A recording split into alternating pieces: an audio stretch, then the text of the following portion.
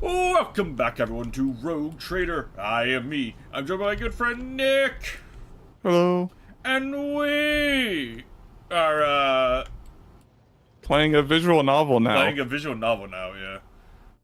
I think we're just continuing the main story.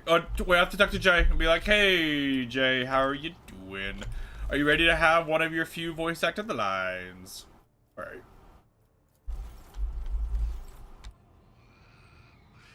Hi, Jay. Shireen, O glorious son of dozens of worlds and billions of subjects, have you come to converse with Jai Haydari about the sweetness of Jai. your soul? Or do you wish to speak to a trade representative of the Imperium? Well, does the guise of one of the most powerful people in the Expanse suit me? I'd like to see the real you.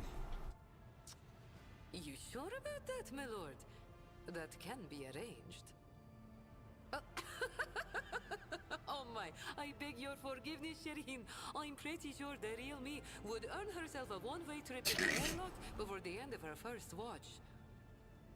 I do think that is the funny thing about the Imperium and accurate. Like, the rogue traders, I want to see the real you. And the person that they be the real them, and the other aides are like, you're going up the airlock for what you just said. As you're getting fairing. Like you need to ask Shireen. These Ashmags and Kashaz are tenacious.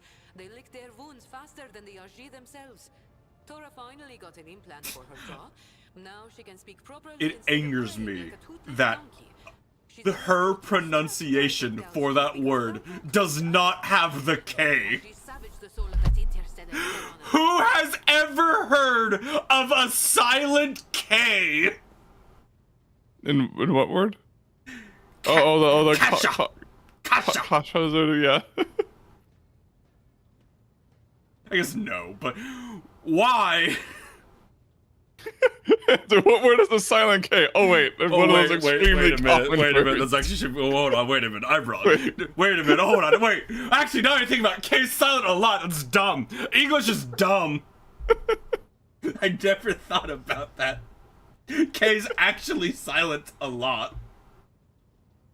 To be fair, that's almost always after, before an N. Not an H. Oh yes, Shireen. And here is what Happy Halloween. Happy Halloween, The Raptor. day we first met, God, it you is Halloween, tossed isn't it? about like a boat in a storm, battered, dashed against the rocks, lashed by the waves. And then I was flung onto the shore, and a fabulous gift washed up beside me. A precious pearl of the deep, the Mercatum Tabula Officiale. And you know what? I enjoyed it. Yes, I was slammed face first into the rocks, and was up to my neck in water. So, how's But I your finally day had a been, taste of Raptor? freedom. Just a smidge. Just a little bit. But it was enough to make me dream of it every night. Void crack and take the Kasbalika and the cold trade. As for our mutual business, Sherry, I will remain your loyal partner if you desire. An equal partner.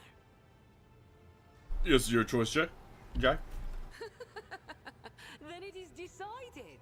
Starting today, I will sail toward the future I choose.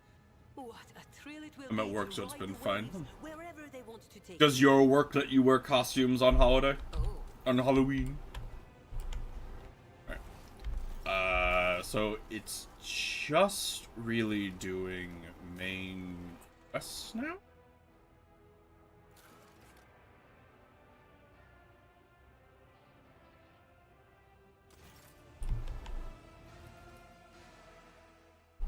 Yeah, that's nice. Okay, because I think we've done all the rumors we can do. I do think it is just progressing the main story.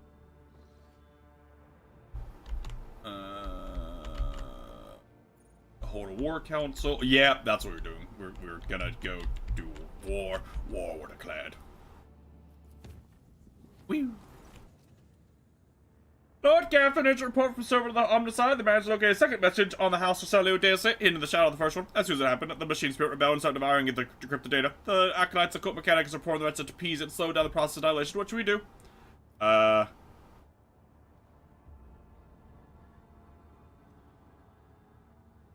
The machine spirit. Of the data slate or of my ship?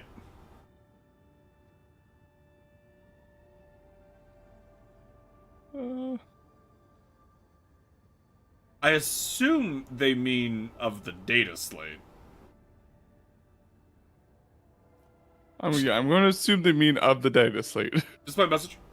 The comm bead echoes the furious clicking of Vigdis's augmented fingers. A few moments later, the vid screen of the contact shows the recording through wall static. Rogue trader, Lady Navigator Alina, the one who staged an attempt to assassinate Cassia right in your palace, politely smiles at you from the vid screen. I had no doubt your servants would find my trace. They are far cleverer than the ones employed by the great regent of House Ocelio. She does not bother to hide the venomous disdain in her last few words. I feel extremely awkward that our first encounter took place under such unfortunate circumstances. Truth be told, I saw a worthy person behind the lofty title, only after fate put me on the death's precipice. You hesitated in my life, despite holding in your hands. Your noble deed gave me enough food for thought. Despite everything that transpired, I still believe we may become loyal allies to one another. Cassia spared you. Cassia spared you. I presume you already know that House Ocelio will be holding a grand council in the depths of that accursed Atlas very soon. We cannot ignore the call, for we are bound to it against our will. But if you convince this Lady Cassia to reject the Atlas and break the centuries-old shackles binding our house, we could turn over a new page. Having said that, I will accept a different outcome. Should the child die, I'm not going to shed any tears. I will accept any choice, Rogue Trader. My people have nothing else to lose, but you could benefit from our friendship. There are mysterious shadows dancing in Lady Elena's eyes. There lies an emerald in the rays of Martianus. My gift to you for sparing my life. Head through the storms and torrents. Let Adrucus forgiven. The video recording cuts short and you hear the Voxmaster's voice. I'm very sorry, Lord Captain. The servants of the Omnicide could no longer restrain the machine spirit's hunger. Hope you're able to see the vid message through to the end. Lord Captain, I made an important discovery. When you destroyed the creature mutants called the Sire, I felt it was my duty to investigate how the abomination found its way onto our ship. Digging through old inventories and archives of trade transactions, I latched onto a single name, Finger of Sorrow. More than 2 centuries ago, the drifting hulk of this vessel was discovered, Red Lady Theodora's predecessor. It was lost, a merchant ship with a hold full of cargo. I was reminded of the 3 sorrowful phalanges mentioned by the twisted creatures. I dare theorize that this image harkens back to the name of the ship woven from the heretic's beliefs. A third of the goods taken from the Finger of Sorrow were sold to the Drusian mission on Footfall for the needs of a colonization arc, the Wasteland Wayfarer, bound for the world of Javeson. A third was taken to Scorpion 84249 on Dargonis, where a mutiny broke out later, and the final third was left on the flagship. Surely you can see where I am going with this. Centuries later, a cult of mutants emerged in every single location the shipments were delivered to. Ah, shit. Where did they come from? It arrived in the Expanse from somewhere in the Eclixis sector. More precise information may be contained in the dead vessel's log, but I do not have it in my possession. I know you just said that, like, the three ships you found called the Sorrowed Finger reminds you of Sorrow. What do you think the sorrowful flanges represent? I know you just said that. I assume to symbolize the 3 branches of the cult, the Nourishers, the Ravenous Star, and the unnamed cult from Scorpion. At least I pray to the Emperor there are only 3. Are you telling me we've been sending gene stealers all over the system? Purely out of ignorance. The creatures probably looked in the cargo and no one discovered them. Or perhaps we know these things can take over minds. They could have dominated anyone who stumbled upon their nest. I'd like to blow up that wreck. The coordinates have already been entered into the logbook, your lordship. Hey, okay, alright, sure. What I need to do is I need cargo gifts. Ugh. I need money. It doesn't. Alright, what fucking idiots are on my ship?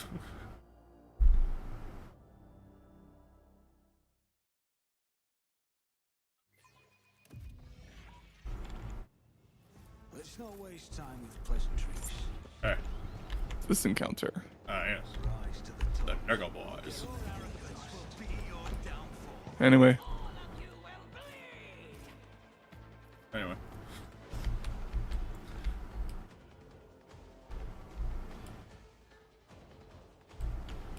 I will say, this is like one of the few ones that just because of how separated they are, there's a chance I won't be able to kill them all. I think that we've done a separated one like this, and you did manage to kill them all. We have, but... Oh. So I have to, like, position my guys. Banana. Banana control Cassia. Did they reset that? Wait, what? Oh, desync. Desync, because I had the gall to cast an ability. What did you say about Cassia? I was only able to, might have just been because I had him selected. I was like wondering if maybe like the update like best of the controls of characters, but doesn't really matter. We'll find out. Yeah. Now this is where I find out they patched my damage. I go from doing 2,000 to like 12. I go, I mean, like going from 2,000 to like a more reasonable 500 would be more likely, but I didn't see anything about them doing that. I will say, I did see in the patch notes how they're like, while we do appreciate and accept people trying to break the game and the systems, we were seeing people hit 10 million for their damage numbers, and that 10 million? Oh my god. Like, I could do that if we just ended turn enough, because my character is an infinite scaling damage source. If we just ended turn enough times, he would hit that point. But I don't know. That's probably how it was done then. Yeah, I don't know how you would do it without that. Without, you know, explicitly being like, I'm gonna end turn for like, you know, 300 turns in a row or something, you know. Because every time every turn, my damage goes up by like 20 or 30 base or something. And then, you know, all the multipliers I have on top of that.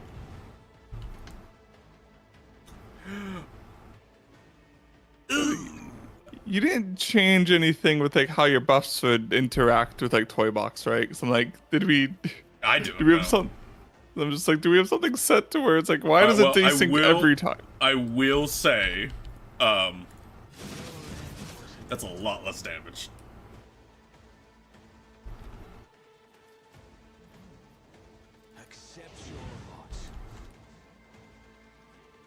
They might have fixed them. Like, there might have been something wrong with the math. They might have fixed it, because that is a lot less damage. Math did seem kind of fucked, as I recall us thinking. That's still 500. Yeah.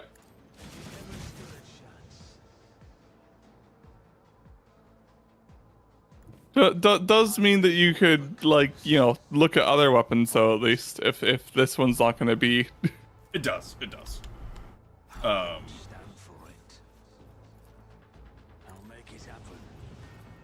Great blast. My gut tells me it's a bad idea. Who, if not me?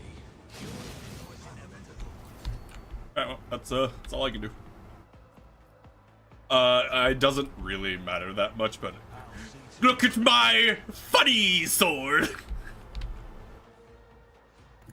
This is my mind sword. What does it do? It scales. Its base damage scales off of my psychic power and like fellowship. It's as good as done.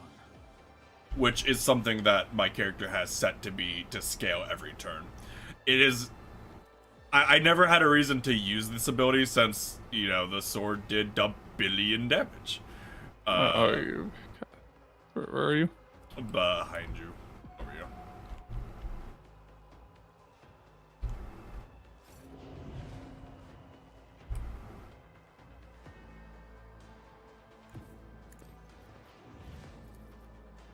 I'll see to it personally. On it. Ooh, I can't. They're too fat, Nick.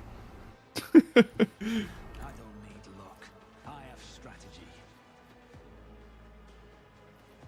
Well, I'll see to it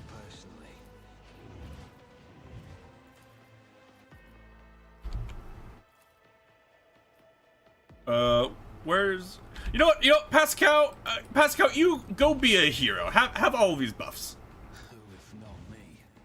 Rain Blast. Another enemy down. Rain Blast. Never stood a chance. I do want to point out my Brain Blast is still doing 150 damage. Like that's no item. That Brain Blast, and that is also like an infinite scaling thing. That. Oh, alright.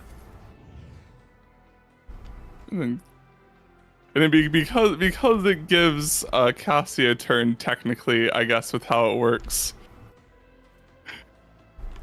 Bird up. Bird up.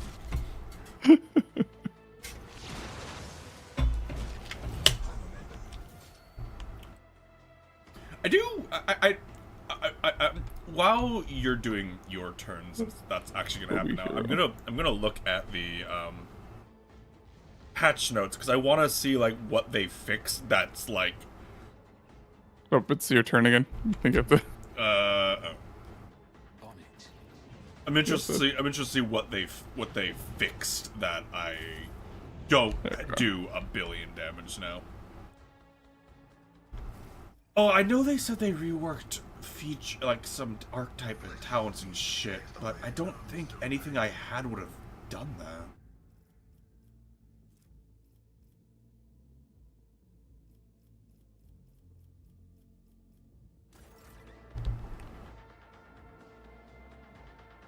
Go get him, Pascal. What? I just want to send you this. What Pascal's hotbar looks like with just all the shit. Oh, yeah. I know they nerfed the Blade Dancer Executioner build specifically. I know they nerfed that really hard. My thingy. Patch notes. Reveal unto me. You know, so Oh, there's 25 new talents? Oh.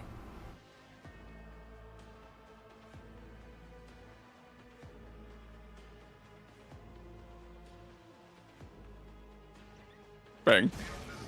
That was 747 damage from Pascal. So that's Holy fuck. no. So that's because of the buff I gave him. I have a buff that remember I have a buff that I can do, and this is also infinitely scaling. That the first attack does an extra like 400 damage. Jesus. Which the first attack a turn for most people, that's their only attack. You know. I guess that's not true actually. No one in our party except Jai. Even Jai's doing it actually. No one on our team only does one attack a turn. Yeah, I think Pascal only does like one attack. But he also does all the other shit. So Well, he also has his, I guess his fucking rings and shit. And to be fair, if you gave him like dual weapon fighting or whatever, he could do a melee attack Yeah. as well.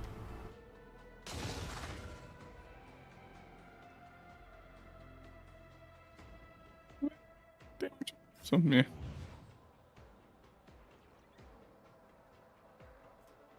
Go Jai. Kill the last guy. You know, she probably can actually, just because of the buff. All right, Jai. You don't have a Well, gun. he also has like 40 HP, so She doesn't have a gun. she doesn't have a gun. I may or may not have given. All right. Anyway, hey, I can't miss. Die.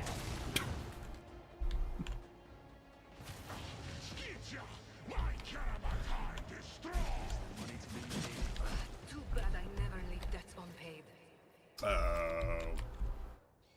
Where's the exit? There's the exit.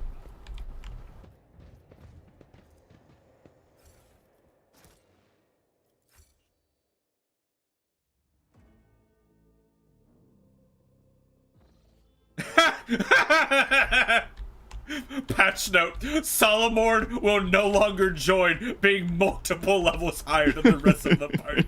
Yeah.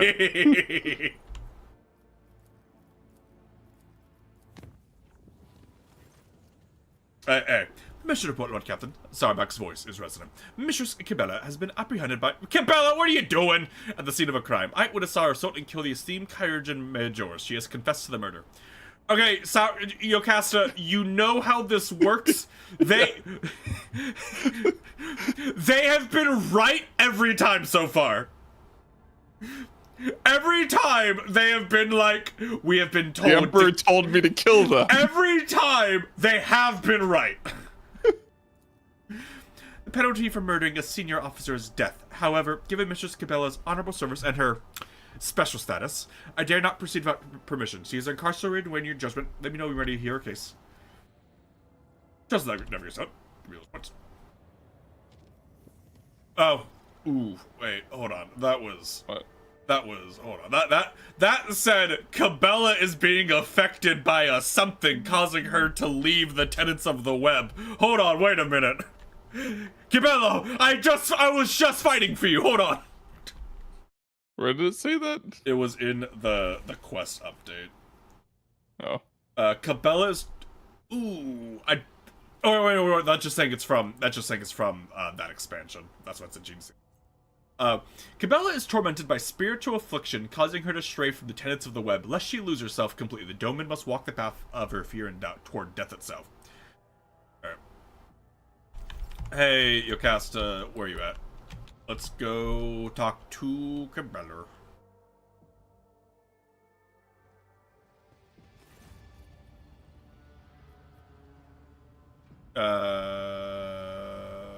I will talk to Cabela. Let justice be done. The justice, whoever the fuck I say it is.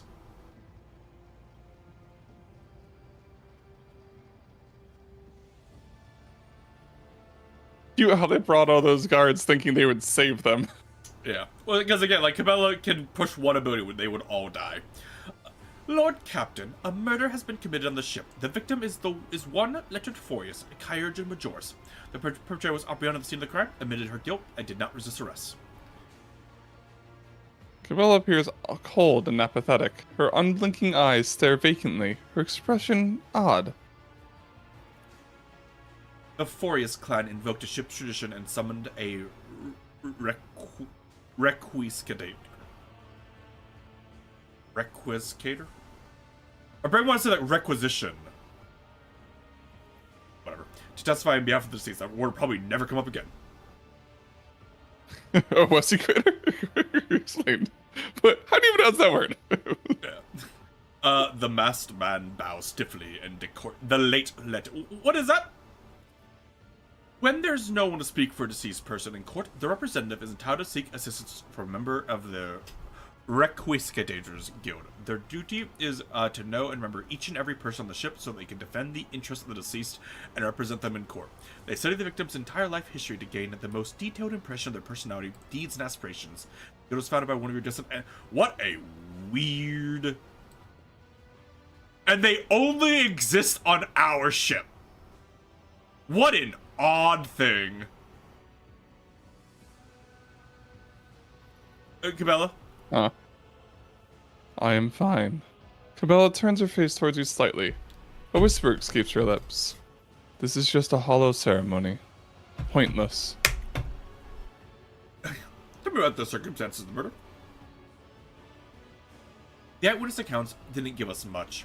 The deceased and the murderer had a brief conversation, following which Mistress Cabela beheaded the Kyurgen Majors. Witnesses did not overhear any details of the conversation. Is this true? Yes.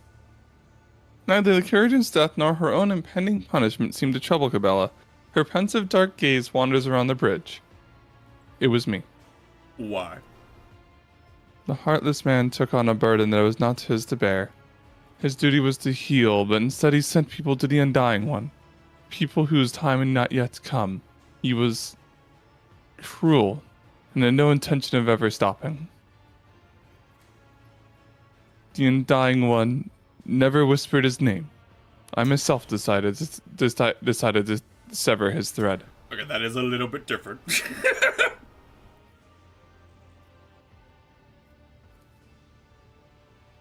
Mazarai shrugs.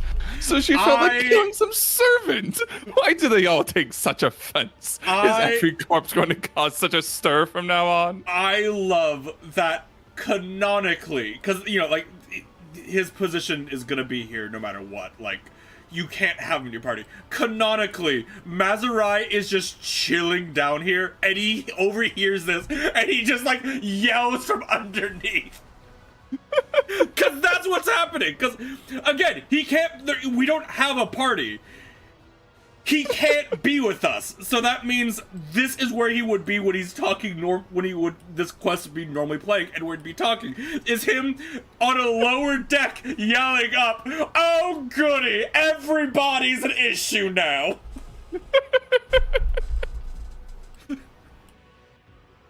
Same with Chai. I told you it would end like this, but why should anyone listen to old Jai? She shakes her head sullenly. Her colors have changed. The scarlet and the gold are drowning in the rage of muddled crimson, the misty blues of sorrow, and the impenetrable greens of doubt. These shades are all in conflict, melding together in a frenetic tapestry. You walk the narrow path, dark path, across a yawning abyss. It's small wonder that you stumbled. This soul already mangled by bloody and threatening service. Fractured further still. Can it still be saved? Juliet falls silent, leaving her own question unanswered. She was never sane to begin with. Judging lunatics is a thankless duty. The more important thing is that her cult is guilty of having drilled the notion of chosenness into her head. The whole sect must answer for this incident. The representative? The masked man's voice is unpleasantly creaky. The esteemed Leonard served this voidship and the diocese for many years. He treated the sick and gained new knowledge as his trade commanded. He saved many, but he himself was not saved. He caused Mistress Cabela no grievance. He never offended her. He merely answered her questions regarding his work. Whereupon he was attacked, and so he has the right to demand a reckoning. The death of his murdered would be lawful and proportionate retribution. The heartless man did more than heal people. He maimed them too. Tortured them, killed them slowly, and observed. Frowning, Cabela adds, "There's another like the heartless man, a Xenos from the Dark City who lorded over flesh and saw unholy resurrections. They were both touched with the same corruption, that of hubris." Oh, she's traumatized. Yeah, fair enough. Oh no. Fair enough.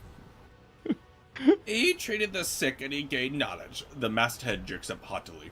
The boots of those who walk the path of wisdom leave bloodied footprints. It is a rule that existed long before the Extreme Letter did. Whom did he torture? Unimportant people, common people, doomed people. The Requisitor shakes drops of imaginary blood from his hands with disgust. This was the esteemed Letter's way of thinking. Does a doomed leper care whether the disease or the knife is causing them pain? Is the formula for new medicine. Okay, so just so you're aware, my guy, that is heresy.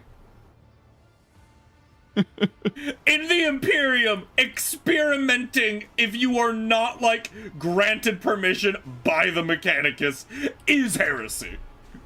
Well, he's not experimenting with tech, he's experimenting with, like, flesh. New medicine, which is also heresy if you're not. Like, advancing is heresy in the Imperium if you are not, like, granted. Like, that's why, like, the entire shit with Call is happening, where the Mechanicus is kind of split on whether or not he's a heretic. And Which he totally is. He totally is. But he has permission from Gilliman to do what he's doing. I was like, you're still advancing technology. Well, isn't his argument like, I'm not advancing technology, I'm just like using technology of old for our technology. It's not what we do anyway. His argument is that he is rediscovering lost technology. His exact argument is, and this is the funniest fucking one because he uses against the Inquisition and other ones, is, do you really think I'm smarter than our ancestors? Do you really think that I am smarter than the Emperor? Is that a call you're willing to make? I'm simply rediscovering things the Emperor knew and was lost during the whatever event was. My favorite part of that is he definitely thinks of himself as smarter than the Emperor. But it's such a funny argument because it's... Are you really gonna say that I, Call, could discover something the Emperor didn't know? And every Inquisitor's like, well, no, I'm not saying that. It's like, well, there you go. I'm not a heretic. I'm just rediscovering lost technology. So I'm not advancing it. Anyway. Also, the torture part was bad. That's the torture part, but that's not heresy. That's the Imperial. Yeah, the torture part wasn't heresy, but like... I don't want to pick it, but number 3 is funny. It's worthy of respect. Is the formula for medicine that would cure distinguished officers not worth the lives of a few dozen commoners and test subjects with the knowledge he gained? He invented a multitude of bombs, antidotes, and treatment methods that went on to save thousands of lives.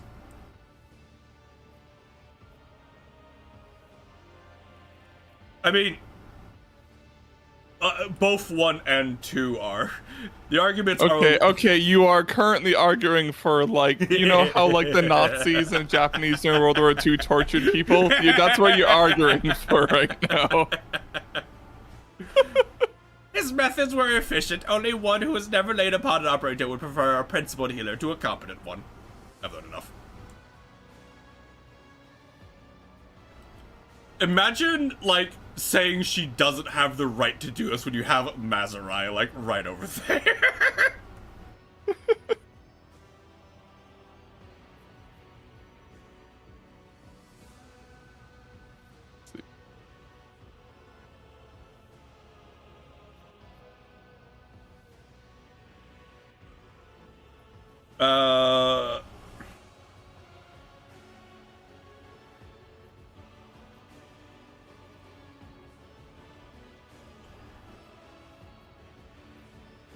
Feel like, I mean, I don't know, like, what... well, 1 is how we treated Mazurai, where he can do it. I don't like him doing it, but I'm also... Well, no, I feel like the vibe here is more like, she's my wife. She can kill anyone. She's my wife. She's allowed to. Alright, Nick, which one am I taking?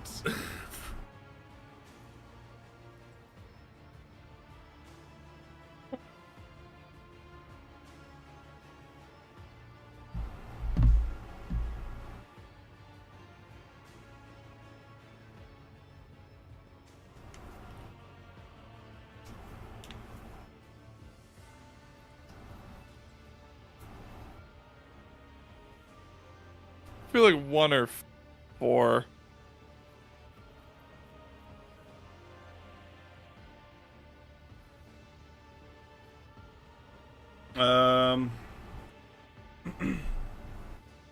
Because, like, if we found out what that doctor is doing, we would have killed him. That is true. Like...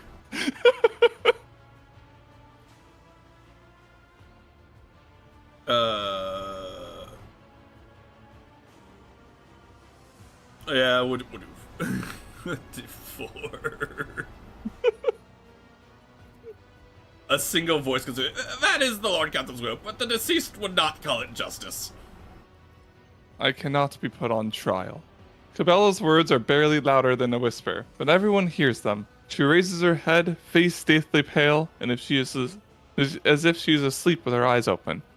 None have the right to judge a spinner of death.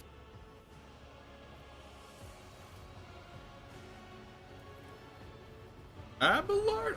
Who is this? I forget what my companions look like because I don't use them. Oh, the Vizier. This guy? You were this guy, yeah. Okay. Only he can judge. Though the Vizier's eyes are sewn shut, one can still read the grief that permeates his wrinkled features. He whispers in a sorrowful voice. You have strayed far from the thread. You have doomed a tenet to the blood-spun web to oblivion. What a sorry end. For me, Not for you, for I am compelled to usher my apprentice's soul to the other side before it was my own time to go. I become your vizier. To take the one who no longer sees the tenets, to give her to him. She is dangerous. To pacify her forever. Such is my duty, and so must it be. Mentor, why me? Do you truly think the greatest danger to your flock is me? Cabela's voice trembles with pain.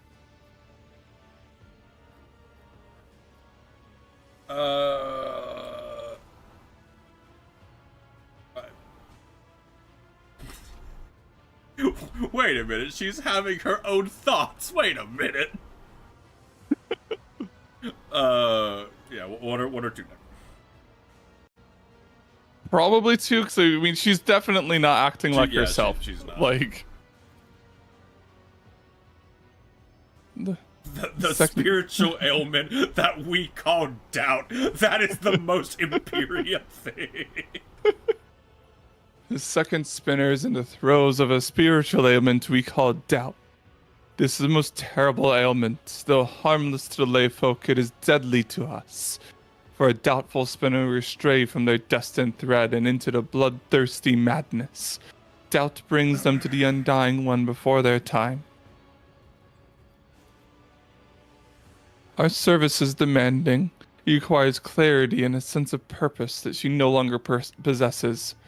Long have I sensed the seeds of anxiety in her, but I hoped her reason would prove stronger and prevail. Alas, now I see the mark of despondence on her. Alas, I know I am not mistaken. There must be way over.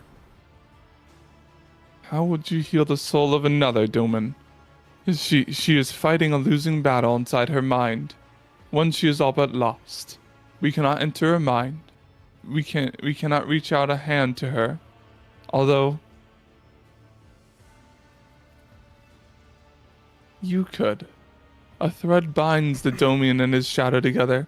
A rare thread. A shared thread. Will that connection be enough for your souls to enter into harmony? I must attempt to save her. The vizier turns the face towards Cabela, who seems withdrawn, her spark snuffed out. He whispers, "Then seek a steward of souls, an artisan who will put you both on a psychic trance, allowing your minds to become one. You have a chapel full of astropaths, Domin. One of them will surely do you that service. See their guidance is strong, for inside her soul you will encounter monsters. A doubt-ridden mind is a dangerous place." Hey, really? You want to do a thing for me? Go to the astropath. Fucking do it. Fucking the Eldar. You yet? You hear that? Yeah, I was like, what? Could I remember a name for a second? Astropath Chapel. Abelard, get out of here. Ortho, I'm bringing you. Even though I'm, 90% certain it would just be my guy in there, but brain blast.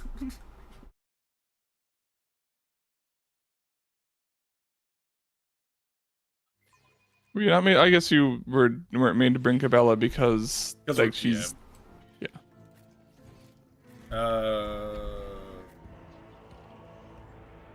Am I just talking to Zachary? Yeah.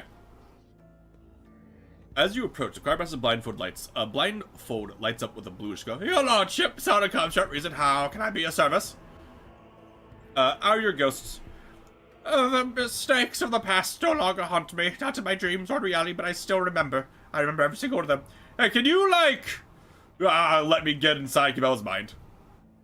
Synchronized trance is a complex telepathic practice. Things can go awry unless both participants trust each other and have a strong spiritual connection. However, I can sense that you do. I'd be honored to be your guide during the ritual. Lord Kethel, remember, it's easy to get lost in other person's thoughts and fears of the others. House monsters. I'm prepared. I will stay in the chapel, Percival, to hold a vigil and prayer. May the Emperor help you return this lost soul to the righteous path. Yeah.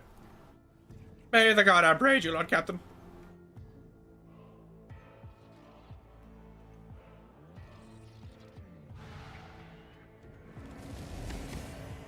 Whoa.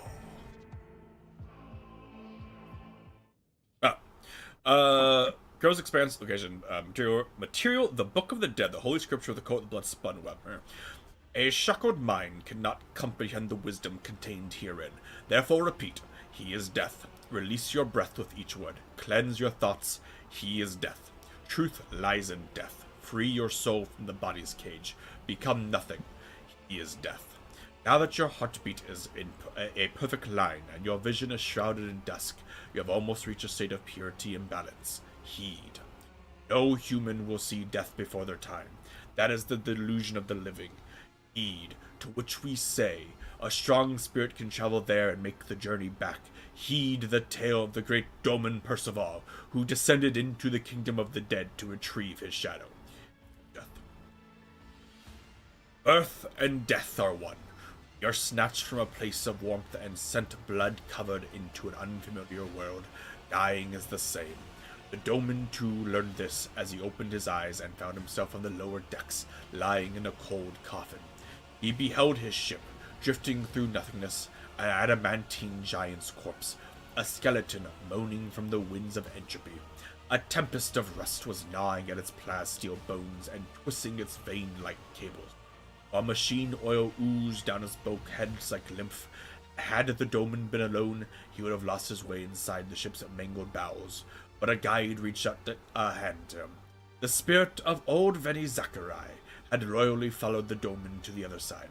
In the labyrinth of the hereafter, the piercing gaze of Veni Zachariah discerned the thorny path to the halls of death. The loyal servant swore to protect his lord. Together, the Doman and the Veni made their way up through the malformed frame of the ship. From the cold catacombs of lower decks, they traveled up into the fires of the ship's crematorium. Tongues of flames licked at them, yet they did not burn. Columns of the dead marched toward them to be turned to ash in the fire, and the Doman and the Veni walked toward the dead and turned.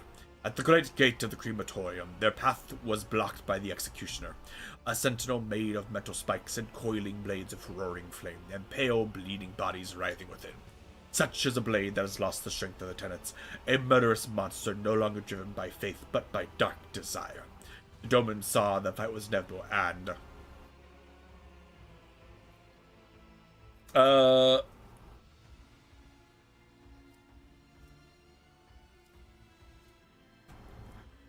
trusted in his nimbleness and tried to surpass the monster.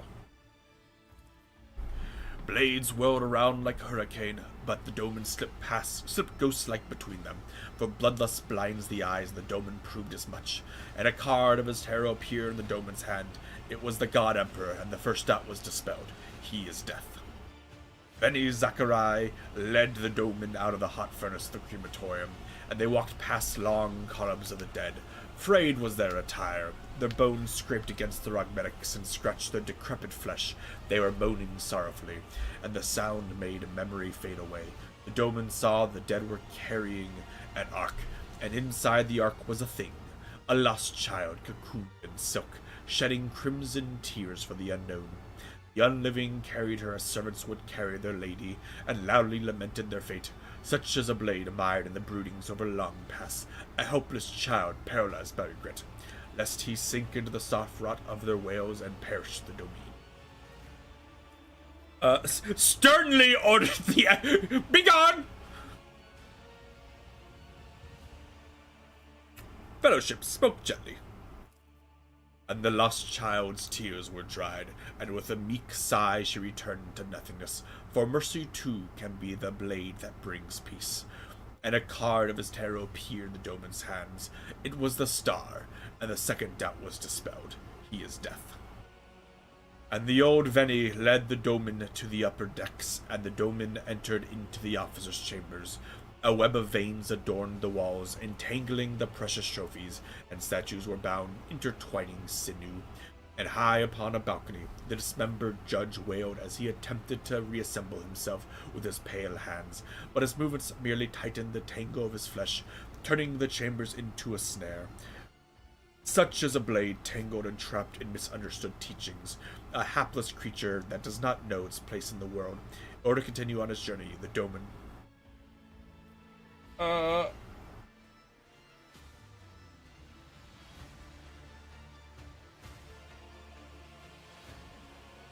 Probably logic?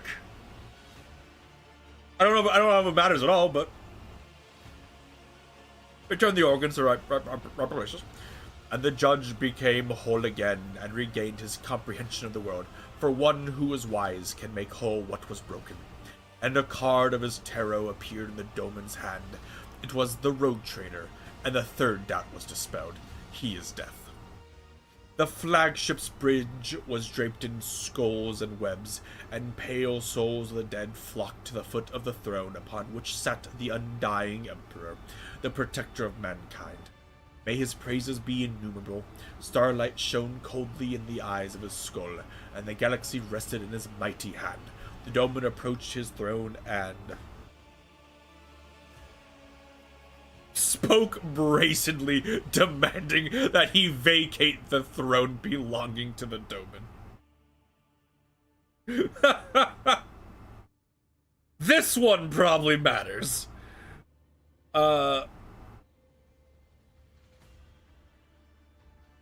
Probably 2.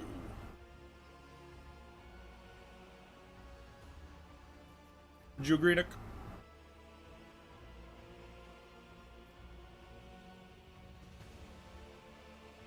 We lost Nick.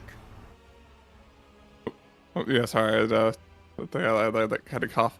I'd say 2's probably the most iconoclast one. Yeah. The undying Emperor grinned a bony grin and cast a glance at the Doman, and at that moment something died forever inside the Doman. For the price of arrogant pride in the face of death is always heavy, but worth its weight. Then the Undying One spoke, and these words are to be preserved in your heart as the greatest of prayers, for they spring from a source that was and is the holiest of all things. I know you, Doman, I know your heart, and the softness that dwells within it. Many who were due to pass on to me remained alive as your heart will, but I am not angered, for they will pass on to me in the end. The Undying Emperor, may his praises be innumerable, said no more, and it was the Doman's turn to speak. And speak the Doman did, saying that he had come to find his shadow and rescue her. The skeletal finger stirred, and the Doman's shadow loomed out in the darkness beside his throne. She was bound in black chains and asleep. The Undying One was silent. Now was the time to offer a payment, as death would give nothing away without payment in return, and the Doman promised the Undying One. The iconoclast one. Huh. Those were true words, for everything is indeed nothing, and the Undying Emperor is lord of nothing. For all things live only to turn to dust and death. The Doman's wisdom pleased the Undying.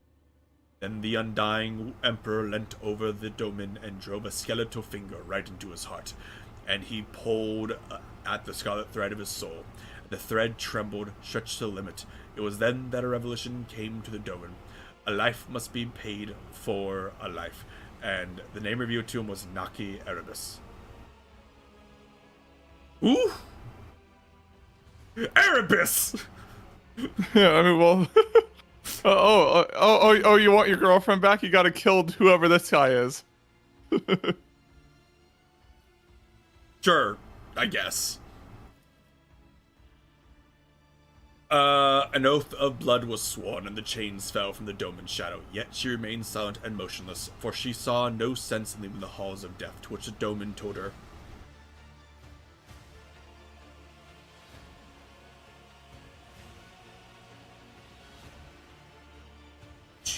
Two?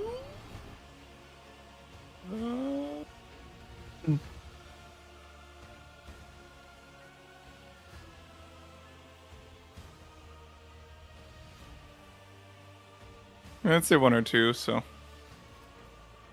And there was clarity in the shadow's soul, and her eyes opened. Her doubt was banished, and she glimpsed the truth in her lord's words, that the shadow's encounter of death had taught her many things about the flow of fate's currents, and thus she was now positioned to decide which thread to sever. Second spinner Kimbella, Death's chosen one, may she be glorified. He is Death.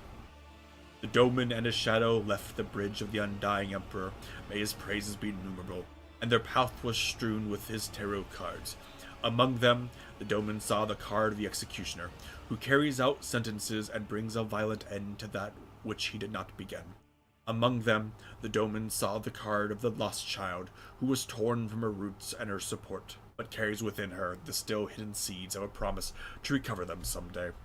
Among them, the Doman saw the card of the Judge, who weighs and separates guilt from innocence and passes his verdict. And they descended into the lower bays, lay down in a stone coffin, and closed their eyes. And the Doman heard the undying Emperor's voice promising they'd meet again, and soon. And thereupon their journey ended. And so it was that Doman, having seen Death before his due time, traveled there and back to bring us these tidings and wisdom. Be free of doubt as you walk along the threads of the blood-spun web, for those threads lead to him, as does all of existence. He is Death. As the shock of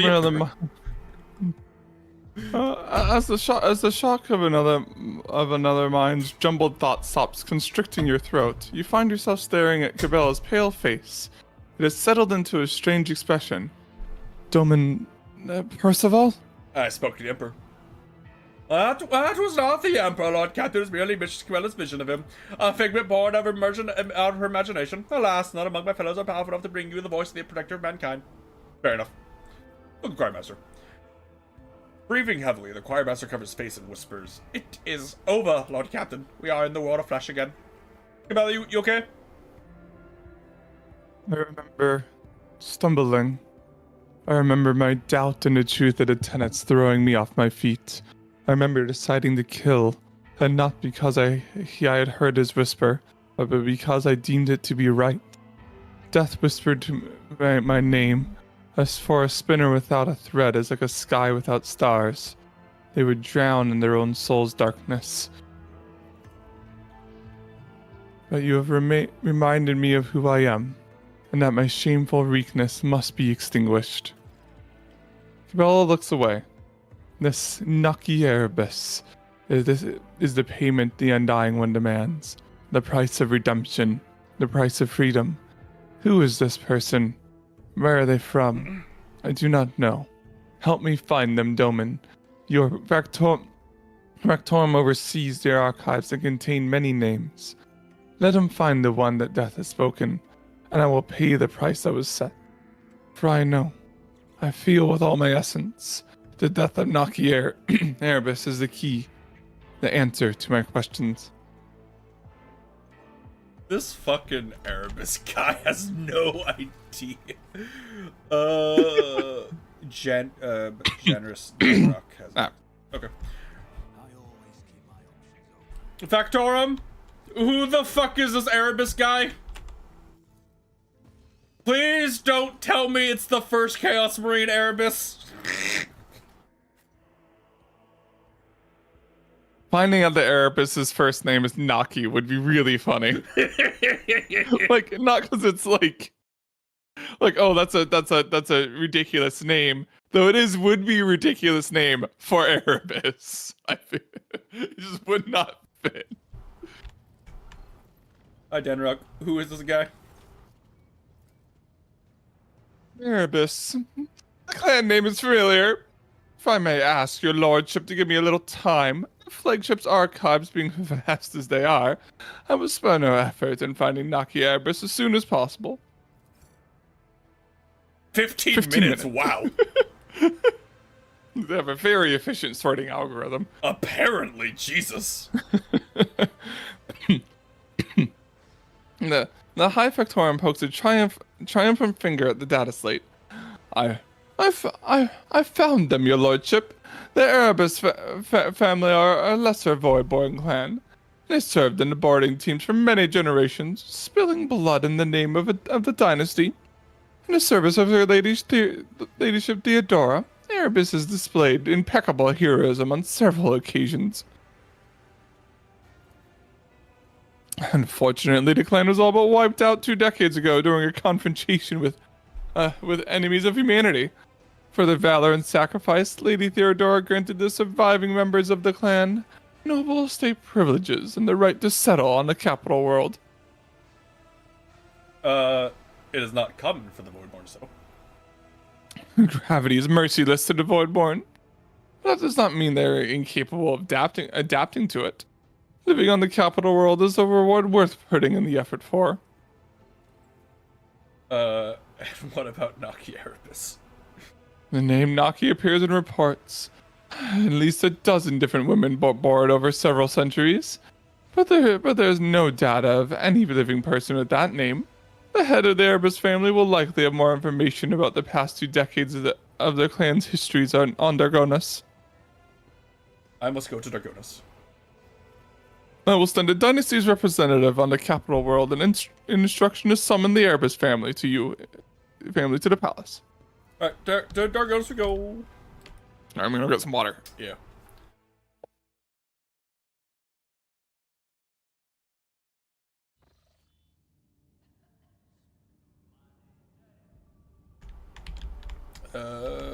Dargonas.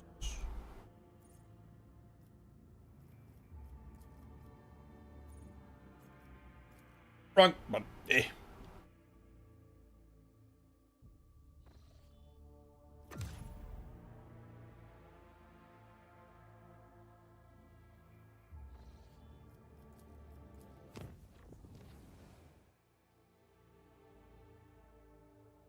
Okay, well, we have a thing. I'm gonna go bathroom then. While we wait.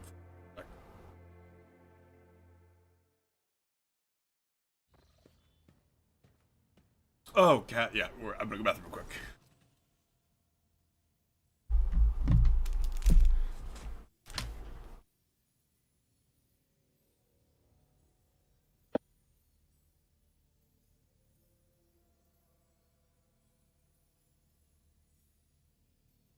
God forbid we make one jump without 7 cutscenes.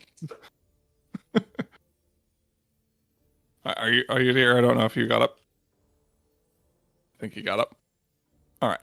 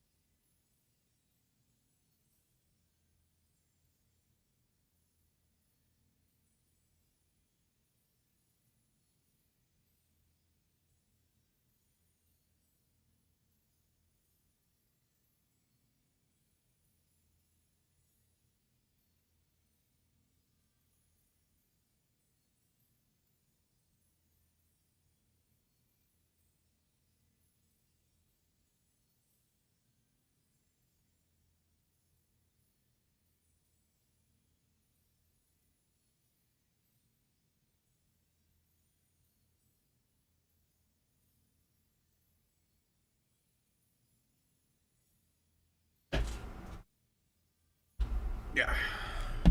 Okay, I'm back. Are you back? I'm back. Okay.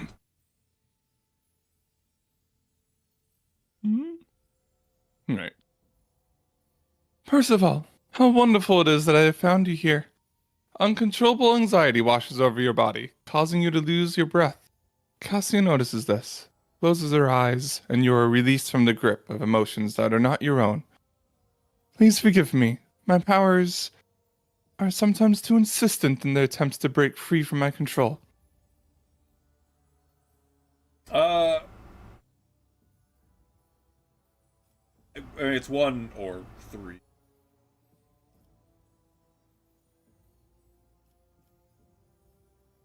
One kind of feels like a backhanded, like a compliment, you know? Maybe, but eh.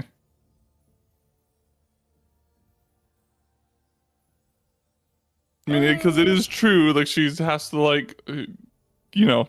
Yeah, probably.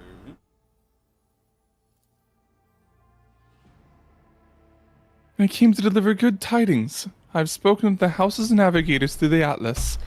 Of late, I can feel with increasing clarity how our connection is growing stronger. Despite the descent in its mists, House Arcelio has been able to keep precarious equilibrium, thanks in part to your unexpected arrival on Uric 5 and the resolution of the conflict at Dragonis Reception. Not all Arcelios concur with your decisions, but none can deny the impact that you, and no one else, have had on the House's present state of affairs. Continue. Cassia nods gratefully, lowers her gaze, and clasps her hands together. There's more I wish to tell you. It is about the visions I have come to experience at an increasing rate during warp jumps. The same visions come to me again and again and again. It is if I am going mad. For you see, these visions are about me, the Atlas, and the Tisphany Arcelio, the House's previous innovator. As I have seen Tisphany's experiments, the ones that involve the navigators from the Satala branch, which she was rumored to have destroyed for disobedience. But the visions told me an altogether different story. One where the Sahathas helped Tisphany create the Atlas, and they vanished immediately after the experiments were done with it. Perhaps I can. No. I know I can find the way to the palace of the Atlas if I recreate Tisphany's journey from my visions. A real palace. Not the psychophysical illusion to which the Arcelian navigators can reach out. I have always had a feeling that it truly exists in our world. Now, however, I know with absolute certainty. Well, what else did the visions tell you? I saw Tisphany experience an epiphany in a dream, just like my visions came to me on our travels through the warp. She beheld a planet hidden behind roiling warp storms. The world promised her great power, so Tisphany gathered the Sethalas, her most devout followers, to go on a suicidal journey through the Tempest. I know not the details of what happened on that planet, but it was there that the Sethalas sacrificed themselves for an experiment of some kind. It was there that House Arcelio obtained its Starway Atlas. For the first time ever, I have an opportunity to find the answers to the questions my mentors so deftly avoided. Why did Tisphany choose me? What is the Atlas? What is is it true that House Arcelio's past is drenched in blood? Please, Percival, do not snap this tautly drawn string of destiny. My destiny. Journey with me to Tisphany's wake to the distant stars. Sure, I'll help you. Cassia breathes a sigh of relief, but the look in her ruby eyes quickly darkens again. The house is still watching me, both the renegades and the loyalists. I doubt that any of them will agree even to brief our armistice for the sake of learning the truth about the Atlas's origins. And I do not wish to see House Arcelio lose even one more life to another fratricidal skirmish. No, I shall go after the answers about about our past on my own. Well, then we go alone, I guess. If that's what she wants. Shrug. Cassia's shoulders relax a little. Thank you for your understanding, Road Trader. And now permit me to take my leave. I must start preparing for the journey. From what I have been able to glean, we must first travel to the. Her ruby eyes widen in astonishment. Astonishment. The Osilia prophecy system. Odd that. Could it be that the historical records are lying? Kaelin Osilia is not whom the star system is named after. Either way, that was the system from which Tiffany embarked on her journey, and we were going to follow in her long-forgotten footsteps. Wait, hold on. I had the patch notes open. The Von Valancia's cloak had an incorrect hidden property, which allowed the rogue trader to fully ignore armor and deflection. Yeah. How did that? How does that act? Whatever.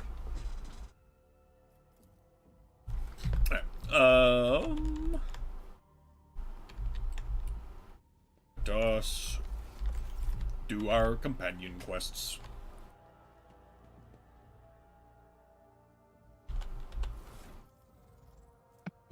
There's been a consistent through thread of, all right, we're going to continue on the main quest, and we do one jump, and it's like, all right, we have 7 more side quests.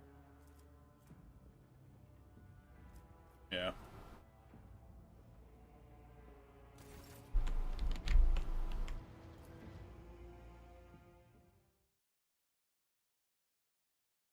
We are running out of companions to have companion quests with, though.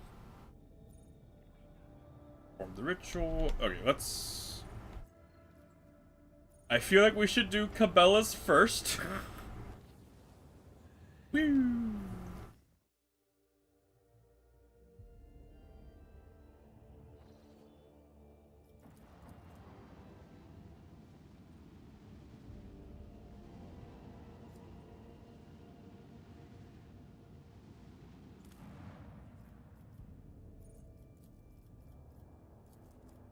Oh, did they added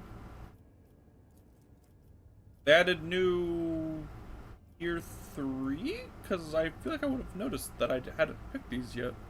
Yeah, I remember reading something how they added or changed stuff with the planets.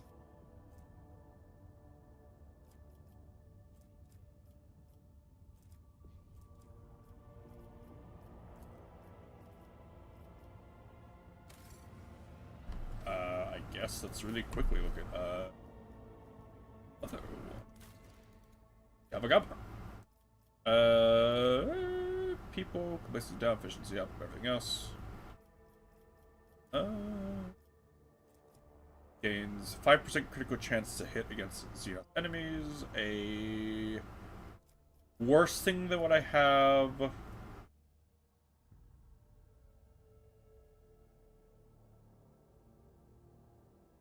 If you were doing a burn build, that would be a really funny item.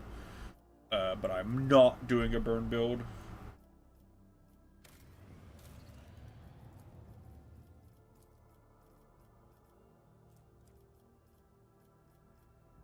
Death Cult of the Reaper Emperor.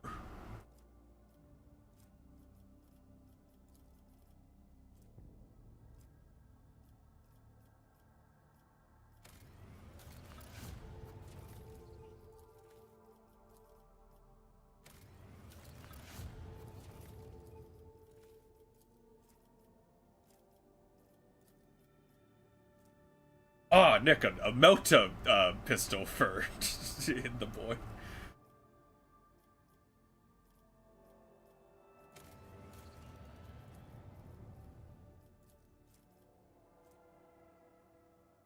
A 5% bonus to evasion? Sure, why not?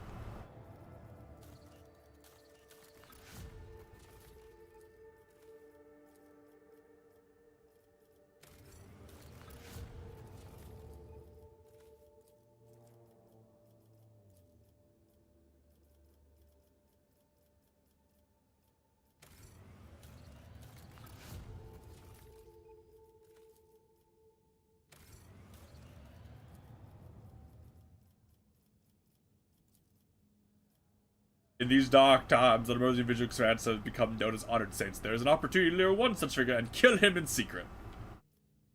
And just steal his plasma pistol, I guess. That's kind of a neat like effect on it. What does Light of Pekka? The creature is blinded. Its hit chance gets increased by 10 plus Blessed Lamp of Dogmatic rank.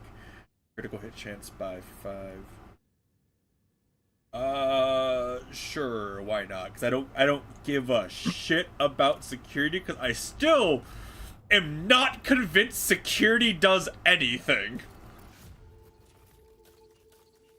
I'm kind of sad these don't have, like, little events with them. Because that was, like, one of the fun parts about, like, progressing these was, like, the little events that came with them. It's kind of a fucked up one though, because it's like the number of individuals in Expanse is that you just like go and you go and kill a guy just to, like turn him into a relic. Yeah. They did give plus 20 heretical, by the way. Yeah.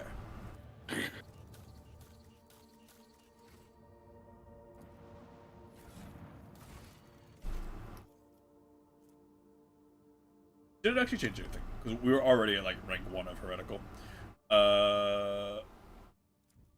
Do I care at all about rank 2 to like try to get if I can? Every one of the rogue tiers party gains 25% after killing enemy. Oh, that would be ludicrous on my character. I mean, I think heretical one just like that's where you start off at, right? No, you start at 0, and then I got up to rank 1. Because you like got like 1 point or whatever. Yeah, well, because like rank 1 is like 15 or something. Yeah, it's 15, Yeah. which is like one dialogue option usually. Well, we would have been at 0 before because we would have had 10, but it doesn't really matter.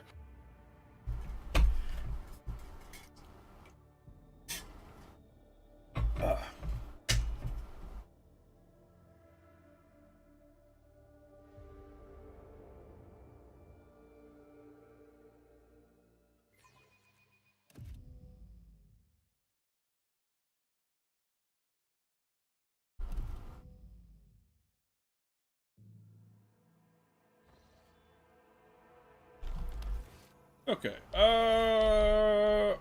I assume I just talked to what's her face?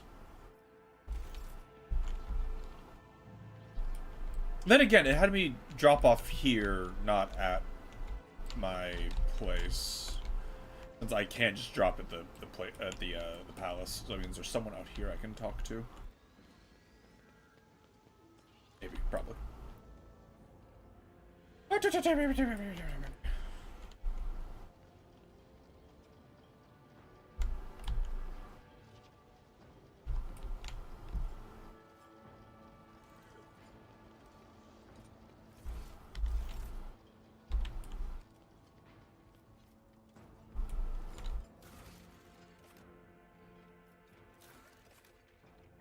it says the Bowser. Right, just stop me there. Okay. To the palace. God, I part of me wishes I had a reason to like not have my character be as strong, because like added a thunder hammer specifically for Ophars. Like that'd be fun. Just have him run around the hammer bonking people.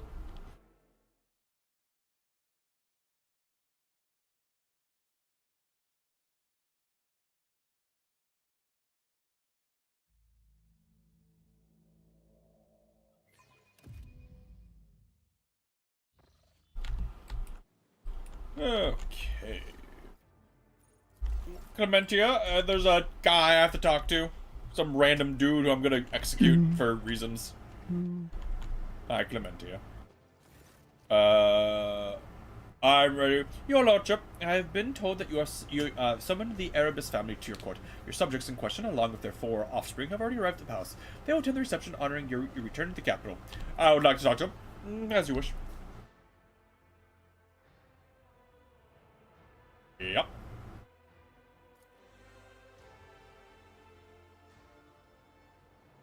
Your Lordship, allow me to introduce the next guests, protectors of the Dargonus from the void between the stars.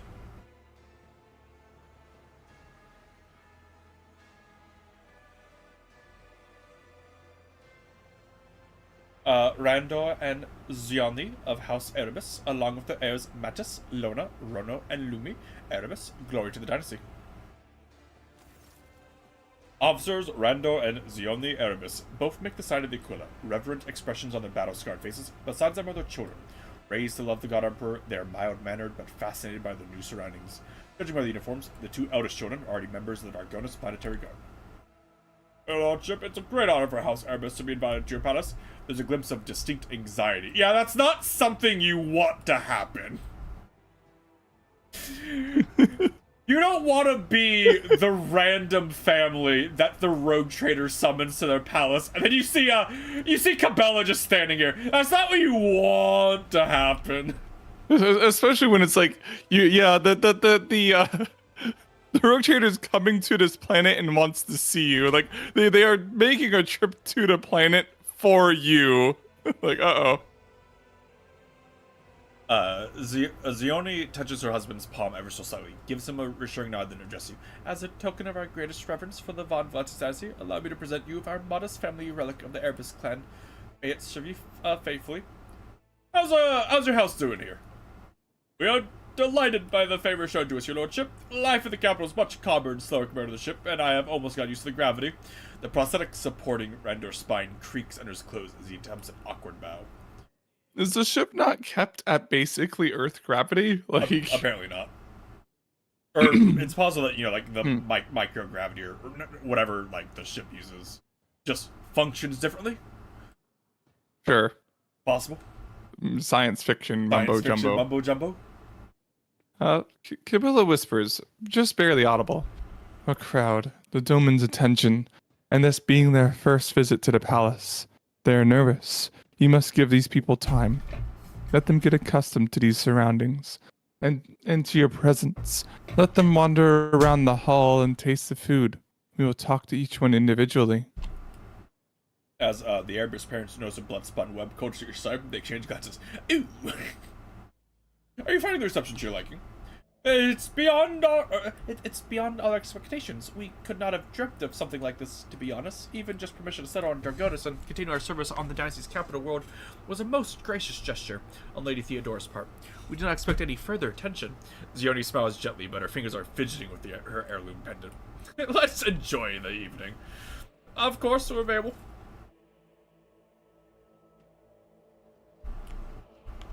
Alright, so just talk to the Erebuses. Hello, children. You're pressing down too hard on your quill, Lumi. Look how thick your lines are. And the ink isn't dried. Mother will be livid when she sees the stain on my cuff. Why don't you watch what you're doing instead of lecturing me again? How many times has Master Rogbard said, apply the base colors first, then the darker shades? The Erebus children are leaning over a sheet of parchment, arguing passionately. A small, finely made box next to them contains quills and a few bottles of ink. Cabela's shadow hangs over the younger Erebuses. Her unblinking gaze carefully studies the unfinished drawing, and grows gloomier still. Your lordship, we are honored to be at Von Valancius's palace. I am Lorna Erebus, a pale young woman, slightly shorter than Cabela, moves a lock of her dark hair nervously as she stands behind her younger siblings in the spinner. Look at the drawing. The parchment is an unfinished family portrait showing the Erebus parents and their 4 children. The young artist's skill is impressive. But your attention is drawn not to the fine lines and shading, but the sketch of a dark figure added in by a still more masterful hand. Our family was once renowned for their courage, but Dargonus has no need for boarding teams, so our parents enrolled Rono and Lumi into the scriptorium to study religious paintings. That dark person, who dat? Lorna purses her lips and looks away. Mother says the Erebus clan has a secret guardian that protects us from the shadows, and I thought it'd be unfair to draw all of us, but not them. Silly, I know. That is proper. That is honorable. Cabela barges into the conversation, winces, then whispers softly.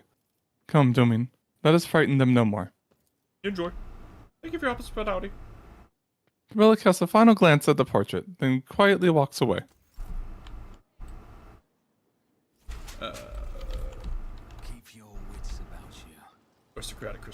Mattis Erebus. Your Lordship, Senior Lieutenant Mattis Erebus, at your service. The tall, dark-haired young man enunciates sharply as he salutes you with great fervor. Breathless from his own audacity, he blurts out, I hope I don't sound too bold if I say, I've always dreamt of serving your flagship. Would it be too much of a modest servant to die, so you hope the Lord Captain might graciously make him part of the crew? Cabela soundlessly appears at your side. Her face is reflected in Mattis's dark eyes. As their gaze meet, they both freeze in astonishment and lower their heads. If Cabela had enough to eat growing up, if she had not put her body through grueling trials, if she had not used intoxicants during the cult's rituals, you might have said the two bore quite the resemblance to each other. Oh, so she's Naki Erebus or whatever?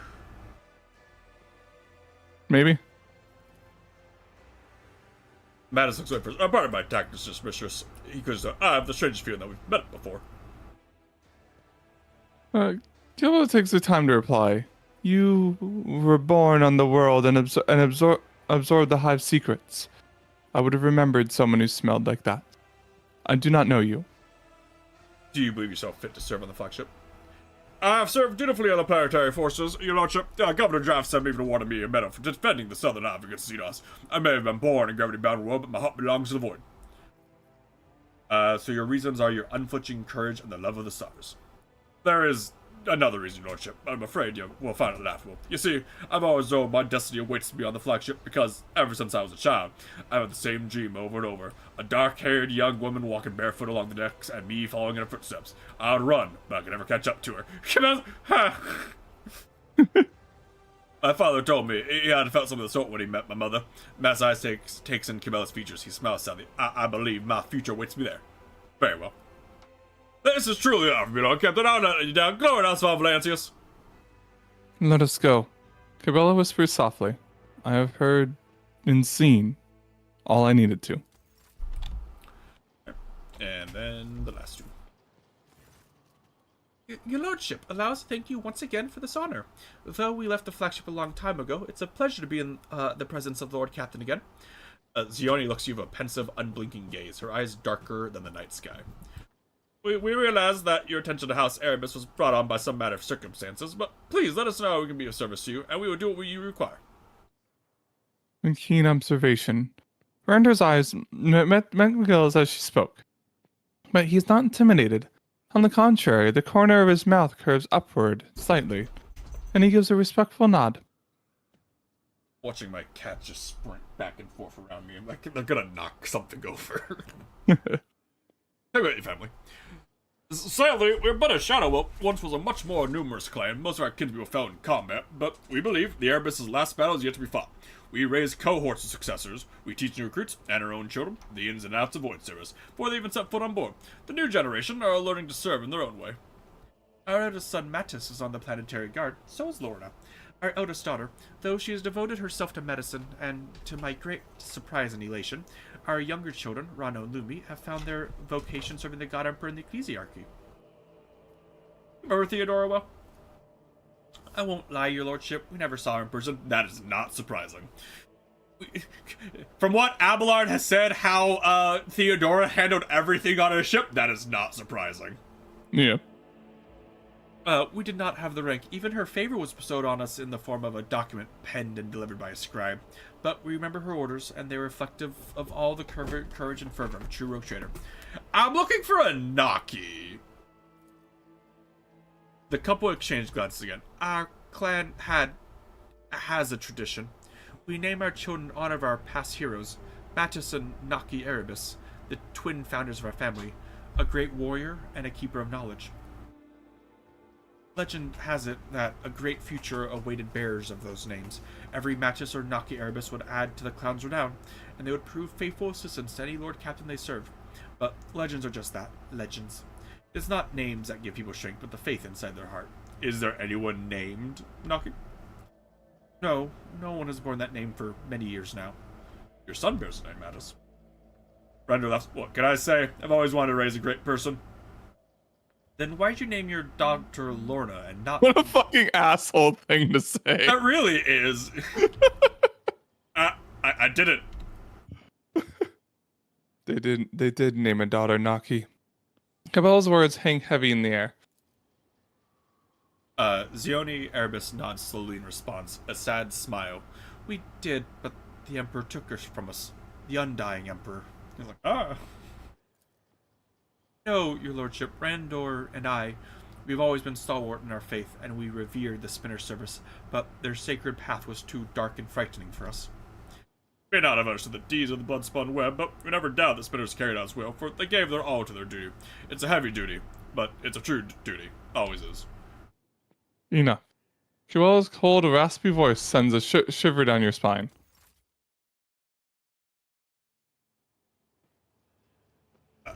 Cabela's cry brings the Erebus family back together. 6 alarmed faces, 6 people standing shoulder to shoulder like a fortress wall, and one lone, grim figure opposite them. The shadow peers into their dark eyes, the same as her own. Their pale lips, the same as her own. She clenches her fists, ignoring the steel claws that pierce her palms. Enough. I know who Naki Erebus is. Her unblinking gaze toward you. And so do I. I love when Owlcat and other RPGs do that. It's really funny to me. So do I. Naki. Zioni Erebus looks at Cabela with a scarcely concealed fear. Her husband notices her reaction, shakes his head in warning. No, no! Meta screams. How could you keep something like that to yourselves? How could you? How could you? Lorna hugs her younger brother and sister, who cast frightened glances at their parents and the sinister woman with the wry smile. Naki Erebus. Cabela throws her head back. Her laughter resonates through the hall. Naki Erebus is me. All this time, Madness, your dreams are showing you the woman who was destined for me, not the love of my life, but my sister? Madness shudders and stares intently at Cabela. I didn't know. Do you remember me? I remember what I am permitted to remember. The tenets of the web, prayers to the Undying One, the names of poisons and intoxicants, the name the Visor gave me, but you. No, I do not remember you. I do not know you. You mentioned guarding the shadows, did you not, Lorna? An unseen shadow, a servant of death. Mother called her Naki, but I knew she was talking to someone she knew. Lying and say you lied when you said the Emperor had taken Naki. No, That's not literally, true. yeah, that's not true. Observe silently. You said the Undying One had taken Naki, but Death whispered her name only a short while ago. Whispered. God Emperor demands a great sacrifice, yet it makes serving him all the more honorable. Zioni's voice trembles, and she turns to her husband for strength and support. A few years before Lady Theodorus and our clan's survivors to Dargonus, the blood-spun web's vizier, came to our bay. He said the Emperor demanded the next firstborn of the Erebus clan, that he needed a new spinner. 6 months later, we had twins, a boy and a girl with eyes darker than darkness itself. Zioni smiles tenderly at Cabela. You were born first, Naki, and with sorrow and pride we gave the vizier our most precious treasure, for that is how one honors the God Emperor. I feel like I just refrained from interfering. Probably. So, if I'd been born a minute earlier, that animated corpse standing for you today would have been me. Master course from his parents. But why doesn't she remember anything? Why was she never told? The ritual of releasing the burden. Also, she was taken as an infant. I mean, Cabela stops to her brother, who is so completely like her, and yet so thoroughly different. New bloodspun web recruits undergo it in order to forget their past and devote themselves to the Undying One, and so their souls do not suffer. Tell me, Mattis, is your soul in pain? It only hurts because I never knew you all these years. Cabela turns to you sharply. We're here to settle the debt to the Undying One. We now have the name, the person, and the explanation. I know what must be done. So why do I feel pain from an unseen wound in my heart? Why am I, for the first time in my life, so hesitant to sever a thread? All this time I have been wandering in the labyrinth of my mind.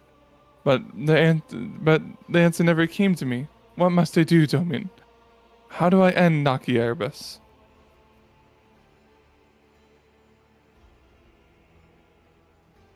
Number one, tell you to fucking kill our family. Yeah. Jesus Christ. 3 or 4? Well, because 1 would be dogmatic. Yeah. It's 3 or 4 or 6, but I'm reading them all, so. I find it entertaining how every time we've talked to her, there's always the option to kill yourself or kill her or something. Yeah.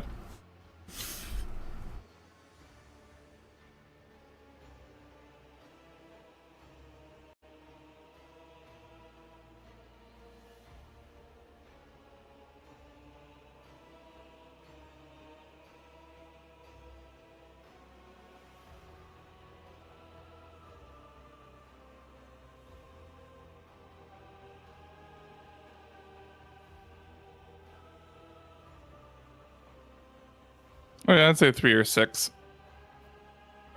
I feel like we should do 3. Cabela, dismayed, looks first at the Erebus family, then at you, then her own reflection in the steel of her dagger. I will not kill. I must follow my orders when my entire nature shrinks from it and my heart screams it is wrong. This is not my will. I could have had a family and future full of righteous service, a chance for a different life. That was taken from me. Who would I be and how would I serve was decided for me. She clenches her fist. The vizier forged me into a weapon and stained it with blood. He named a mark. He gave a mission. Come, Domin.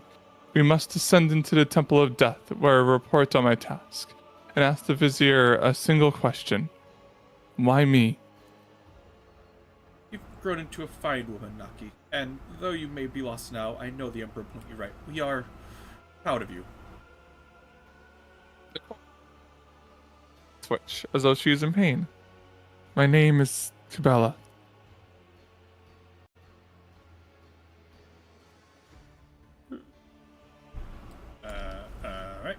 Alright. Back to my ship.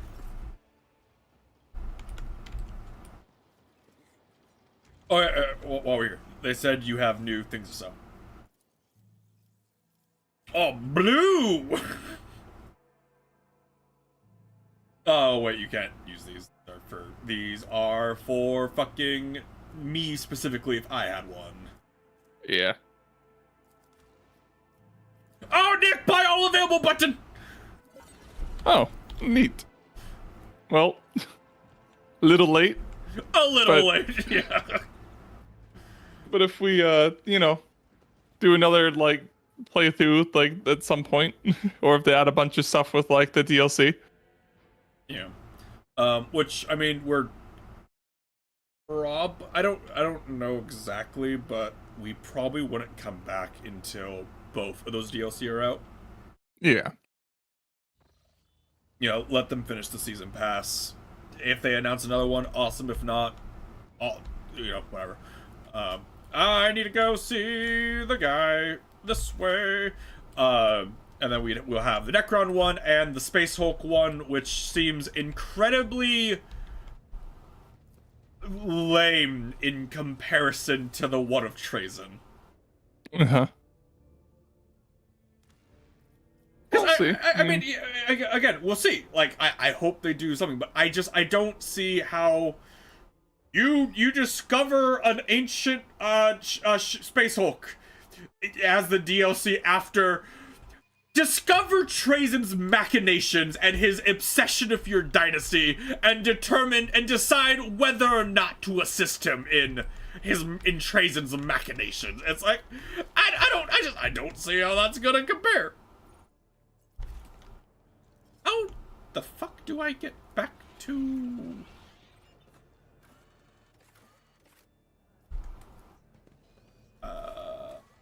Not the trip, not the quarters.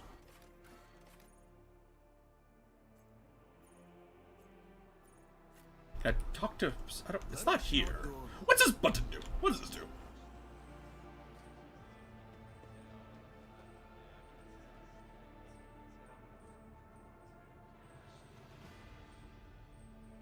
Just praying? No, no.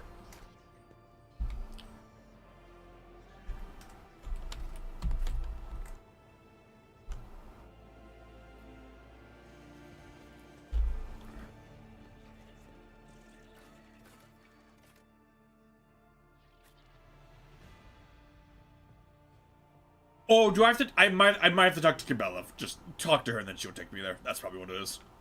Mhm.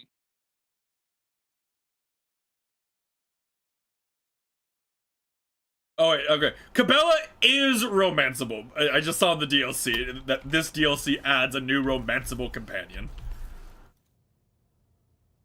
Do I talk to her, Cabela?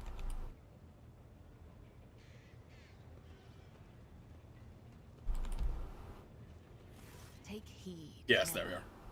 Our blessed Domin honors us. Oh yeah, she has the skull of that guy. This hour Yeah. From the curse of your existence. Forgot about that. I'm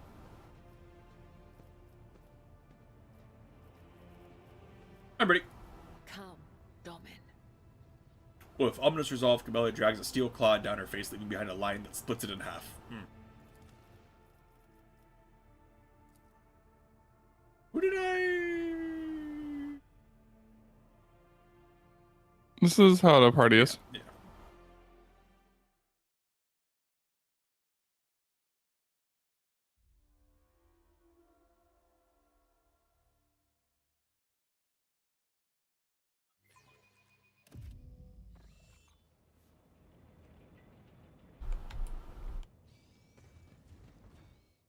Hello, Vizier.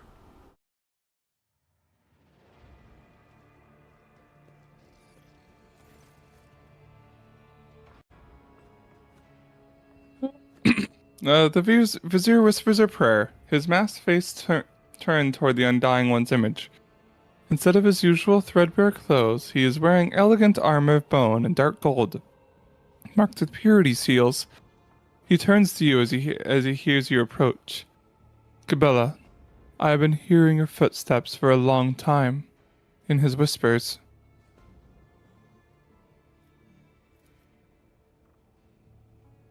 Domin Percival, Lord of Liart, it is good that you are here with her.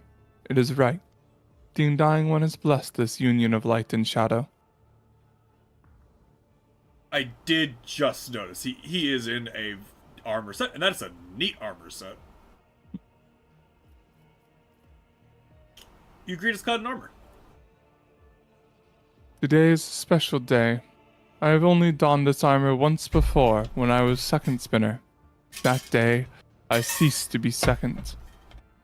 But I have remembered the weight of this gold on my shoulders and chest through all these years since. Camilla opens her mouth, but the vizier stops her with a gesture. You will understand, my daughter. You will understand soon. So he's prepared to... He's ready to die, so she becomes the new vizier. We have learned how Cabela can be part of the We've met her family. Vizier looks away for a brief moment and nods to empty space. The Undying One's congregation sacrifices the blood of its blood. That is how spinners are brought into this temple. But only those whose words serve them of their own volition stay and spin the blood-spun web, as Cabela did. Your words are dishonest. The ritual releasing and the burden erased me, made me hollow. What will I had of my own I had, you took from me, and filled me with yours instead. The vizier's voice becomes astonishingly gentle.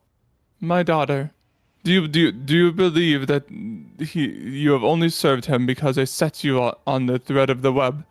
Do you believe you have no faith in him? Do you know that is not true? Cabela grits her teeth, hissing. You used to you used my trust to make me your tool. Of course I see no other destiny for myself now. That does not mean it was preordained. He's been cured. This is true. I no longer see the anguish in her soul. Second spinner, I'm ready to receive your report. Have you accomplished the task of the Undying One himself sets you? The task remains undone. I refuse to complete it.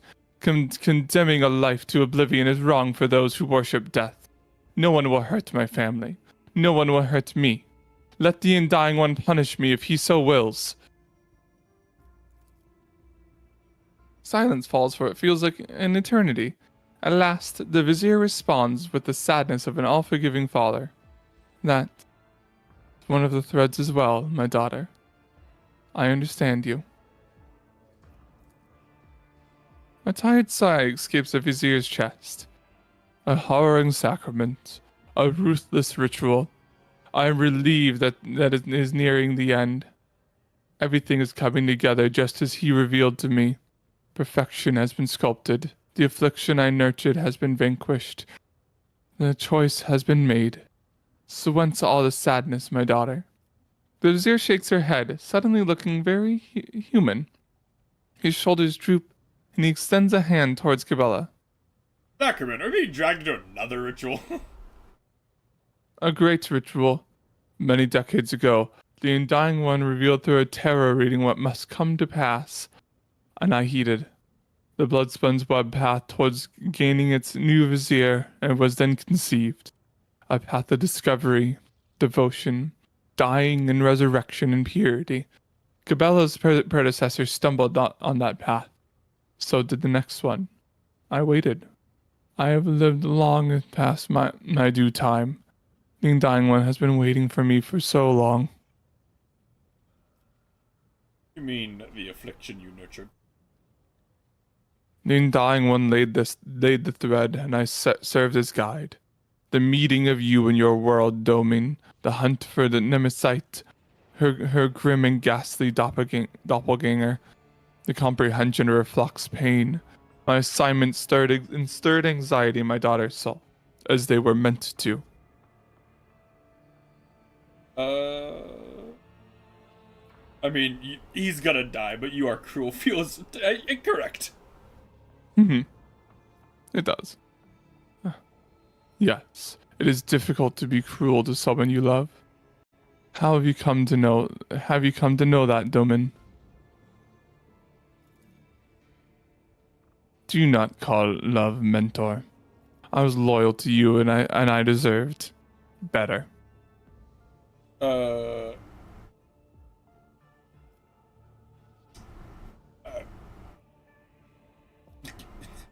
I feel like we should just go through all of them.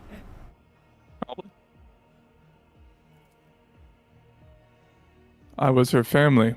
I raised her and taught her. I gave her everything I had. Did I not, my daughter?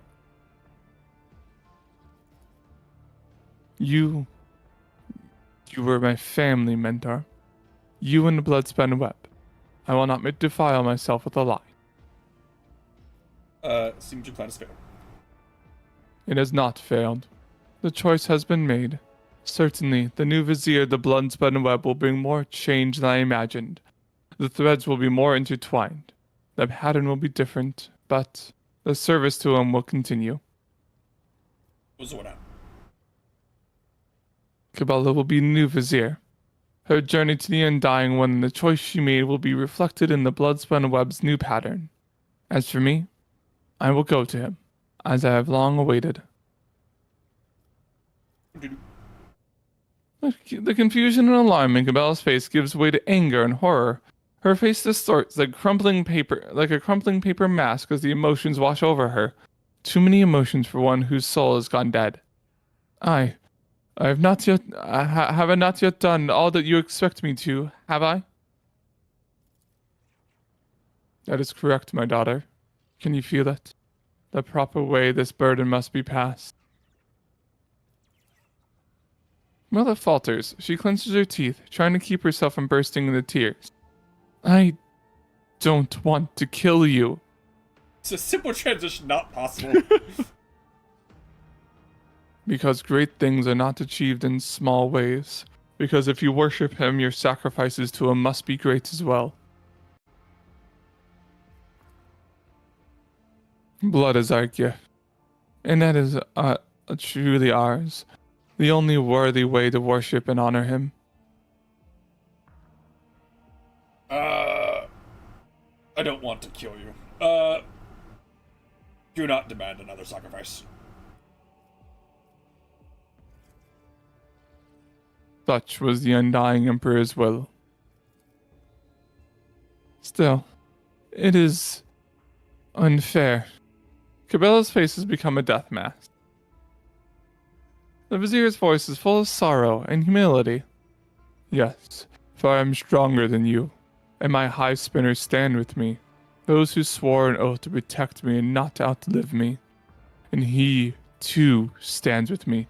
His face will emerge out of mine. And may those you choose when you set out along the threads of the web, your comrades, your domen, may they stand with you. Fight. Fight with no regret. A bitter sigh falls from the old man's lips. Farewell, my daughter. Let us honor the undying one. Let us honor him. I'll make an example out of you. Oh, okay. I'm a bit out of position. It's fine. You have a lot of health, sir. Yeah, you can't one-shot him anymore. When a target range attack, this Death Coda spends 1 sack of dodging attack wound. With a range attack, well, too bad I don't do those. Any damage on the Vizier will be averaged by allies still in the combat. Oh, I can just hit him! Wait, what? Damage dealt to him will be averaged between all of his allies. So it means I can just hit him. Oh, okay. Look how far Pascal can go. He was by Cassia. Like, Jesus. Ally dies. Then Ministorm Priest's maximum wounds. It's so pathetic. Interesting that that's his background. He has the Ministorm Priest origin. That's interesting. Makes sense for what he is, but just, interesting that he has that. Blood haze. Creature gets 1 second blood haze every 20% wounds. Whatever this Death Coda makes it successful. Back to 1 second. Each target hit by this Death Coda must pass a toughness test or beating.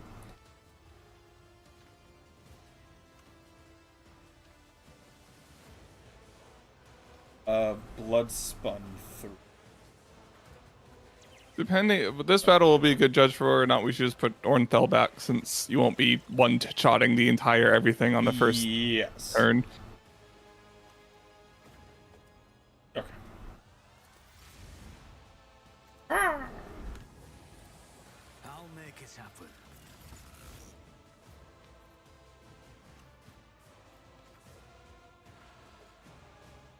It's as good as done.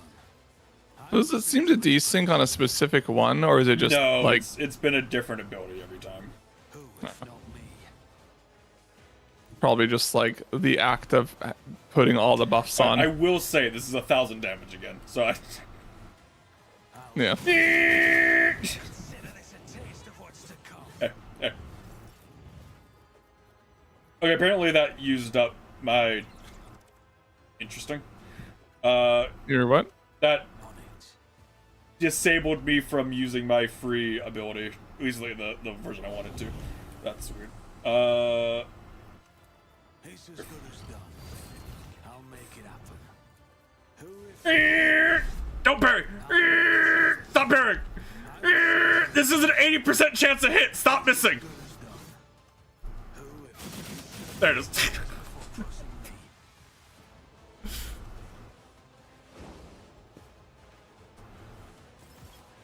me? Wasn't damage supposed to be averaged out from with his companions? That's what it said he had. But. Okay. This is a good offense. Here's my perfect moment. I'll see you down. did you get all the action points? Oh, because your ability, your normal one. Yeah, I was able to get it. Hey. Right. I'll make it happen.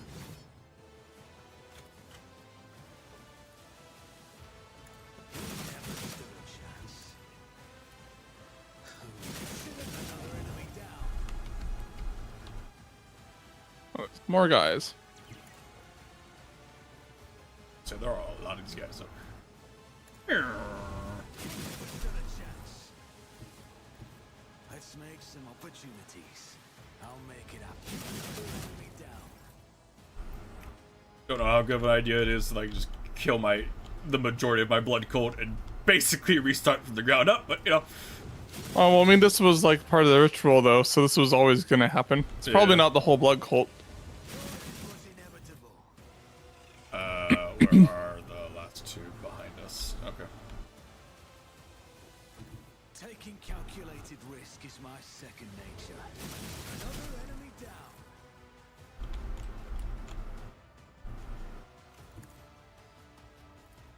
I'll see to it. You never stood a chance. Oh, Well, mechanics? mechanics? Or I guess it's not mechanics, but phasing?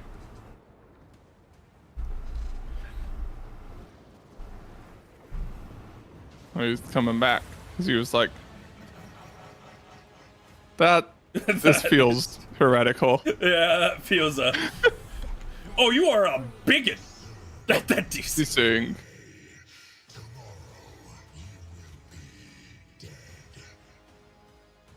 You are a bigot.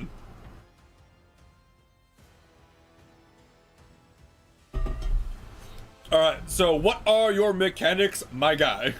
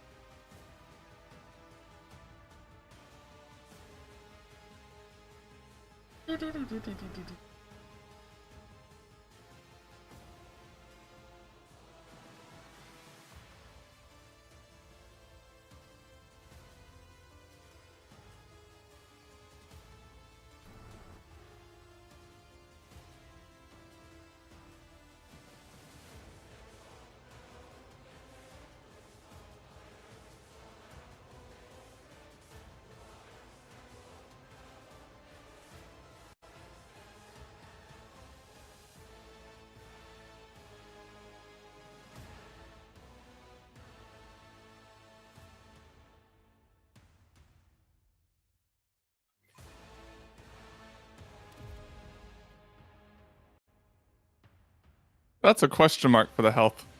Yeah. Let's see. What are your mechanics? And that is a really cool model, I must say. It is. Death Oblivion. The Undying Emperor uses visions of death or liturgy of death ability, targeting the furthest enemy. If there are multiple possible targets out of these, he will target the one with the highest percentage of wounds. If there are several possible targets, the second random among them. Undying Emperor reduces damage and excess attack against him by 100%, also doing small mental damage to the attacker. Of the next attack.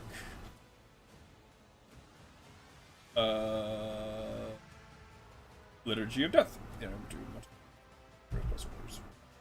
Target has less than 50%.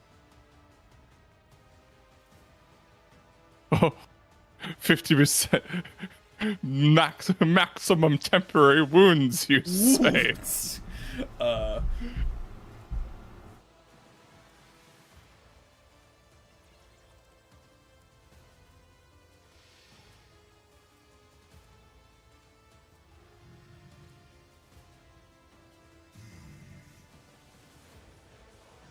Whenever the Undying Emperor's enemies ends their turn, supernatural powers grants him an extra turn. During every, he uses a single ability in accordance with the current phase.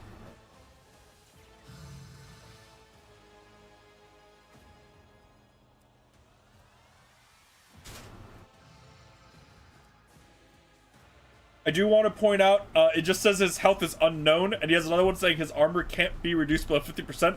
That means he does have a health.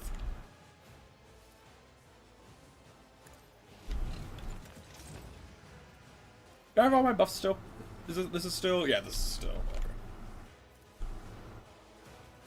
It's as good as done. I'll see to it personally. Hey, fuck boy.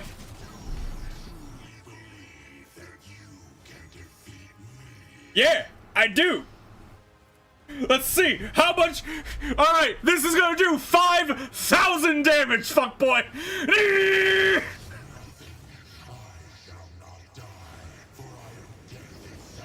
I think it could do 5,000 damage. I don't know. Cool.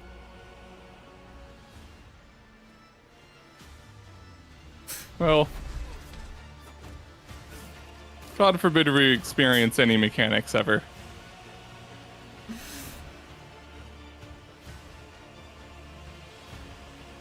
I could wait to have Percival do anything in boss fights. It doesn't matter.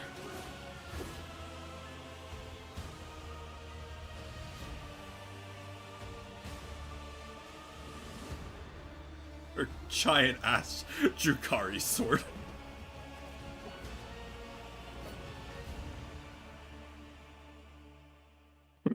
How would that scene have played out if she had a if she had a thunder hammer?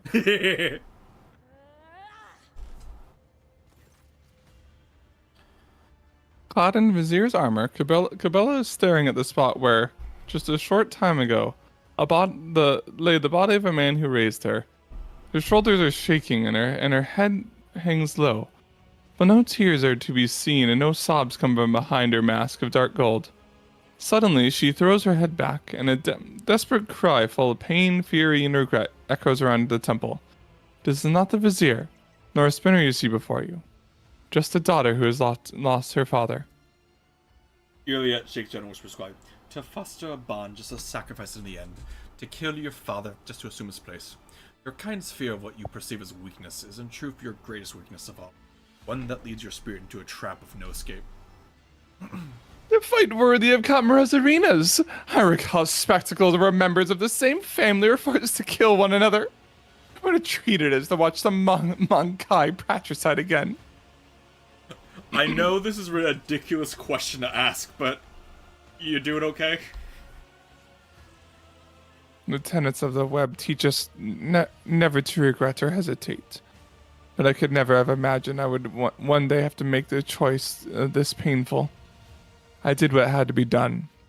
But that does not quell the pain.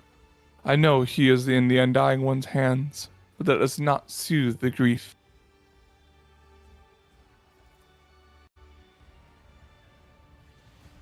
I know I sought vengeance against him, but I feel his absence already. I'm sorry, it was a mentor's heart. He was more than that. He was both a friend and... Nobel's voice drops. Her next word is barely audible. A father. Am I to call you Vizier now? I do not want to lose my name as my mentor lost his, but no spinner will ever speak it again, for I am their vizier. Yet you are my domin, and I am your shadow. Let me remain Cabela to you, at the very least. Did I just see the God Emperor? No, I didn't. That was, that was the hallucinations. But did I just see him? What you saw was the vizier, Was that how you saw the vizier, Domin Percival? You saw an image of death in him, but it was only an image. Fumes and a sacred intoxicant blessed our ritual. What you saw and killed was a mere man. The undying one does not come to the living. You become to him. What did the Vizier look like to you? Younger, like the way he was when I first saw him. I was younger too. It was as though we were facing each other in training match like we used to. Do you have visions? All I saw was the old man himself, though he did fight with a strength that is beyond mere mortals. Swift and deadly he was. He chose himself a good death, even if it was bleak. Ulfar looks at Cabela pensively. You really donned his armor. Is it helping? I think so, yes. Cabela reverently touches a drop of blood on the dark gold. I sense the weight of this sacred vestment. The weight of the vizier's burden and the decisions I must make. From this day forth, my burden. Her voice is full of somber pride. So what now? Camilla raises her head to peer into the undying one's dark sockets. We will not stray from the tenet. We will not forget our predecessors' sacrifices or our vizier's teachings. Service the undying one is our life. For he is duty. He is death. Camilla studies the spinners. Her voice thunders under the temple's vaults. Bow before your new vizier. And 100 whispers reply. Death salutes you. I will lead us to fortune. Well, what's your new armor? Those are Cool. Those are really good swords. Because you're gonna go into turns. Let's see, what is it, new armor? Or is it just an aesthetic thing? Bygone Sorrow.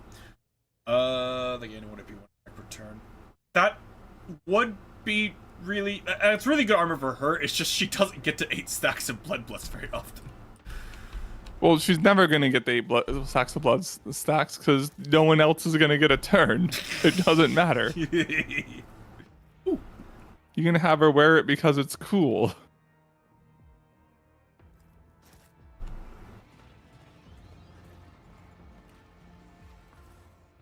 No idea why it suddenly did 5k damage. Don't know.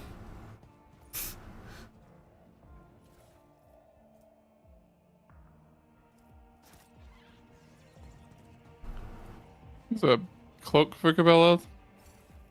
She has a I don't- she's wearing a similar one already. There's like 4 of those cloaks. Show me the way. Back to my bridge.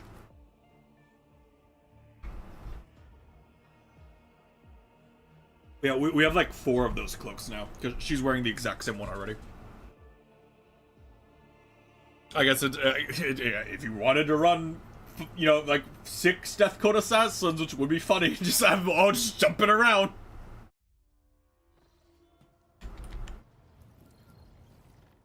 Okay, Cassia, your turn.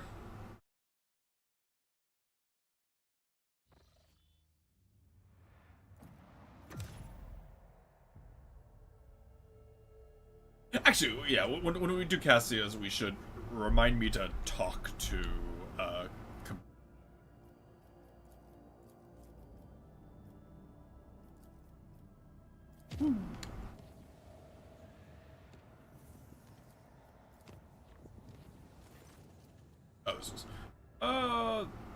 during the period designated as night shift, the air through the ship suddenly turned stale. Those who were awake report feeling incredibly tired. Those who were asleep later report having horrible nightmares.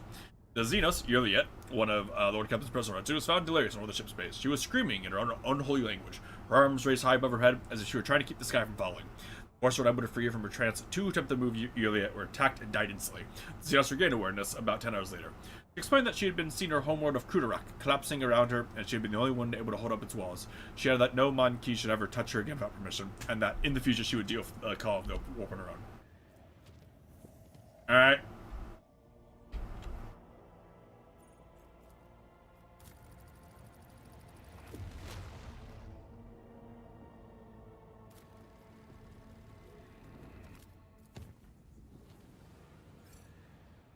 Oh, money. Arcelia Prophecy. Entry. A201486610. Chronometer, 10 chronometer turns since the incident. Witness hidden on 00110101. You claim that you have the Sanctum Navis on Lady Navigator's orders. Affirmative. This unit acted in accordance with the maintenance protocol TRN 08353. Step 1. Sense the sacred mechanism for the duration 15 chronometer term. Step 2. You failed to inform the bridge about the imminent jump. I want to know why.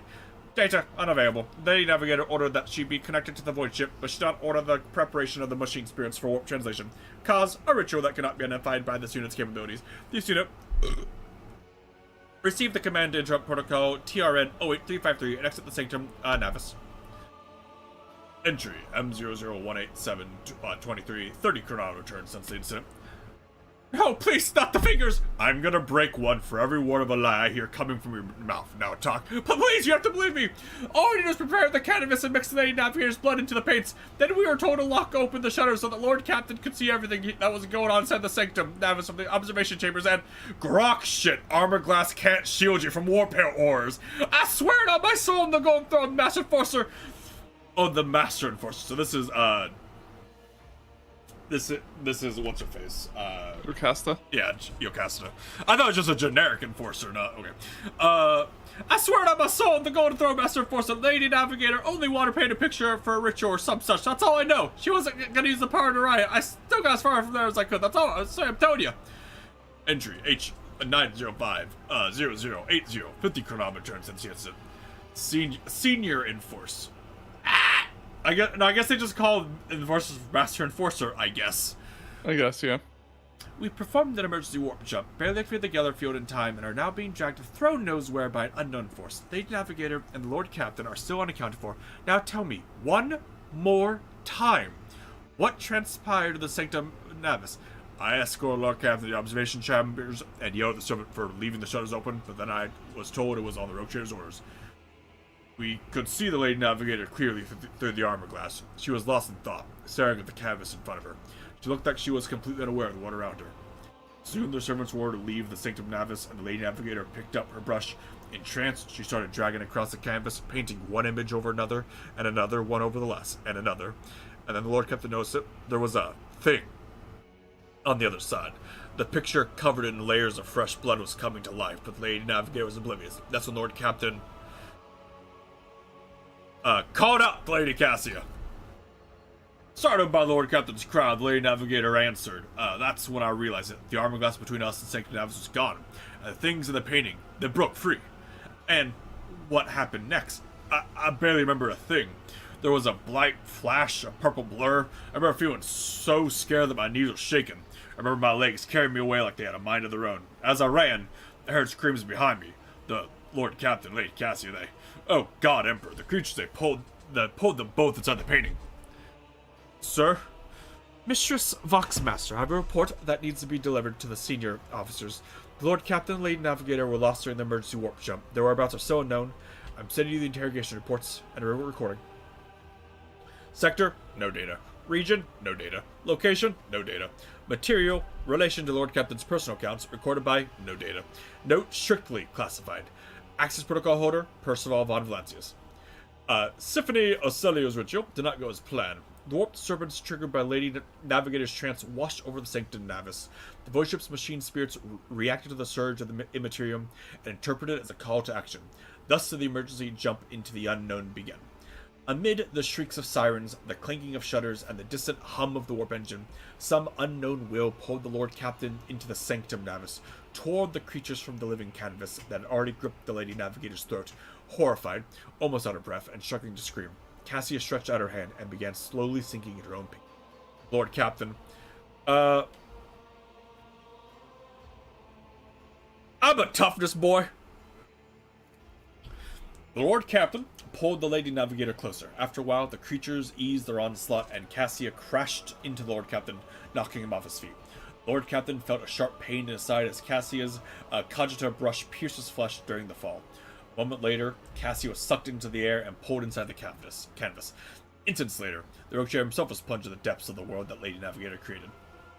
Percival awoke, finding himself in the middle of a gigantic, boundless, billowing nothingness. His body felt weightless, floating in a void strewn with hundreds of the Lady Navigator's colors. Some of them bright, warm, and alluring, others morose, cold, and heavy. The bright colors, I guess? Percival plunged into a river of bright hues, and flashes of rosy sunset and lilac carried him down the dazzling stream. Before long, Lord Captain was standing in an idyllic garden permeated with the fragrance of flowers and the singing of birds. Servants in purple livery darted back and forth, attending to a withered old woman in a navigator's mask. Sitting on her lap and smiling coyly to everyone was a little girl with ruby eyes and white hair. "Be a good little girl, my child, until the day we meet again." With trembling hands, the woman handed the girl to a navigator in a laboratory attire. "I am out of time. Prepare the child for the Atlas transfer, and destroy all records and mentions of the world of TV. None must learn of that which took place here, and remember, her body must grow strong for it to accept my power. And once I have returned, loyalty will be rewarded. The memory dissipated, and a gust of silvery wind hurled the Lord Captain back into the ocean of nothingness. This time, the nothingness felt dismal. Instead of bright hues, all contained was shadows of invisible monsters swimming by, shrouded by a nebulous veil of unfathomableness. The dark colors. Grayish blue waves swallowed the Lord Captain, and the feelings of lightness disappeared as his limbs grew heavy again. Percival fell on the hard floor of a laboratory, cluttered with vats as tall as a human. Inside them were dozens, hundreds even, of repulsive mutants. Some had no arms or no legs, or 2 heads or no face, or their innards turned inside out, but each had white skin, white hair, long clawed limbs, and ruby eyes. My lady! The child is born! The tall, old woman slowly approaches one of the vats. Readings. Stable. Mutations. None were detected in the sages. Genes. Identical, my lady. Chances of survival. 100 times higher than any of the previous experiments. How long will it take to grow this child?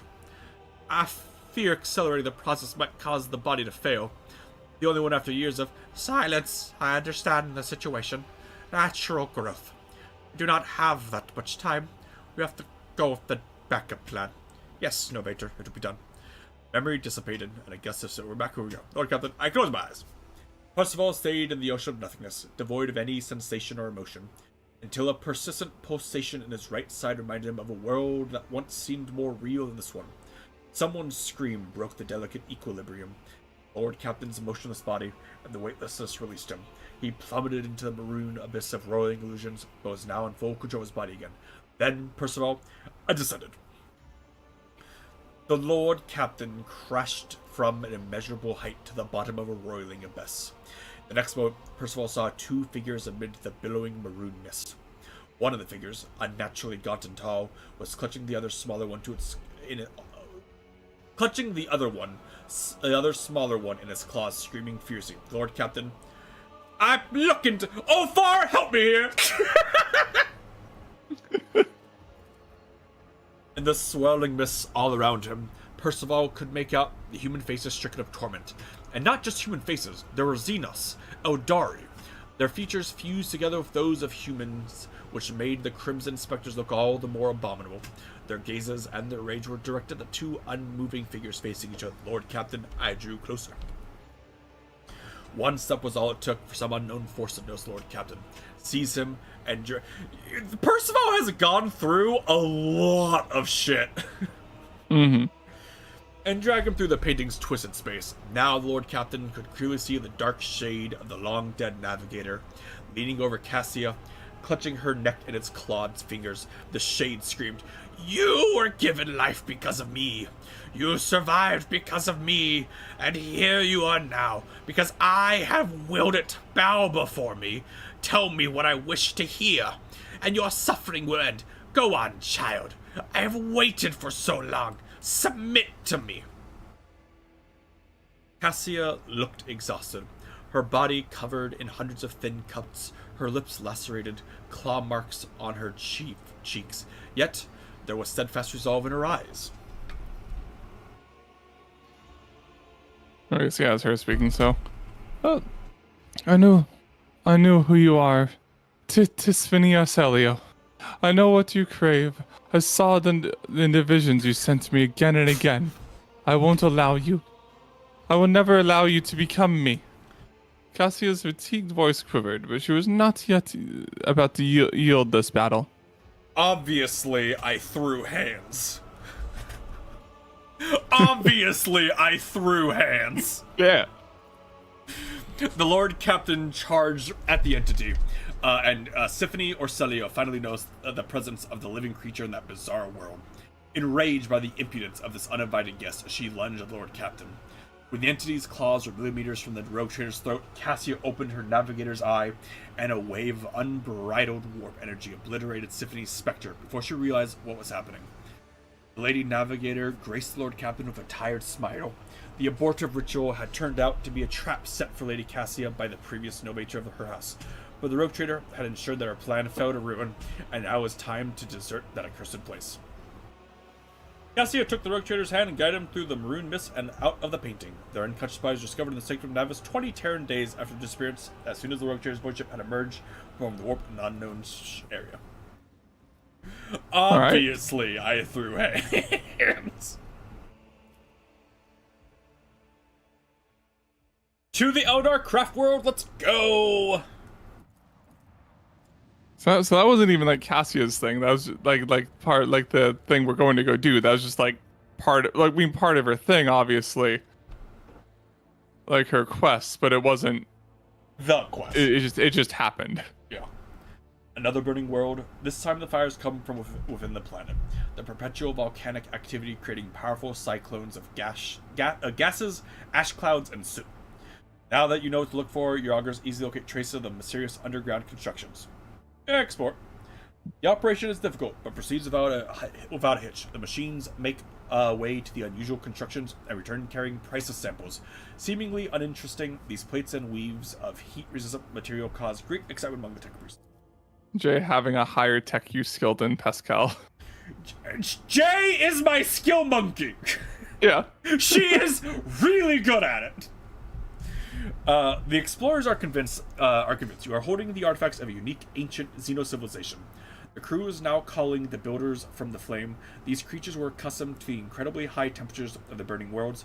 They may have been a silicon-based life form or even sentient colonies of bacteria. More evidence required for research is continued. Okay. Not my fault. Jai is, like, really good at everything, essentially. Her worst skill is 63. Her best one is 270. Oh, right. She doesn't have a gun because I gave her a perk for higher willpower if she doesn't have a gun. Okay, 115 fellowship.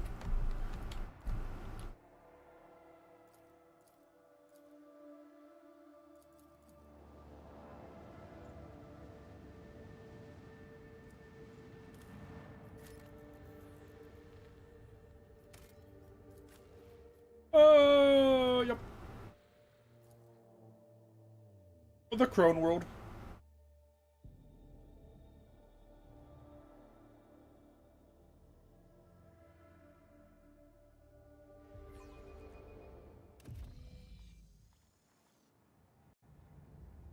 Rise to the top, or get left in the dust.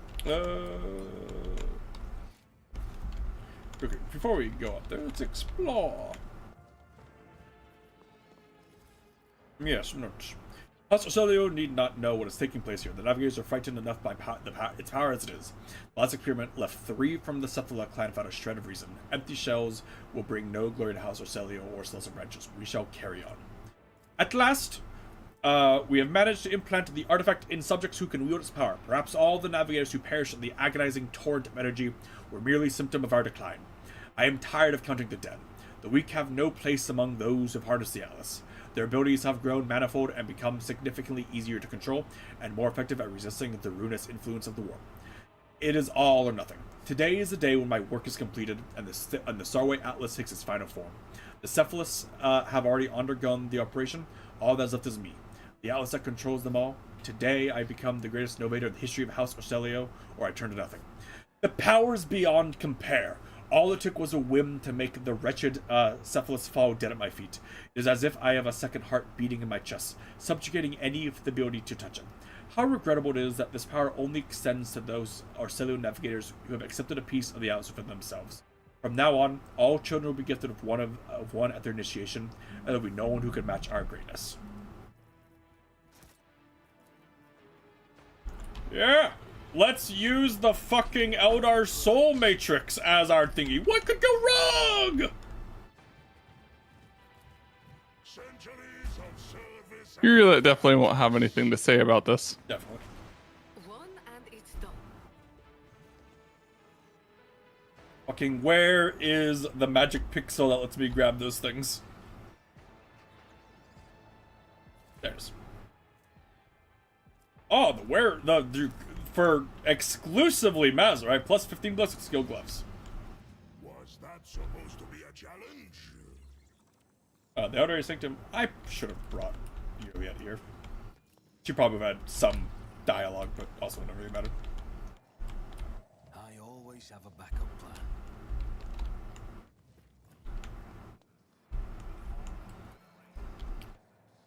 Oh wait, oh shit, there's no move there. I didn't know this. See that before. Blow that up. Keep on up. Blow that up.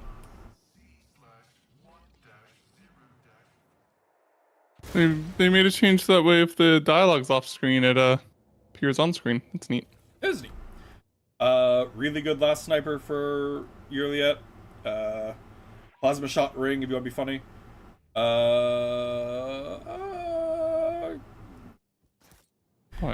want to be funny. Where is... Your wits about you. Backpack that makes grenades have a chance to not be used. Ooh.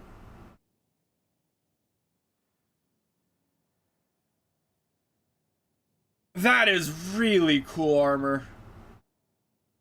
Whenever the wearer dodges an attack, they immediately counterattack. Can even counterattack with a range weapon at melee range. That is a really cool piece of armor that only fucking... Actually, it just requires Eldar proficiency, right? Well, yeah, so only Juliet or Mazarite can use it. Eldar equipment, yeah. That is a really cool piece of armor. Mm-hmm. I always keep my options open. Hey guys. How'd you beat me here?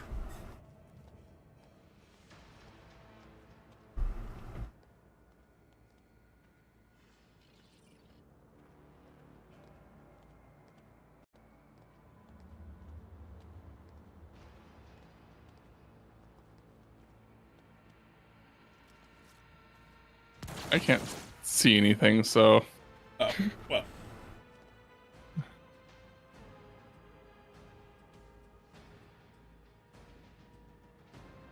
We follow the Atlas's call when your weak child Xanathus House of Sully will not trade Symphony's legacy for the false ideals of blind fools.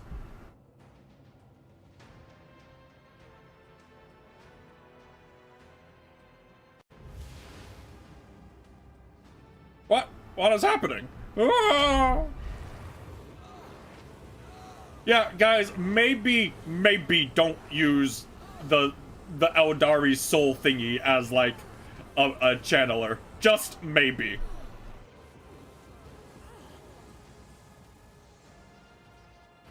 Hello, Harlequins. Damn Xenos! This was not the bargain! We struck throne smite you! The navigator whose skin is so thin that it reveals the muscles, bones, and innards underneath clenches his augmented gold jaw in contempt. What is... What? Okay. I just... What is this? The rogue trader and the traitors, the house have lured the child into a trap set by Xenos. I wish my eyes were deceiving me, but now I can see clearly that the great regent are Onato's right to send us after your vessel. The sturdily built woman is armed with a pistol, and yet there are signs of exhaustion in her posture. Her face is hidden behind gem-encrusted three-eyed mask, and her elaborate Navis Nobilite vestments are stained with dried blood and other evidence of recent combat. I too wish to be lighted. Who will stop defiling the remains of the hallowed ground of our ancestors with your semblance of speech, monkey? The Harlequin's bright clothes glimmer faintly in the dim light.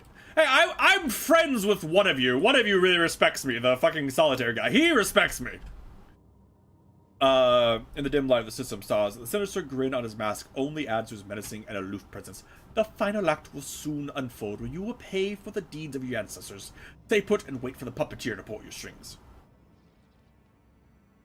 Why are there Xenos ruins where the palace of the Atlas should be? Why is this place coated with an impenetrable black mist? I'm suffocating. Cassia clutches her breastplate near where her atlas is, her voice feeble and trembling. Three-eyed monkey who sees into Shael. The taint of your ancestors has begun to consume your body and soul. Pathetic fools with insatiable lust for power that is not yours. Ending your misery will be merciful. Taint? Do you mean the Atlas? Xenos traitor? Silence, traitor! The atlas is a sacred relic of House Ocelio, and it elevates us above the rest. How dare you? The Regent's envoy abruptly loses her breath with a groan, and she clutches her chest where her atlas is implanted. I refuse to accept this. Impossible. What's this place? We call planets such as this one Crone worlds. They came to be long before my time. Back when all of the Eldari were united people, whose empire stretched from one edge of the galaxy to the other. It is a world beneath the first stars, an unblighted world. I never thought I'd come to find one.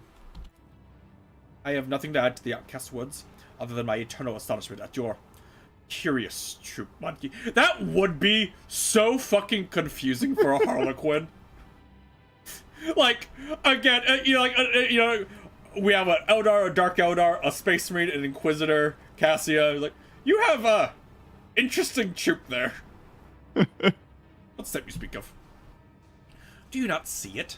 The Harlequin's voice booms throughout the ruined temple. When you, Monkey, discovered this Crone world, you tainted it with your crude technology, despoiled it of its relics, ruined all there was to the last stone. But worst of all, you sullied the souls of our ancestors, repose in their sacred vessel, the Spirit Monolith.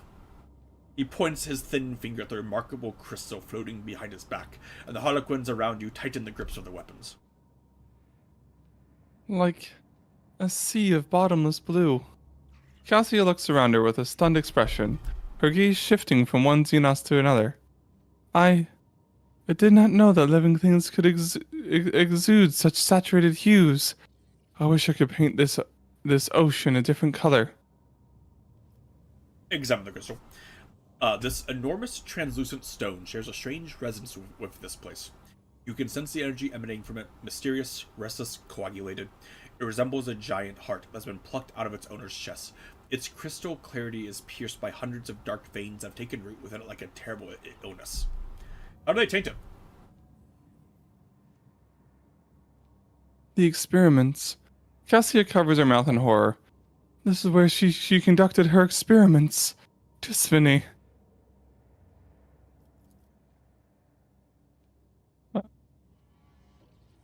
No, it is not possible. To conserve Xenos is to violate the word of the God Emperor. It is known that all the Tisphany Ocelio's executed anyone who showed any interest in the enemies of humanity. Is that so? Then why is it every piece of metal or fabric in this place bears our house's coat of arms? Open your eyes! Quiet. The Harlequin's tone is mild, but is not a request. I am unsurprised that the truth is hidden from your gazes. Three-eyed monkey who see into Shael. I realized at the moment I met the first of you, wretched, begging us help you destroy your own kin. I sense it within you, our ancestors' call, their pleas, their endless torment. I knew that what you found was a Crone world, and I humbly waited for the day you'd lead me to it. What is the meaning behind your words, Ather Troopmaster? You know the answer already, outcast. You've already known. What was that about? What answers have you known? Yulia glowers at Cassia. So that is why. That is why your presence makes my soul shrink to the size of a river pearl, and my throat choke in a collar of thorns. That is why your words seep into my soul like a poison, leaving wounds that will not heal. There is a shard of the Spirit Monolith inside you, Monkey. Twisted, perverted, invigorating you by making my ancestors suffer. Alas, you are right, outcasts. The ancestors of the three-eyed monkey sought to command the power of the Spirit Monolith, yet they suffered failure time and again. Eventually discovered the way to harness his power. A terrible way, torturous and unforgivable. They shattered the monolith into many shards and weakened the souls within. And then, The Harlequin trembles with fury. Then, they place the shard of the spirit monolith inside their bodies to empower their abilities. I never wished to learn such harsh truths about my own house. Cassia buries her face in her hands, and you feel waves of despair spreading from her lithe frame, which suddenly appears as fragile as glass. Neither Theodora von Valentius nor Symphony was infallible, but that doesn't mean we're powerless to rectify the errors. You only say that because you wish to soothe me. She smiles faintly. I mean, but I'm also not wrong. The renegade navigator stares at Cassie in shock. You are more than just a tyrant, sir. You are a successor to a mad heretic, a betrayer of the faith. You must be destroyed. You and the Atlas, once and for all. You think the solution is so easy, don't you, Monkey? When you die, your souls become captive inside the spirit monolith. This process is deranging to our ancestors, who have served as the monolith's guardians for eons. It is equally agonizing to the souls of your dead, and the more Monkey souls the monolith absorbs, the more volatile it becomes. The Eldari and the Monkey have spent many a dance battling for supremacy from the monolith, and its integrity is waning. You will sense it too. The only way to free our ancestors from the pain is to separate the Monkey taint from the spirit monolith. My troop is here to perform just that. We all will play our parts today, and when the final act of this age-long tragedy begins, the Monkey players will exit the world stage. Sinister shadows dance on Harlequin's mask as he draws an unknown device from the sleeve.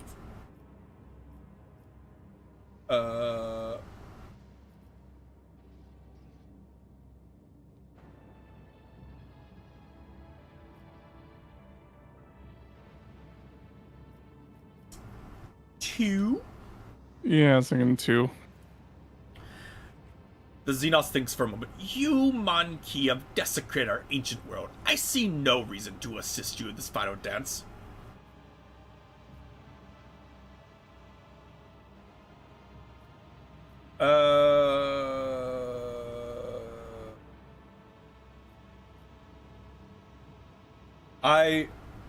I'm gonna say 1 because I hope it adds more options, not ending the dialogue.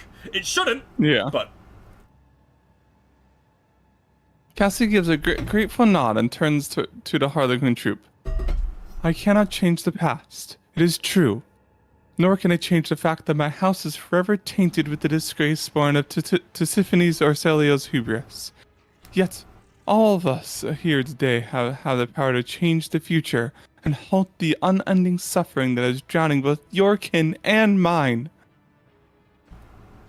You suggest that the Monkey and the Eldari change the future together?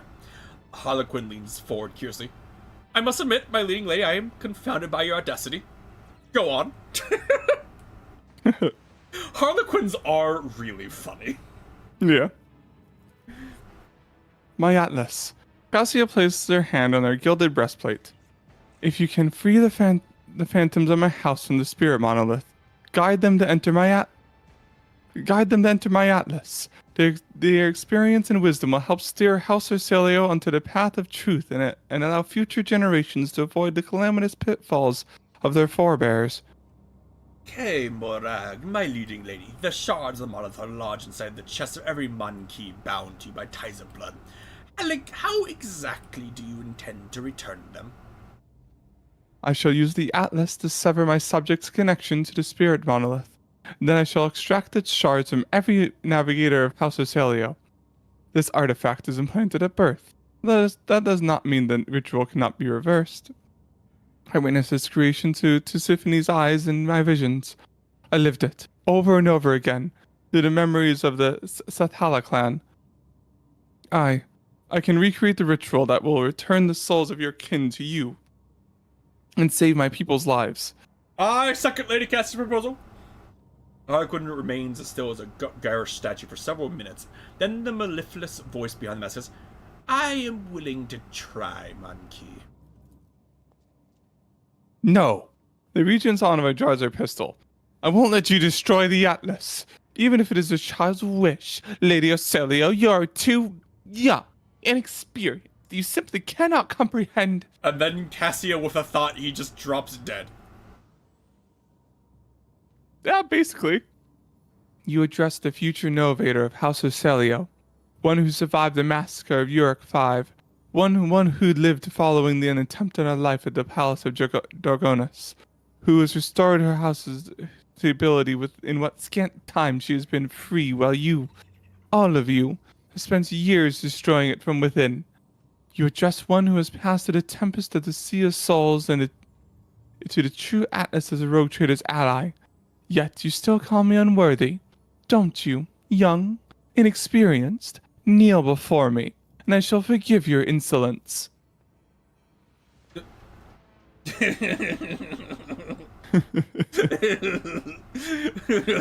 Roll above 160 on a D100. House Ocelio has always been House Ocelio has always been loyal to Novator Tisfini. Henceforth, it will be loyal to his successor, even if you see fit to lead us down a different path, my lady. Novator's voice trembles with reverence. It's okay. I guess fellowship. Yeah, I think Jai is like 106 fellowship or something. I thought Cassia just did it because it's like her check or whatever. Maybe I have to check. It might be. Are you done with your performance, monkey? Then stand aside and do not interrupt. Oh, that doesn't. Ah!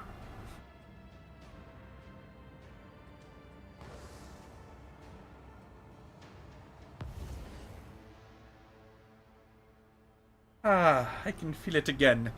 The tranquility. The ancestral souls. Then Imperial Guard of the Space Inquisitor walking to the bar. The guard says, "Ow!" The Marine breaks right through the bar of Heresy, reinforced skull. The Inquisitor accuses the bar of Heresy. The bar refuses to confess to more, despite society towards it. The Inquisitor executes the gunsman. Yep. How you doing, Wolf Warrior? We have a weird group following us. The Harlequin's narrow shoulders now look completely relaxed. Remember our agreement, Cassia or Celio. We will soon meet this place again, so that you can give us the shards. Good. That's good. And now, be gone from our ward, monkey. In our game, I am a crazy psychopath of a chainsaw who has been one-shotting every boss we have fought so far. Well, not like so far. It's just, I guess we got to a point where it's been happening. Yeah.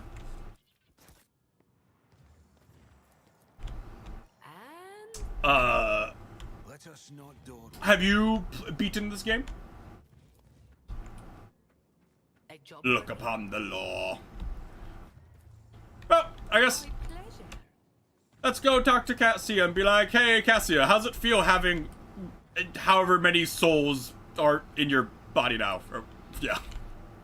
Well, I guess they're just we're keeping like one of the shards or whatever, and like maybe all the souls was going to that one now. Yeah. Let's go see what Cassia say about that. Like, hey, Cassia, what's up? God, what did the first Elder Souls in a monolith think when the first like human showed up? Hey! The fuck is this? Cassia, you are down. As my crazy chainsaw guy runs up on the God Emperor and does 6,000 damage in one hit. How nice of you to grace me with your presence. I was just thinking back to our journey to the Palace of the Atlas. That is, to the world of Xenos. Remembering that most reckless act has enveloped my mind in a whole palette of hues. But when I think of the great risk you took for House Ocelio's and my own sake, an azure shawl instantly descends on my shoulders, and amber sparks flash inside my soul. Please accept my sincerest gratitude. So, you're the Novator now? You of all people should know that succession is a lengthy and tiresome process. While my entire house is busy preparing for a grand council at which I am to ceremonially inherit the late Tisiphony's title, I have decided to remain by your side, to relish just a little more of this carefree liberty. For as soon as I am summoned to do my duty, we must say our farewells. So what awaits the navigators now? The Xenos have managed to free the souls of our ancestors from their confinement. The memory and wisdom of those that came before us will serve our house, helping build upon the ruins of the present a firm foundation for generations to come. I believe in that, as I believe in the divine light of the Emperor. So, now it's all in your power? I suppose so, if by power you mean priceless knowledge. As for the special powers granted by the Xenos souls, the navigators of House Orselio will once again have to contend with their own bodily and spiritual limitations. However, I am undaunted by the prospect, for our line and our gene have never been weak. House Orselio will succeed, and soon we will rise again, draped in white and gold. Alright, Of well, course, I will try to answer any questions you have. alright, bye, I have Cassia. enjoyed your company. Thank you for the conversation. Now we need to go talk to Cabela and be like, hey, Cabela, how's it feel being, the fucking, visitor now? There. Domin, sacred overlord I guess not. of the Ark, my protector and friend. May Oh yeah, right. We have to go. Oh, because I guess we're not done for quests yet. At least not completely. All right, let's. We have like more stuff to do with it. We have to go to the other Gene Stealer part, which is at least part of the DLC. I don't know how much has to deal with her quest. A bit, but you know. Because remember, like part of the Gene Stealer quest line was, you know, her discovering the that other guy. I forget his name.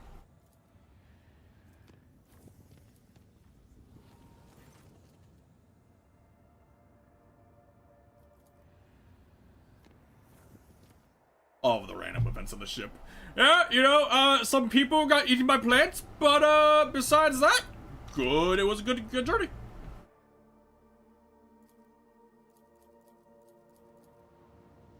All right, Finger of Sorrow. What Gene Stealer cult shenanigans do you have? Bulk of the merchant ship drifts through the void like a gutted corpse. The hull's riddled of gouges from macro cannon fire. The soot-covered letters on the side spell a somber name: the Finger of Sorrow. Examine. The ship is devoid of vital signs. Life support systems have long since failed. Cold, darkness, and silence fill the wreck. Dispatch an expedition.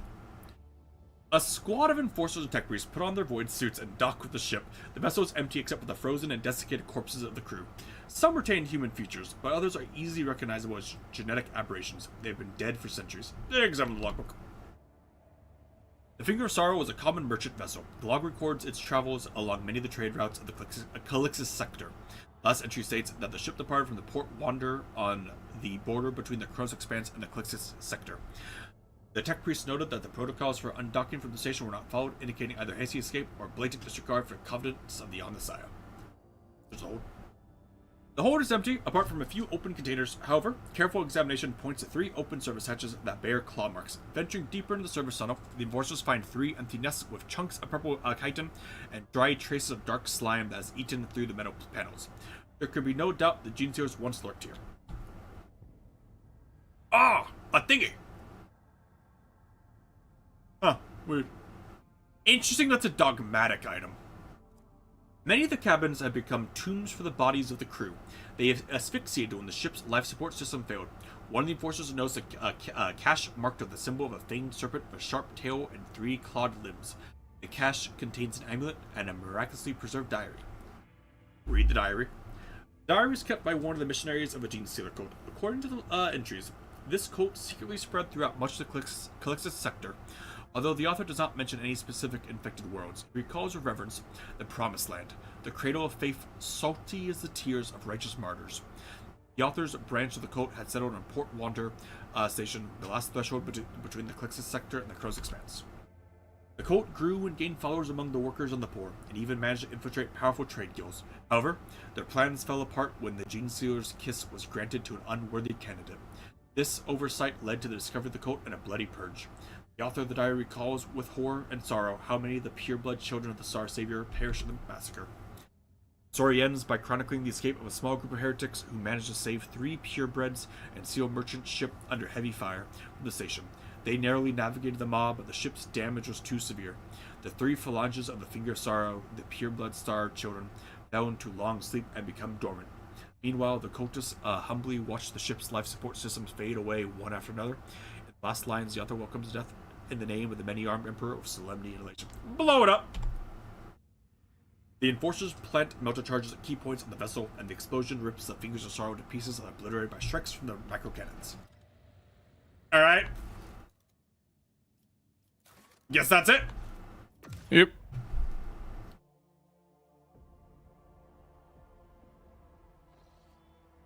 Alright. To the War Council, or whatever. Really?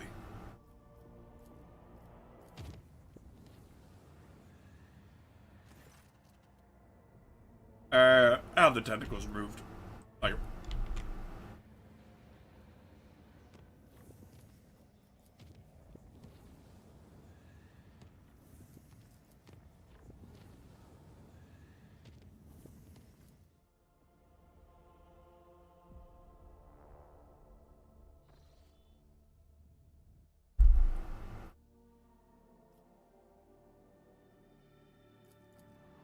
hello. Actually, wait, hold on.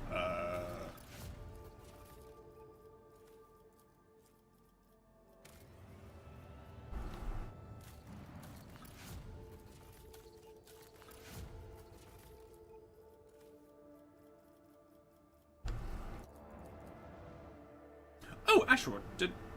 Alright, explode. Okay. Hello, War Council. I am here. Tell us how we will kill the Chaos Marine. Lord Captain, the United Corps of the Explorators and the militia forces ready to attack the heretics who took over Euphrates II. The commanders recognize the Lord Inquisitor's sanction and agree to cede the right to supreme command to you. They ask you that you summon a council of war in order to establish the plan attack. How should we proceed? Summon the council. Consider done, your lordship. I will notify the commanders that you are ready to meet them.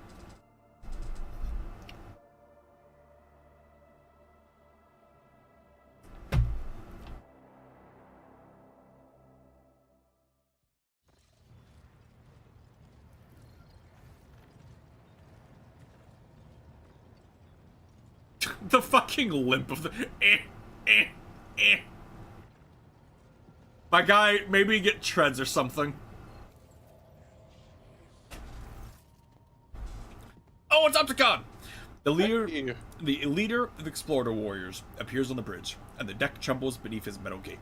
He has acquired a new set of fearsome armor since the two of you last met, as Mechadendrites are now fitted with more formidable weapons of destruction. Unit, Opticon 22, initiating identification, official greeting, procedure, unlocking the option of strategic data exchange. Thorvald Ironhide. Fucking orc ass name.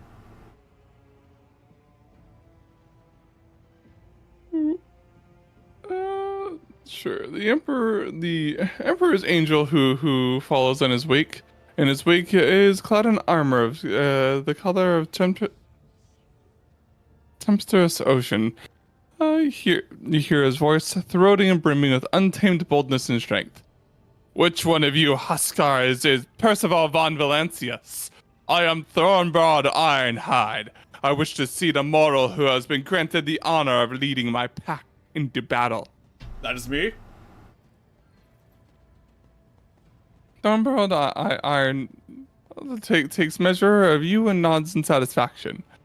I know the habits of a warrior when I see one. You are no indolent jock. Good. I give my approval. We will hunt the baseball and heretics together.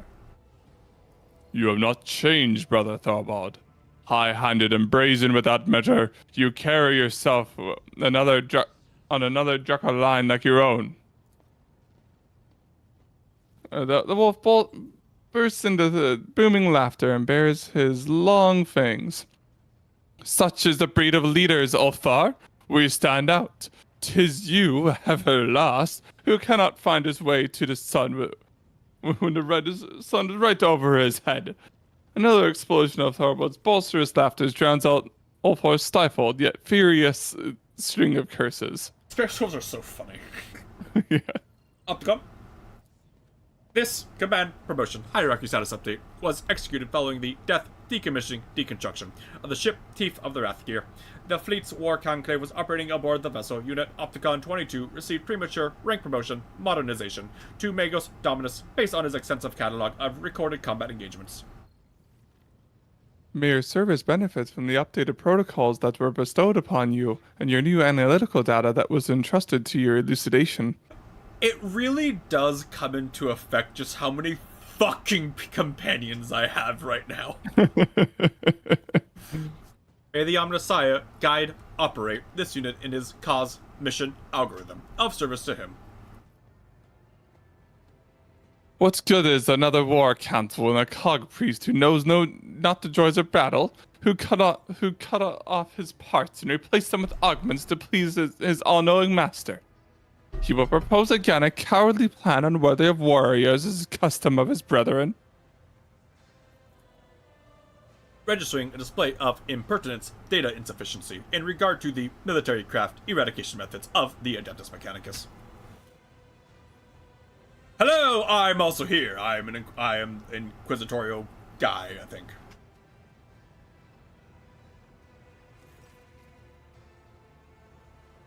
Aishara, probably lady. Are you having another fight, gentlemen? How predictable. A woman in heavy armor walks onto the bridge, cloaked in an air of superiority. You remember seeing her before, in the retinue of Xavier Calcazar, when he barged into your chambers after the Magna Assessio. Thank you for not starting without me. Acolyte Aishara, dispatched by the Lord Inquisitor to facilitate the operation on Euphrates II. My role in this war council is that of an advisor. Heinrichs and Aishara exchange glances but do not say a word. You cannot help but notice the furrow that forms in the interrogator's forehead at the sight of his colleague. So, shall we begin our war council, or shall we wait for heretics to corrupt this planet completely? Why are you here? The Lord Inquisitor entrusted me with the task of forging an alliance between the assembled fleet and the force of the Cognizance fleet. Once this task is complete, I am to act as an observer and special operative. And, what are your responsibilities?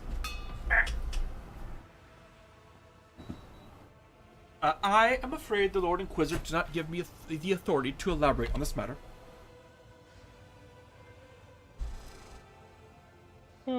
There's no surprise in my heart. The Inquisitor is, as always, too ashamed of its dark deeds. Inquisition is, as always, too ashamed of its dark deeds to reveal them to honorable fighters. Thorvald makes a show of spitting on the floor. Why did Calcazar choose you? I happen to have some experience of large-scale bloodshed, rogue trader, at that, and I never failed to deliver results. What troops can you spare? The militia forces have already been transferred to Opticon 22. All I have left under my command is a tactical unit explicitly instructed to carry out the Lord Inquisitor's special assignments. I see. Now let's move on to discussing how we intend to kill the heretics. Full report. Euphrates II is a forge world. Manufactorums and extractiums take up most of its services. Upon corrupting them, disrupting their production algorithm, the heretics enhance their ranks with possessed mechanisms and false, defective, traitorous Skitari, whose protocols were disfigured with indoctrinating scrap code. Our forces have secured minor footholds on the surface, but are unable to deliver an effective blow to the headquarters operations center of the profaners in the Machine Cathedral, the heart of the Manufactorum Signum S13. According to the available data, it is the current location of the Arch-Heretic termination target, the Dark Apostle Irulan the Cruel.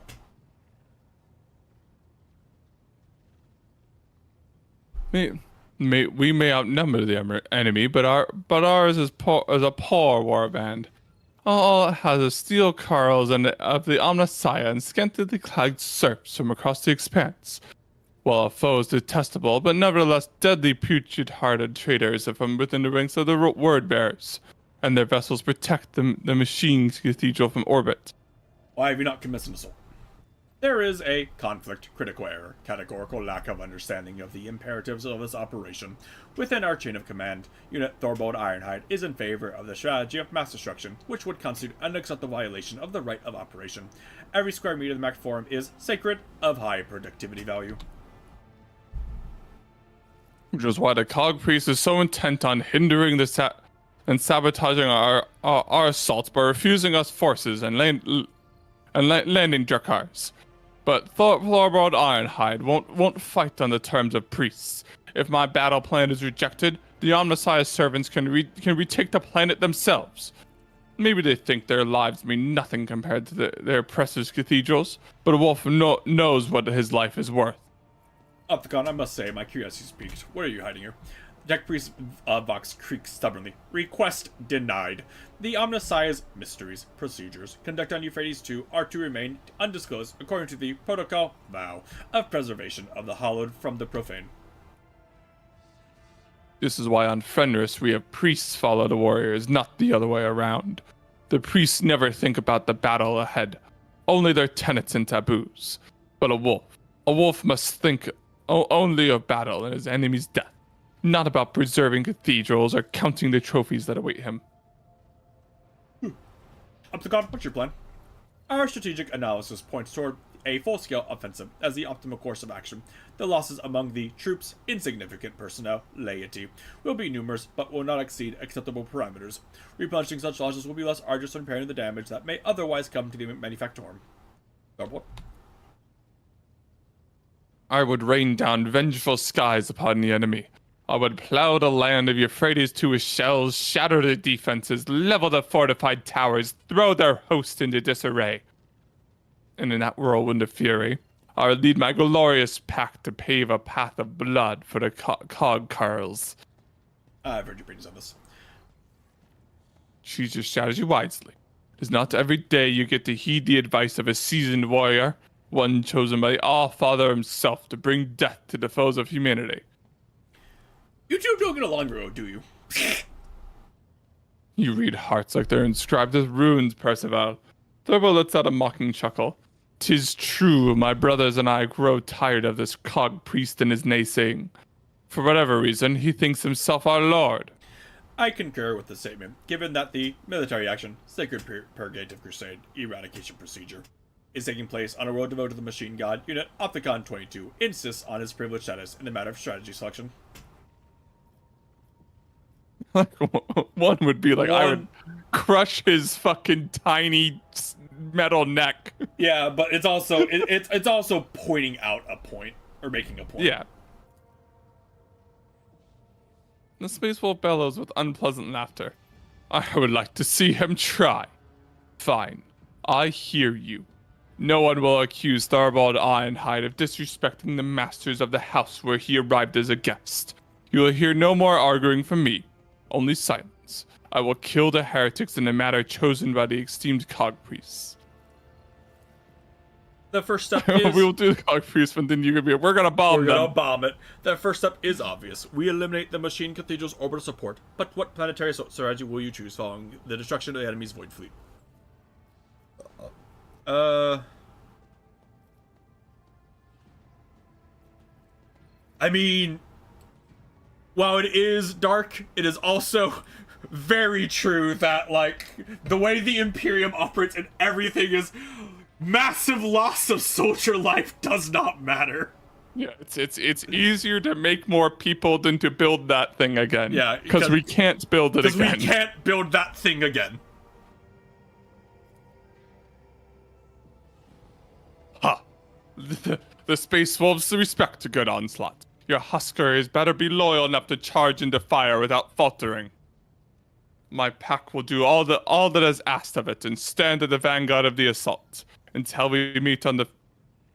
Oh, my screen went to sleep, I think. Until we meet on the field of battle, Percival. Thorvald looks at all four with a smirk. And I say the same to you, all four I've lost. 'Tis a pity your pack will not share in this glorious victory with us. All lets out a bestial grumble and says to you, that Bolsfall Grishoff talks too much about my pack. He knows where my brothers are. I can smell it. Before we dive into the carnage, summon him to your ship and let me question him. I wish to hear what he knows. Well, he still has not lost his blathering tongue to the heretics.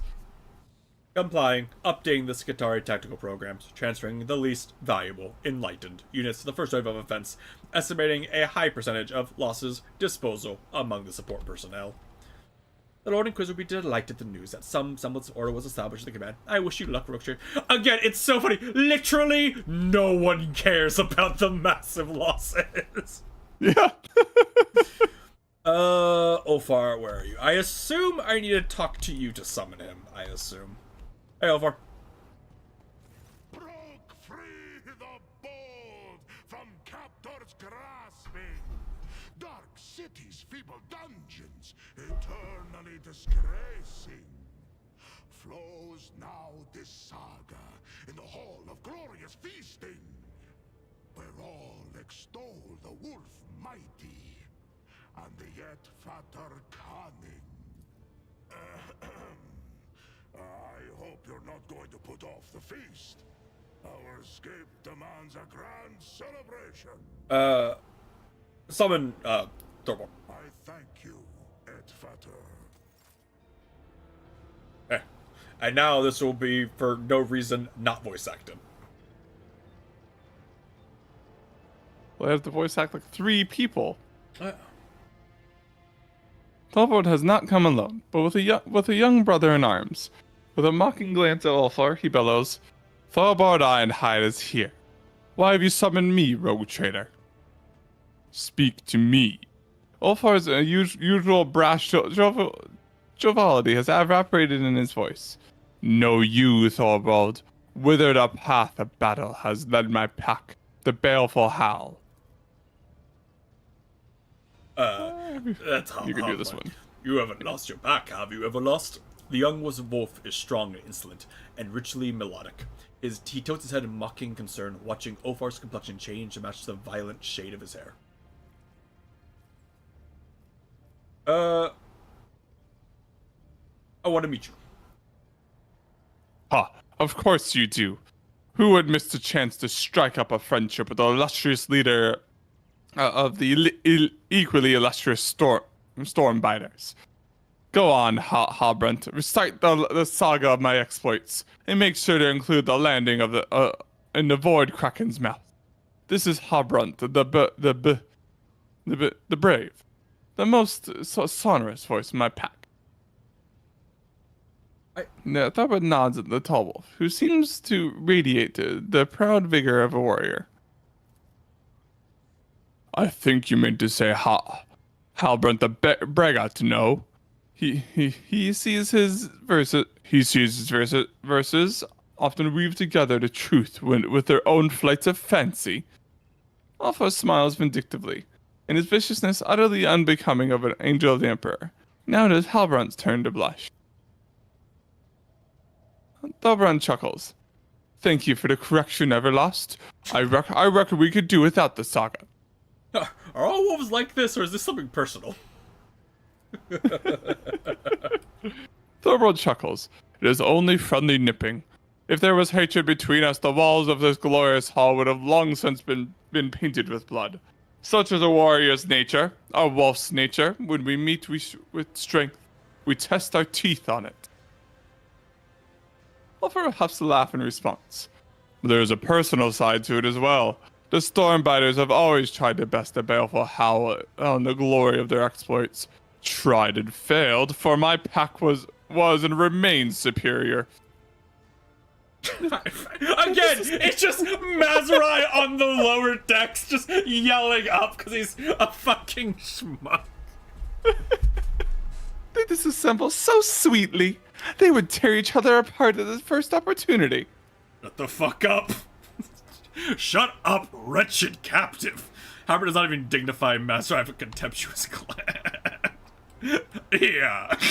He is not a captive. He is the rogue trader's Huskar. Huskar versus Huskar. A fine squad you found yourself, Everlost. Why do you call him Everlost? You do not know. I'm not surprised. Brother Ulfar does not care for the monk here, but he's had it since his early years in the chapter. When Ulfar underwent his trial at the Cup of Wolfen, he took so much longer than the others that the rune priest gave him up for lost. Later, he received a grievous wounds and raids that sent him into stasis sleep for a long time. Anytime we would pay a visit to the baleful Howl, we would ask, "Where is Brother Ulfar?" And he was always resting. And recently he went missing altogether, lost after an attack on Xenos. Thorvald grins mockingly, his long fangs glinting. And forget not to tell of the dire curse that of yore was laid upon the mighty Ulfar. No good death for him is fated, only to one day be lost, bereft of glory and honor. Halbrand declaims the lines so sonorously and powerfully that the bulkheads begin to vibrate. God damn. Any who cross his path, let him regale it gladly. That proud warrior, Halbrand Blathers-Kite, singer of rumors, and a fine tattler of tall tales, for he has glimpsed no worthy deeds in his short life. You know where Ulfar's squad is?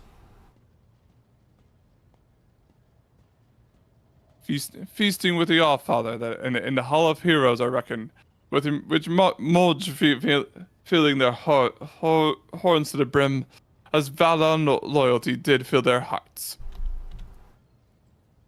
Lies. Did you see their bodies? Which of their brothers will avow the truth of these words? Ironhide never lies. The young wolf's arm cuts through the air like an axe, and he angrily puts over. And you, Everlost, watch your tongue, lest you want my dagger to deliver a penance of eternal silence upon you. No, we did not see their bodies, but we heard their ranting and raving, which could only lead to the jaws of Mordecai. Tell me more. In the battle in which you, Everlast, Arnulf, and Skadi were captured by the Xenos, the Balfour Hound took prisoners of their own.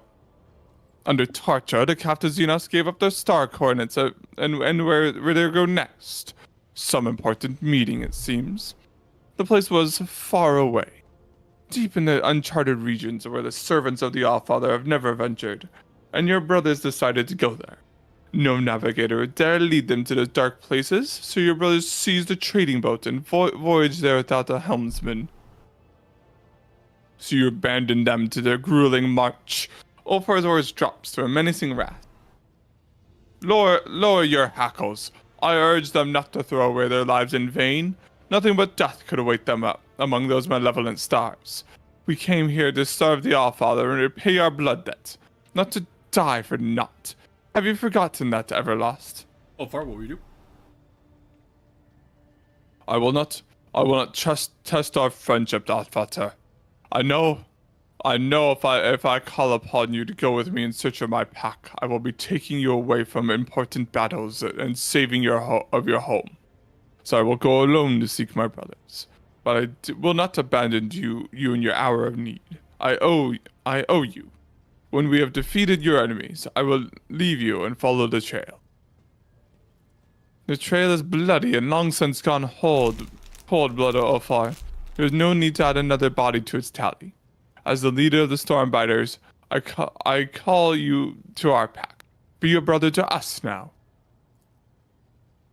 Ulfar gives a peaceably smiling to Thorvald. Gives a peaceably smiling Thorvald a penetrating look, his face darkening and his voice dropping to a low, bestial snarl. Have you lost your mind, Thorvald? Perhaps it is you who's lost his mind. You are daring to speak so instantly to Ironhide. Halbert's insinuating tone is dripping of such a menace that even the drawing of a sword could not have made his threat any clearer. What makes you so certain they are dead? When the baleful howl was setting off, we exchanged gifts, our pack runes. Every 10th watch, a priest cast the runes and saw what fate they revealed. 50 watches the baleful howl left, the runes showed calamity. 60 watches after they left, death. Since then, the runes have been voiceless, and their pattern showed no meaning. And that's it? The spirits deceive you. Your priest went a little soft in the head and forgot how to read his runes. And for that you give my pack up for dead? Cowards. The runes do not lie, Ulfar. You know this. I am sorry about your brothers, but their fate is clear. We want Ulfar to join your pack. He is our brother.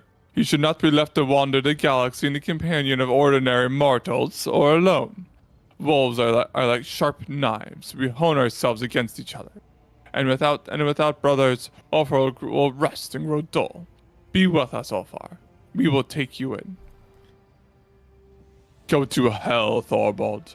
They'll take you in there. Ulfar is right. He is loyal to his brothers.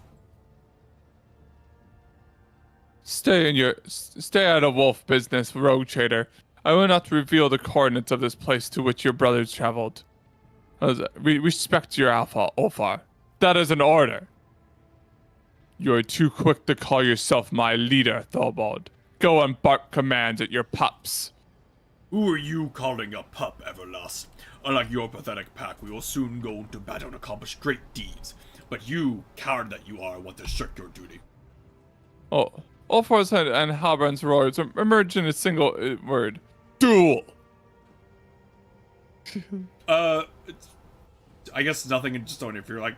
A duel is if I think it's the same thing, but say nothing. Yeah, I'm pretty sure Ulfar would fucking obliterate this guy. Like, yes, he will. A harsh shout drowns out the two wolves, who are already ready to lunge at each other. Quiet, both of you. Have you forgotten where you are? Holmgren can only take place on solid ground and not on a boat. The void and the warp are treacherous and unfit to host a duel of the worthy. I am reminded of Ulfar tanking the tank shot that specified will instantly kill target, and Ulfar tanked it. I am reminded of that fact. Yeah, not only instantly kill target, but also just did like did like 20 times his health. Like.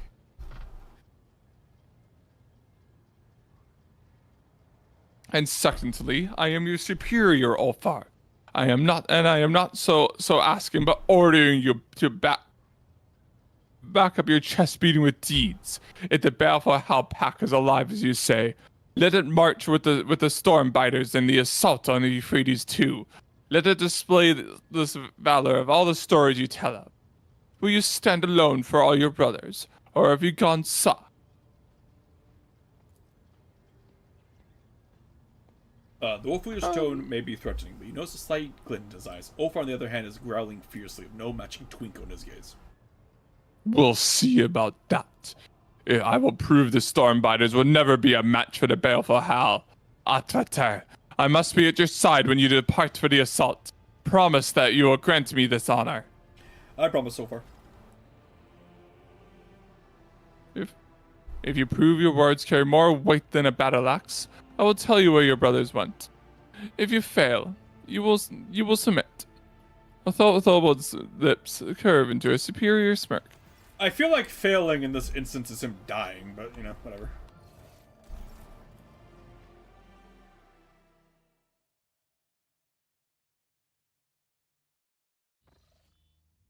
Real quick, before I progress.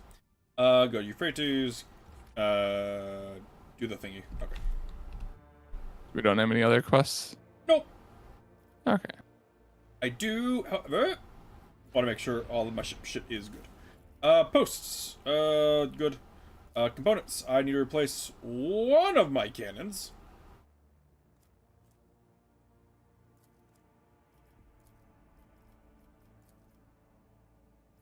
Okay.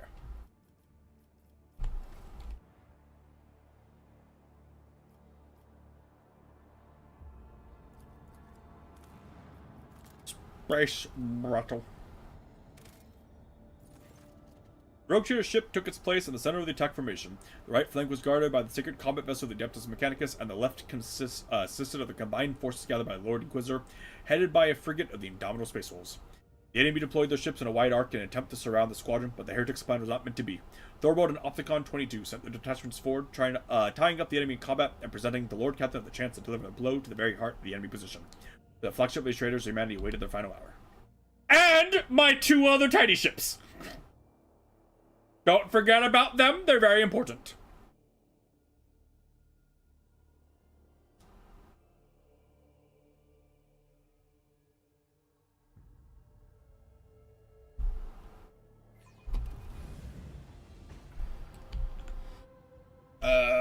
Over there. Oh, this was supposed to be a one-on-one fight.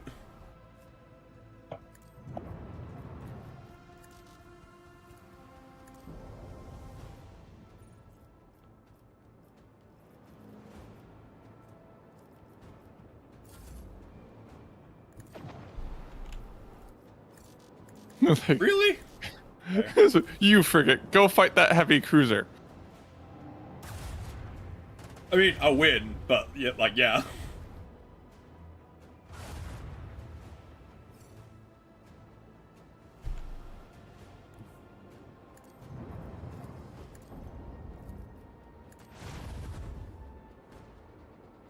Fire the mortars.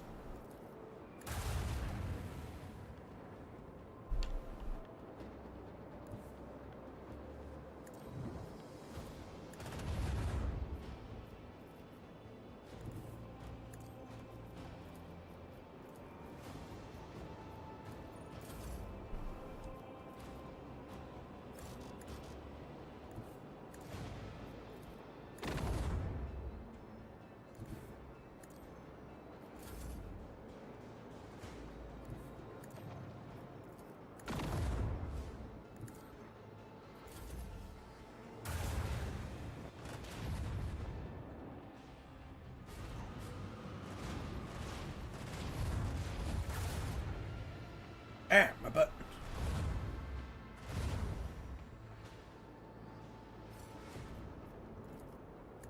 Always target the weakest point.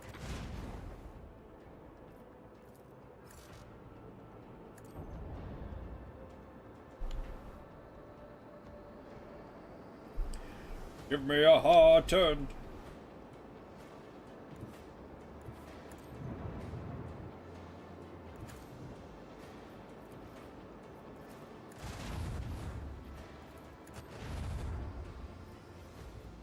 I'm so sad I can't rip it because it's too big. I just want to snack snap. Whatever. Tiny ship, get him. Pew pew.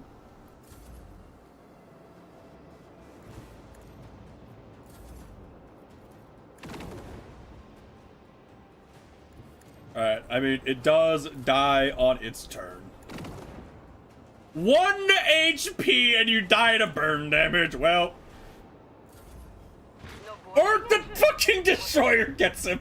What? Yeah.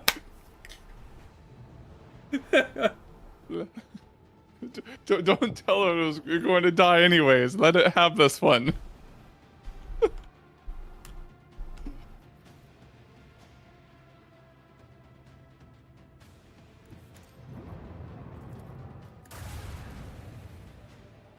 Overkill? Maybe.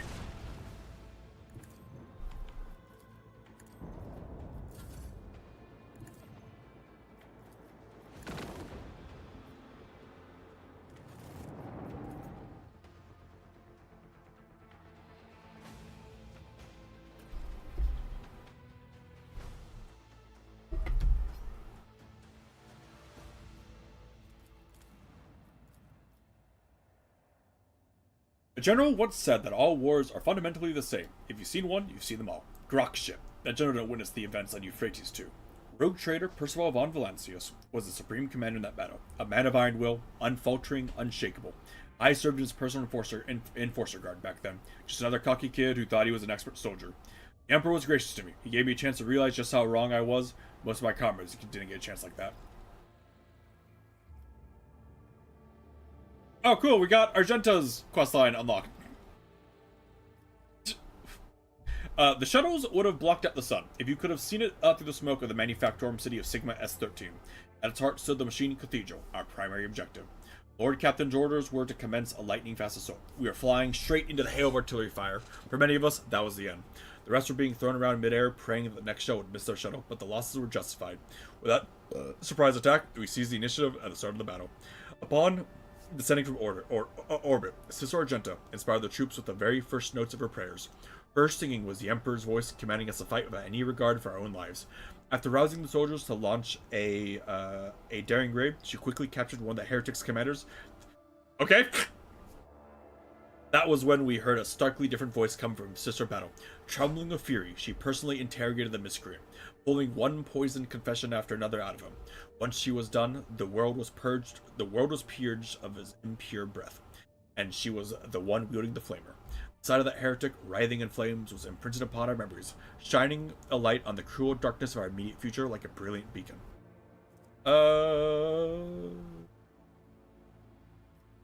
Tank assault! We began our advance. I'll never forget the roar of the tank, its treads tearing the heretics' infantry to pieces, accompanied by the shrieks of las guns and the rumble of heavy artillery, the deafening symphony of war. Nothing could stop us. We marched in the wake of a column of armored beasts, not turning to look at the mushroom clouds climbing over piles of enemies' bodies and those of our own. We had our orders. Pushing through the ruins of sacred workshops, we looked with awe upon machines that, up until that point, had remained forbidden to the eye of the laity. Those were palaces of incredible and frightening technology. Void ships, assembly halls, alchemical atriums, sacred arsenals, generators producing invisible fields unsettling to the mind, and scriptoriums containing knowledge of horrors best left undiscovered. In one of the chemical chapels, we came upon a shipment of cisterns containing hallucinogenic gas. The tech priest protested that the substance was not designed for warfare, that was created for higher rituals. The officers wasted no time pumping artillery shells full of that gas. Requires heretical fanatic. At last, we reached the gates of Dock MU-514, the threshold of the metal nightmare that was Manufactorum Sigma S-13. However, the initial attempts to storm the dock shattered against the enemy's defenses. Magos Dominus Opticon 22 proposed a tech sabotage. He could send a small guitar unit behind the enemy lines and have them subdue the spirit of the area's defense systems. Thorbold, the fierce leader of Space Wolves, proposed to send infantry beyond the walls to kill enemy officers weak at the dock. The Vanguard tells me what the fuck happened. The influence of Luna's powers had corrupted and twisted Dock MU-514 beyond recognition.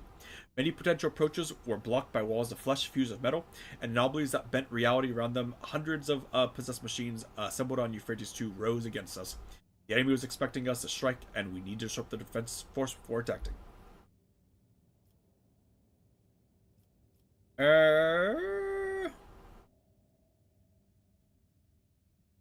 Probably the tech sabotage.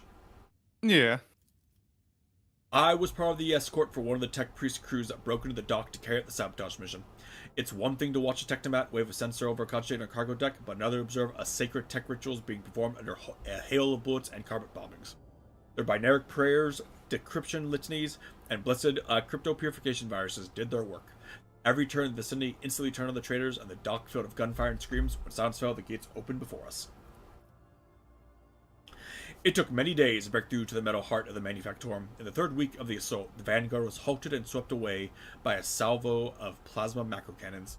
Scorning every cannon of sacred engineering, the heretics had placed the whole of an unfinished void cruisers on treads, several kilometers long. This leviathan of adamantine and plasteel barred our way. Magos Dominus Opticon 22 insisted that we retake the sacred machine, for the vessel had been in the making for many decades, and its destruction would have been made a great tragedy for the Imperium. It came as a surprise to all when the Space Wolf Thorbold supported the Magos Dominus. After Lord Captain had reconciled him with the exporter leader, Thorbold had tamed his pride and spoke in favor of the tech priest's cause of liberating the noble machine spirit. Lord Captain had an entire void ship dropped on the cruiser.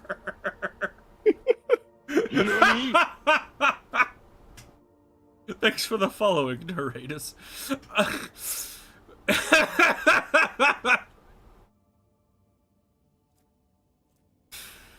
That is fucking hilarious, but that's really dumb. Yeah. Techus. Please save it. No. No, in fact, not only am I not gonna save it, I'm gonna ram it with another void ship. Having the sacred machine on our side could have given our offensive a sizable edge. Our orders were to get a landing force to the cruiser's bridge and escort the engine seers to the main concentrator. Our shuttles used the turret's blind spot to deploy elite troops on board the cruiser. While they were engaged with the shrieking heretics, the engine seers reasoned with the machine spirits of the main concentrator, initiated the blessed purgation protocol of the inner decks. It took 3 days to drag every last cultist corpse out of the compartments. Oh, look, Nick, it's the Defiler who is a boss, maybe. Probably not this one, but one of them. Slipping on pools of blood mixed with sacred unguents, we made it to the machine cathedral, a gargantuan hall breathing with flames of thousands of furnaces, the last bastion of the enemy army. That was where I first faced the Wordbearers, betrayers of humanity, unworthy sons of the Emperor. What could we mere humans, possibly do to match our unholy or bestial rage? Because the Lord Captain ordered the entirety of our main force to begin the operation of a swift assault, the enemy troops were still in disarray. and not all word-bearer squads had time to regroup at the Machine Cathedral. They were scattered around the battlefield and could not retaliate with a unified strike. This gave us a chance to surround aggressor squads one by one.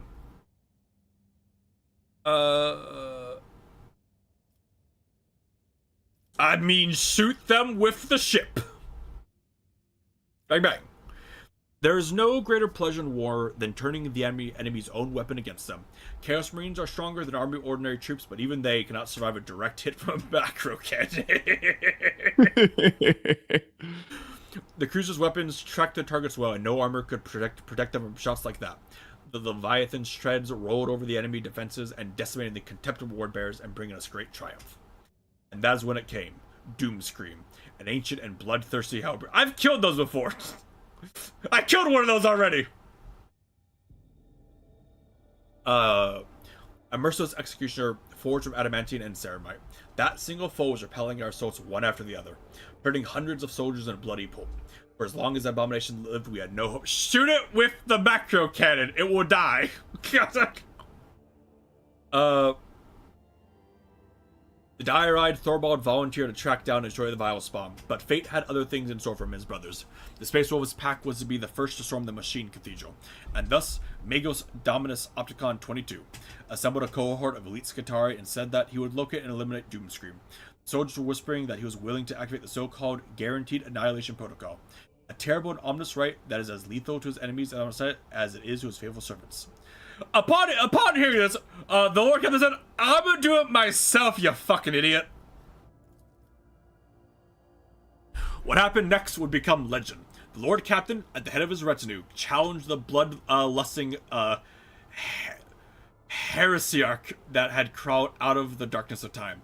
He dealt the wicked executioner a heavy and mortifying blow, and thus Doomscream was routed.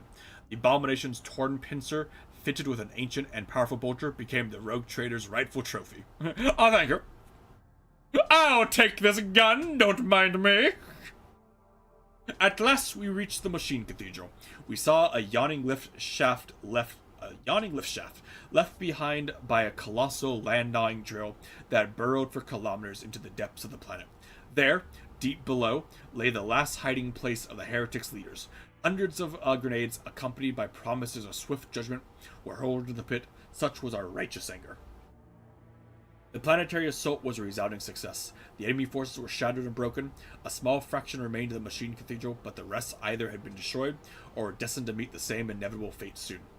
Lord Captain's retinue and the Space Wolves band delved into the shaft, heading toward the heart of the Machine Cathedral.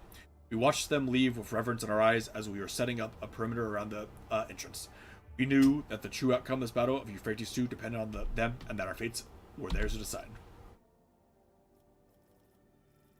Good.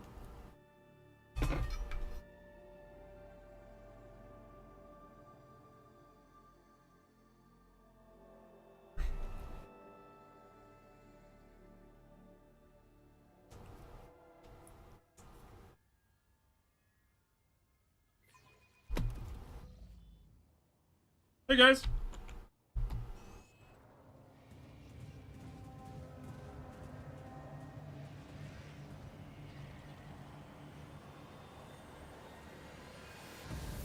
God forbid this be voice acted. Is this the guy that appeared before us before? Yeah, that I said, get the fuck off my planet! And he went, how are you doing this? And before I banished him. Were you him or I forget it was him? It might have been the fucking Darth Maul looking ass. Oh, the giant cloud in dark crimson armor is in the middle of a sinister litany, his words turning into a repulsive ethereal stench of flakes of otherworldly ice. He does not notice your presence. This fucking guy. This fucking guy. The same cannot be said for Kunrad Voikifer, who stands at his side. His completely mutated turquoise eyes flash upon seeing you. He flinches but remains silent, hesitant to interrupt ritual. What's going on over here? That would be extremely fucking terrifying as Kunrad, considering, like, yep, I left this guy for dead, and then you show up on, like, in his fortress. Yep. You can feel the strings of the surreal force emanating from the sorcerer's fingers and wrapping around the enormous disc of the drill. He is feeding its sacred batteries with his profane magic as if it were the motive force, subjugating the tech priest's creation to his will. Sorcerer does not turn his head as his voice rolls over the room. I see you, mortal thing. I sense your meek mind. The sorcerer reluctantly turns his burning gaze upon you. So you are the one who was so eager to meet me and your own demise. Rejoice, brother Twilight. Today, you become the new rogue trader. Wogfir's deformed features twist in a bloodthirsty smile. Yes, master, I will rectify my mistake and reclaim what was stolen.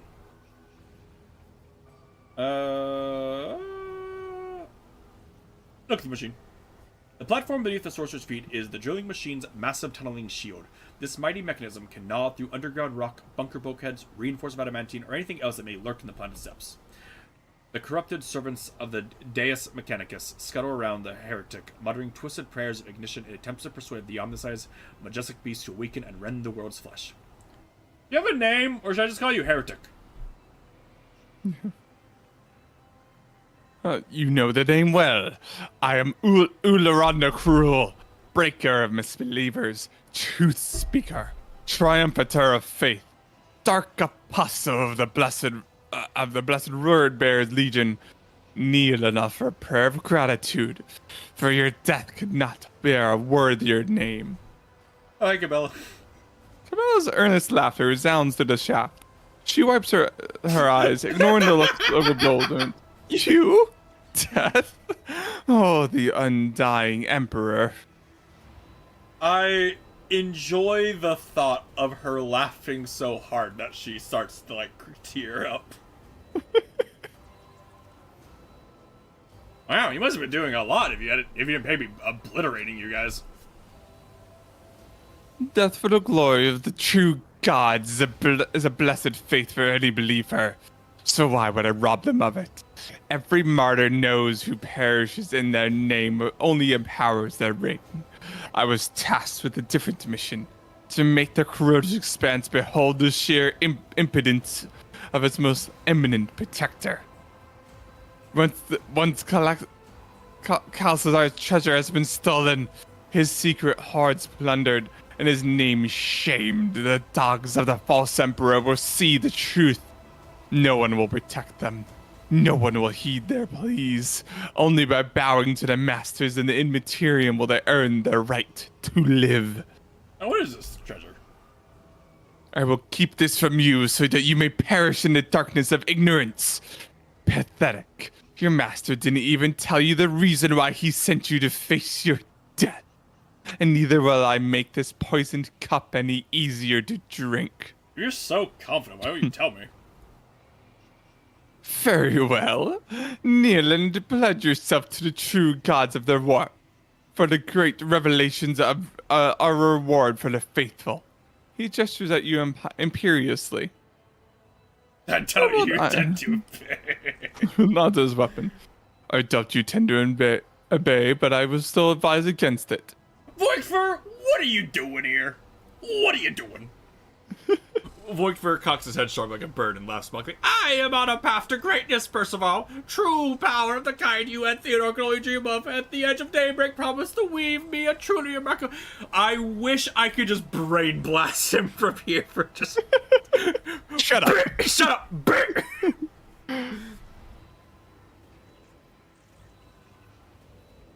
You're on a path to your own death. An empty threat, I have the upper hand this time. In my next prayer to the Dark Gods, I'll thankfully betray another rogue trader, the Von Valancius line. If only you knew what powerful weapons awaits us down below. With it, we'll make the entire expanse. Enough, brother Twilight. Your lips will not speak a word more than it is a heathen's place to hear. Ignorance is their cloister. Let them remain trapped there. No more words, Stormort. Kill him.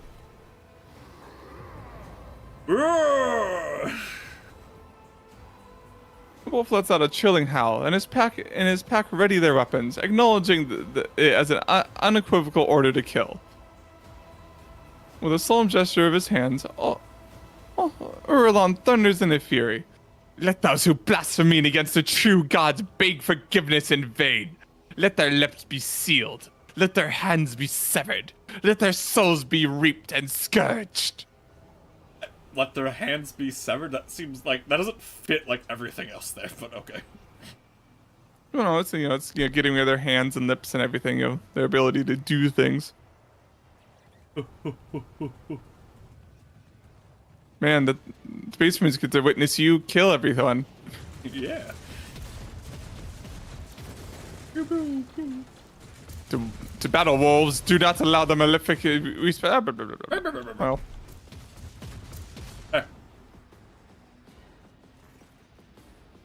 A glorious fight awaits. Take heed of the silver-tongued traitor, for he is old, sly, and strong.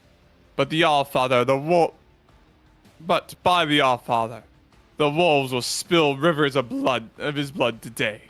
The horrific display of profane sorcery appears to have filled Thorvald with a joy and anticipation, rather than fear. Have you encountered him before? No. Or else his head wouldn't still be attached to his neck. But my pack has heard plenty about his strength and ignominious misdoings. One can see the evidence of his malfections across the Coronis expanse like bear tracks upon fresh snow. We stalked him and looked for a chance to clamp our jaws around his throat, but the craven knows well how to hide behind the backs of his heretical lackeys. What matter of witchcraft was him back there? He wished to wake the tunneling behemoth. If you hunger for my thoughts, Orlon is searching for something down below, in the Manufactorum's deepest halls. My warriors destroyed the energy font and silenced the drill, but the detestable Malefic still found a way to revive it with his heinous magics. Another blasphemy. There are too many to count now. Pascal's dry voice is rattling like a heavy vehicle's chain track. His visor lights up a blinding green, then blue, then you hear a metallic moan coming from everywhere, as if though the Manufactorum itself is being tortured. What is he after? Do not ask, for I do not know myself. Kalskazar treats his allies with Frisian mushroom farmer treats his produce. He keeps them in the dark and feeds them shit. He didn't see it fit to enlighten us about the secrets of Euphrates too, but 'tis no matter. Whatever it is, we mustn't let the loads of Malefic claim it. I'll kill. I'll kill. I'll do it. You're a brave one, and not easily deterred. Good. Then you will find a way to reach the tunneling platform while we give the mangy sorcerer something to worry about. It's like, no, I said I'd kill him. You just like fucking march in there. And you just march in, just jump down. Hey! Thorvald exchanges glances with was those talking warriors. shit!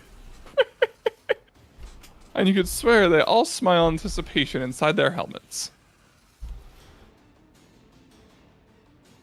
Halbrand, you stick to the original plan. Take 2 brothers and go after Doomscream. Did I kill him? Our scouts report that he took refuge here in these depths after being defeated in the battle on approach to the Machine Cathedral.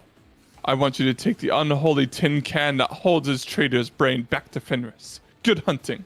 I guess I took its arm off and he ran away, I guess. Because I took his bolt gun from his arm. This is mine now. Ew. I guess he ran away. We won't fail you. The eager Space Marine lets out a hungering howl. Proudly tread the hunter's grim, in chase of a beast of steel and blood. Fangs bent sharp in thirst to play. Let glory cloak their mighty gait. Doomscream, he hides in this den. Step aside, Halbrand. I will be the one to slay it. I claim this quarry for the baleful Hal. Who? An old and... Was it not wait. Doomscream who I killed? I thought it was him. Maybe I'm remembering his name wrong. An old and vicious heretic, a hell-brute whose veins boil poisonous rage and savagery. His mind and body have been so warped by the ruinous power that his very existence is an affront to the Allfather's warriors. Tread lightly when facing him, young brother. Yes, the beast is a mad and hideous, but he is withal mighty, old, and graced with the archenemy's profane patronage. His hateful sermons abound with malfictions, and his weapon claimed the lives of hundreds during the assault. We grievously wounded him, true, but we haven't seen the last of this foe. So it was Doomscreen. Okay. I don't know how 2 makes any sense, but sure, why not? If it comes to pass, I will be the first to raise a cup to the proud name of that ferocious pack. Of our we set out. Not seek to best me in hunting, Ulfar Everlast. None are faster deadlier than the storm biters. We will see, young wolf. We will see. Luck be with you, warriors. Herod Rus, Percival. I gotta shoot him. Alright, bye.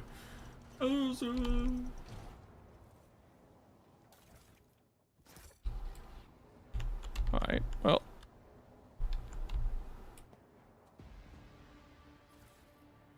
Money.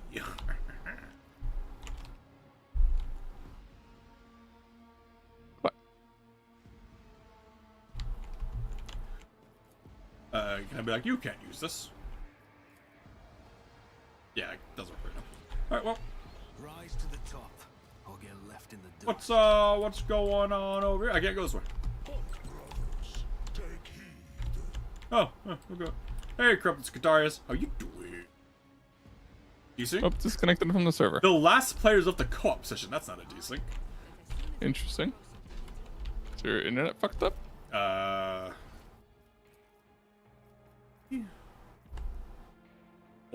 waifu Cabela is there. I love her. Cuts his arm. Yeah. How you doing, Ignoratus? Cabela's questline has been pretty entertaining so far.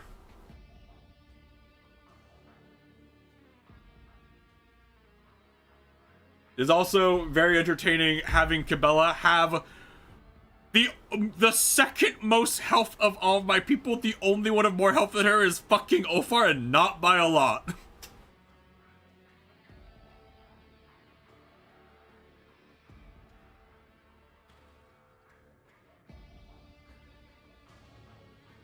How you doing, man? I'm doing fine. You saw there's no Argenta romance would smash the shit out of her.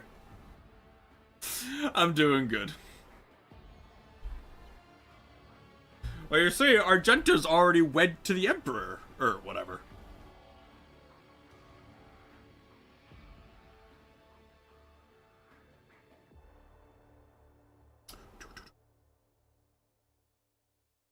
Loading. Loading.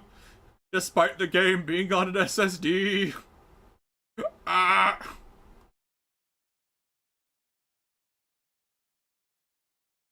I have no idea why it desyncs so often. Well, that one was at least like a disconnect. That was different.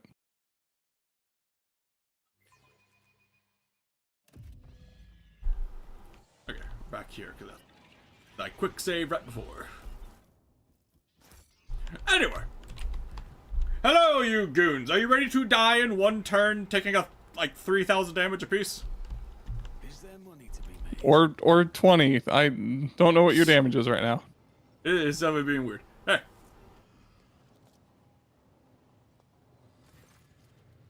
The crowd of heretics fall to their need and hold out their hands to you, pleading for mercy. Their leader, a heretic with worm-like tentacles staring about in one of his eye sockets, howls plaintively of his box. Percival von Valances, conquer the steel smiter, true flesh. We initiate the capitulation protocol. Nowhere into this chrome firmament and leaden haze is there a constitutional raid capable of designing a productive method of opposing you. Look, I've run the numbers. There's nothing I can do about this. I have ran the numbers. Your indestructible legions have annihilated all who dared stand in the way. No matter what we threw at you, it all turned to dust. Watch which your servants then trampled into oil and soot. Our sorrows are few. Mercy. We beg for mercy.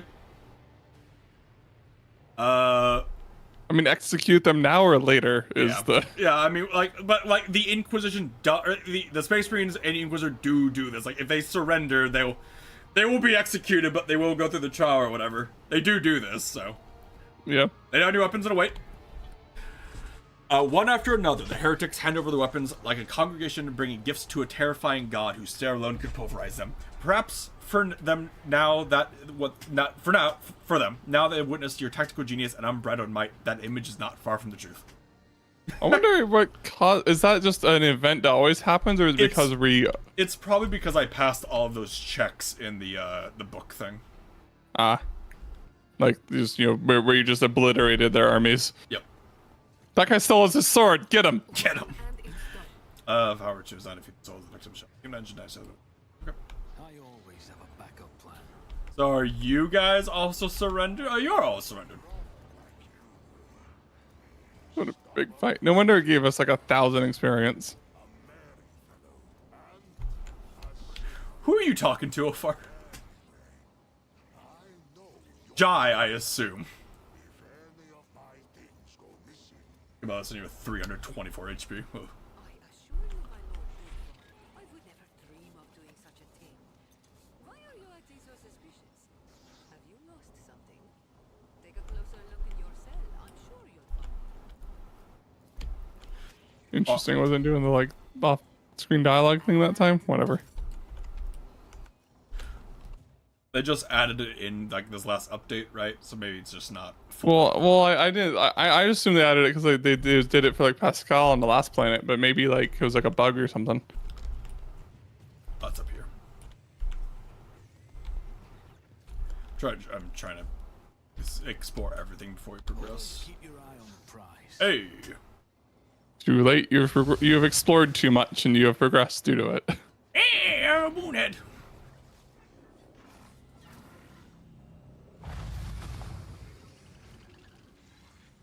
Your heresy ends here. All right.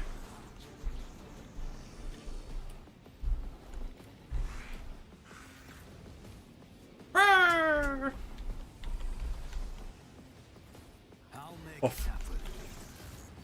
Off. Cassia won't be able to give you a second turn. She is behind everyone. Oh, that's She won't be able to see you. fine. It happens. On it.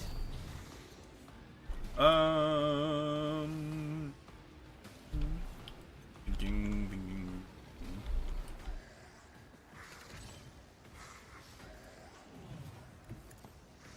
Hello. Goodbye. You should feel honored to witness this. Don't let your guard down. It was inevitable. And then I run away. And then Stand for it. I dash back in. You never stood a chance. Your end was inevitable.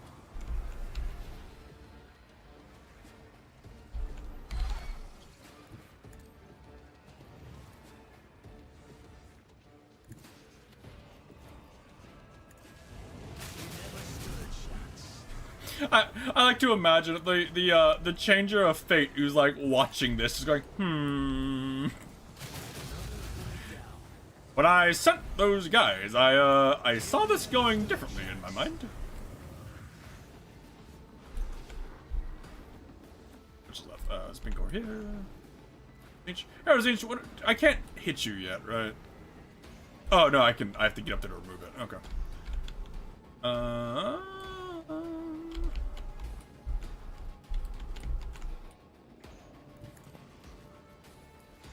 It's as good as done. Down. I'm ready for whatever comes.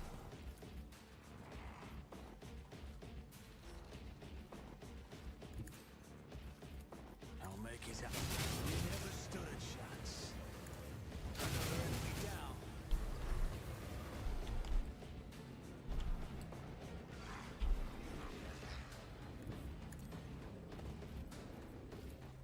I refuse. My gut tells me it's a bad idea.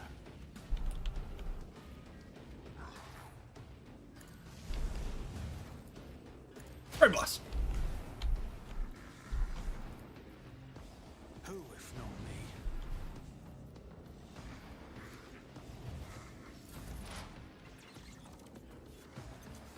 Wait, why does Pascal have 300 temp wounds?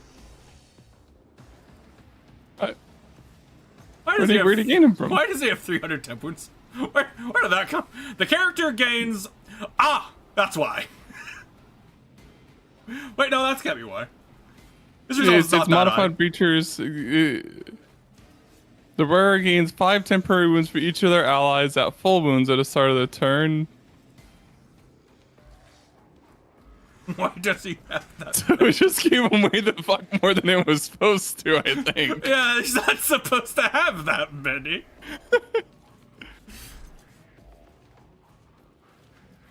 Because it's that one effect. It gave him 300.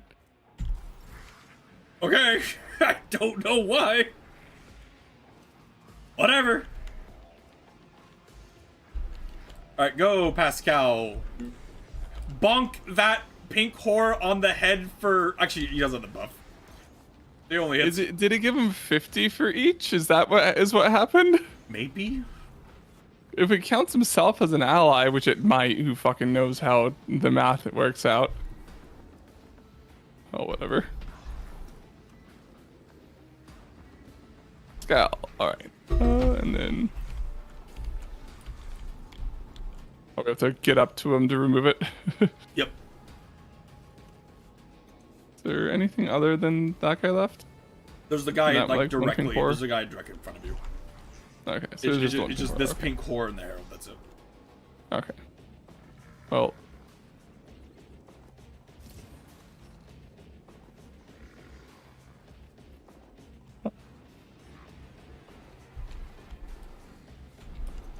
Analyze enemies. Analyze.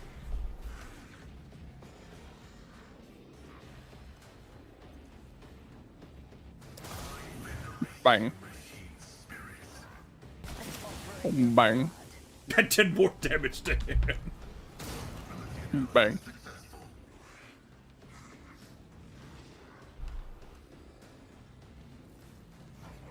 Oh, I summoned more people. What did I do? Some dudes. Yeah, we shot like a lightning bolt at Persephone. I don't know what that did.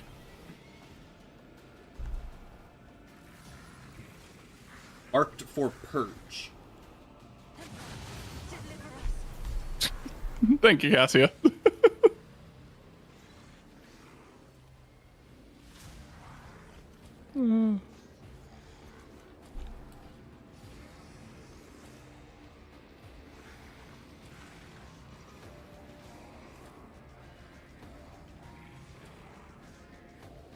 What do you guys at summon? Like 5. Guy. Yeah. A voracious pink whore. Okay. I don't think I can hit more than one. Oh. Wait, no, there's like all these ones over here. That it shows Now I'm like that, gonna do man. this.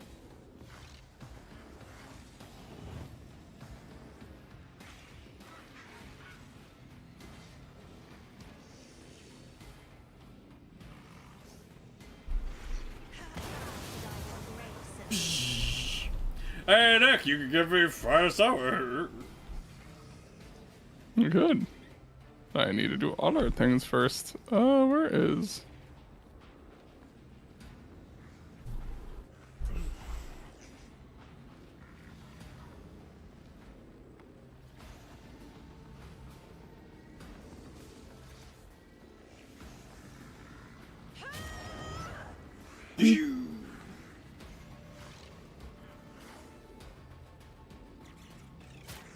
Bird up.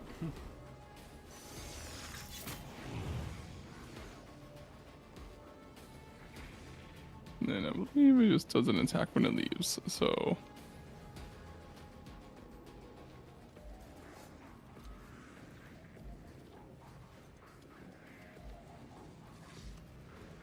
It'd be funny.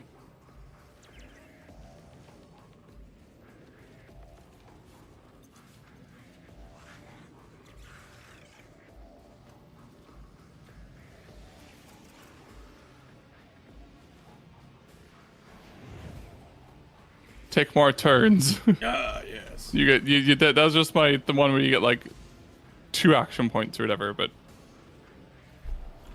Oh. Shit, kinda. Inevitable.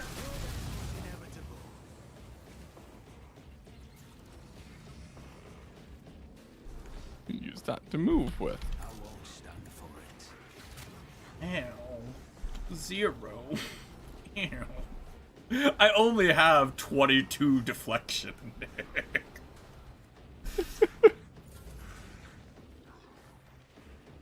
So with 1 left.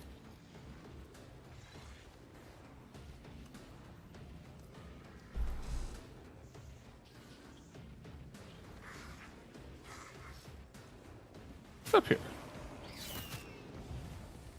Oh, let's hope we can die. Whatever. My shoe has 22 deflection. Howdy! Ow!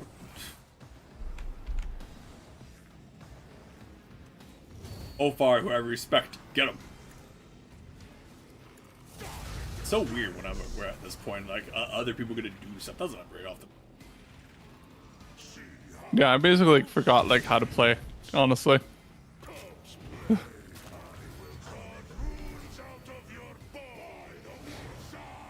Ofar, do the thing! Gun!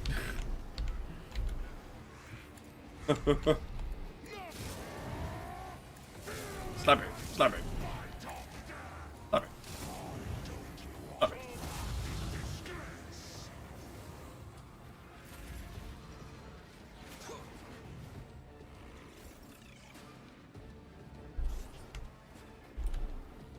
he just run, Camilla, run!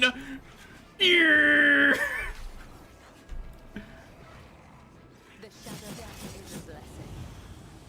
Trust me. Is it efficient? No. Is it funny? Yes.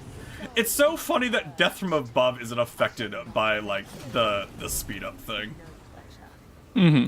Death is a blessing.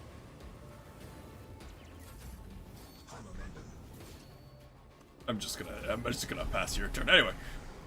Hello, my name is Percival. I have, what am I at now? How much deflection am I at now? 17. All right. Eh. I don't need How you doing? strategy.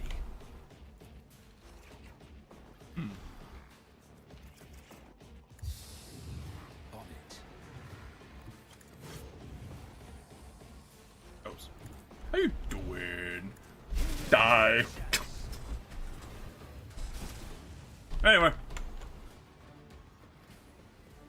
Oh, I'm overexerted, Nick. I can't benefit. Okay, I'm good. My shoe is just not a lot, though. True, in this game, 22 deflection isn't, at this point, 22 deflection isn't a whole lot. However, 22 deflection with like 140% armor. Mm-hmm.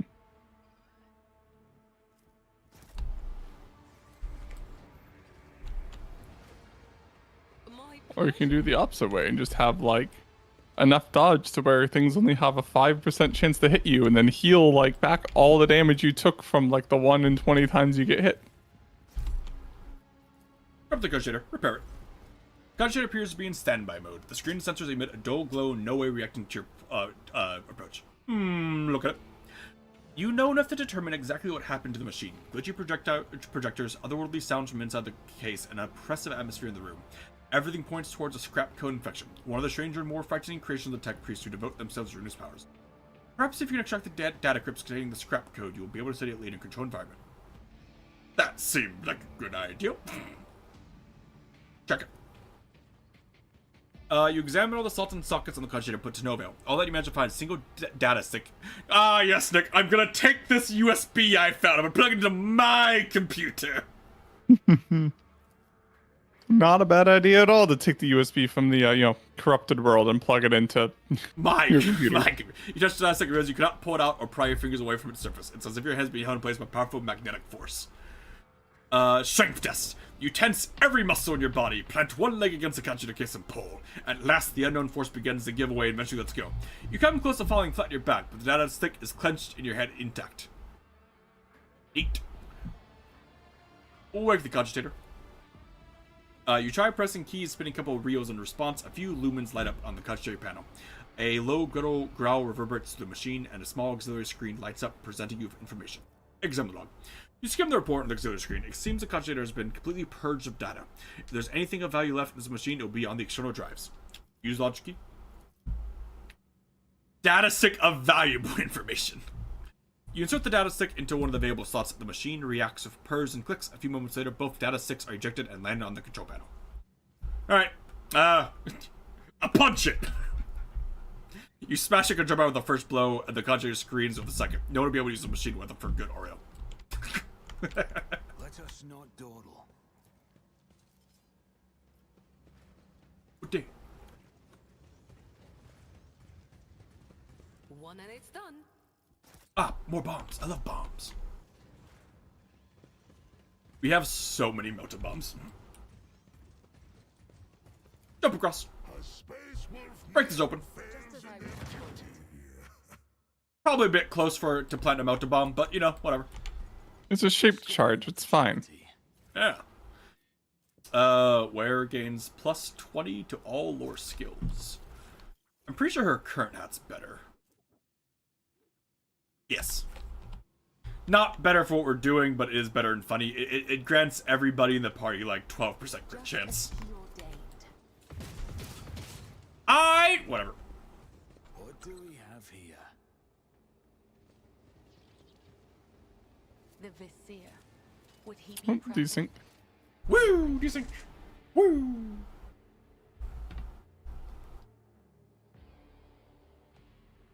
Back to like another 5-minute load screen.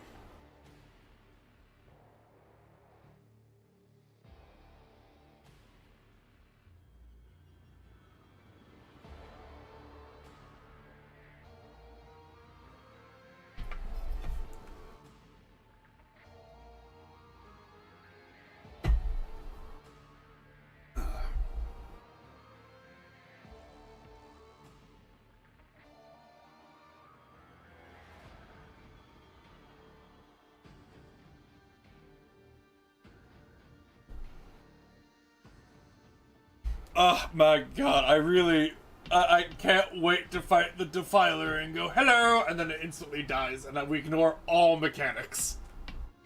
Mm-hmm. And then achievement! Haha!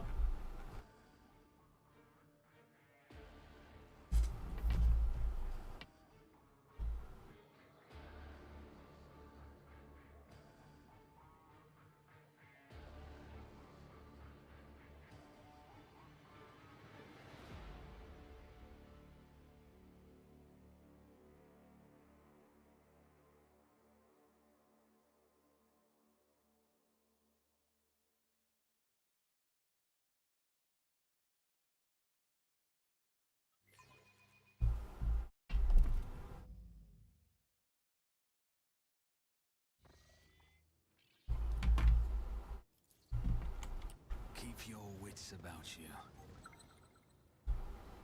Just as I was taught. Cool. Alright. Well. Okay. Not sure what caused it to desync immediately again. If it does that again, we'll do what we did last time and change the server, since that did help last time. Yeah.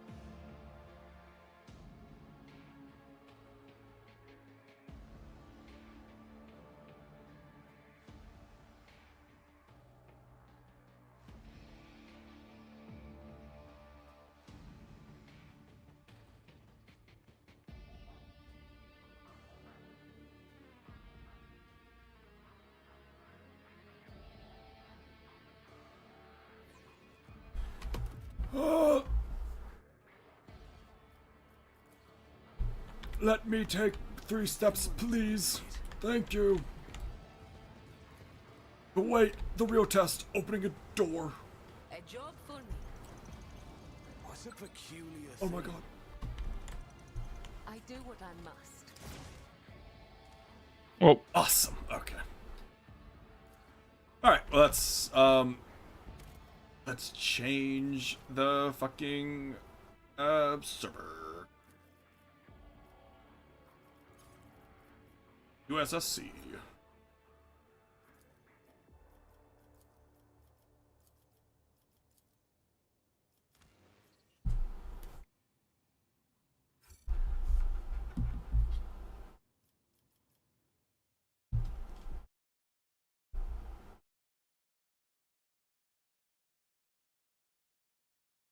now we're gonna have unacceptable ping. Oh no. From 33 to 50 or something. Oh no. In our turn-based game, that is me just killing everything.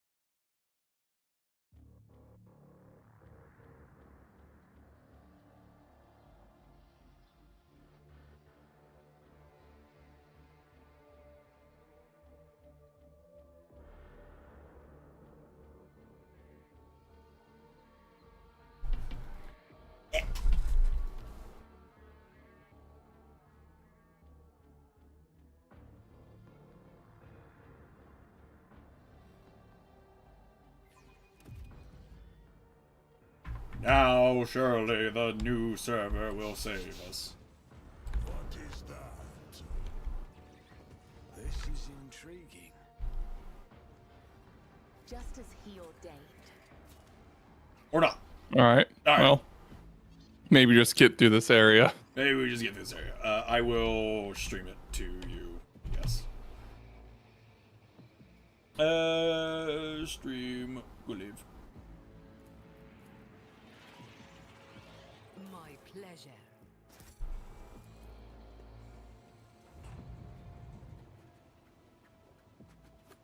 Oh, another very block has been removed. Wow. Main jet. Always keep your eye on the prize. You saw the whole other area to look at.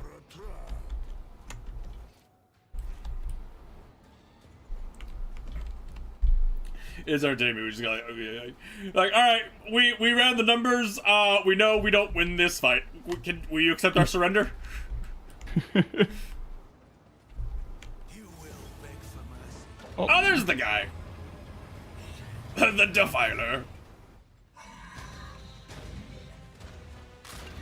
Battle time, so we'll have to reload now. Yay. Yay.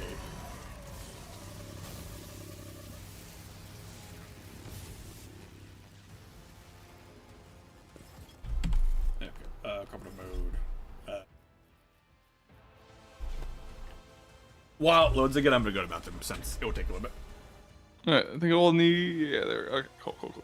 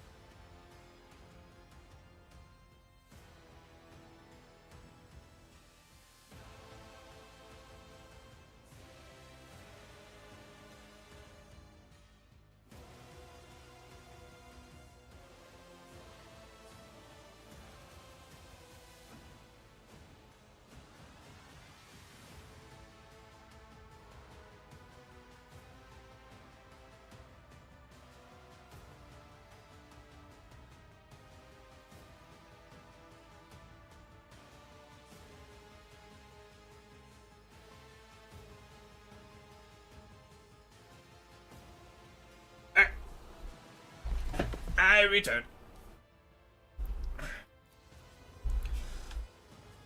Alright, well, let's see here. I forget was it? He has a shitload of deflection and armor.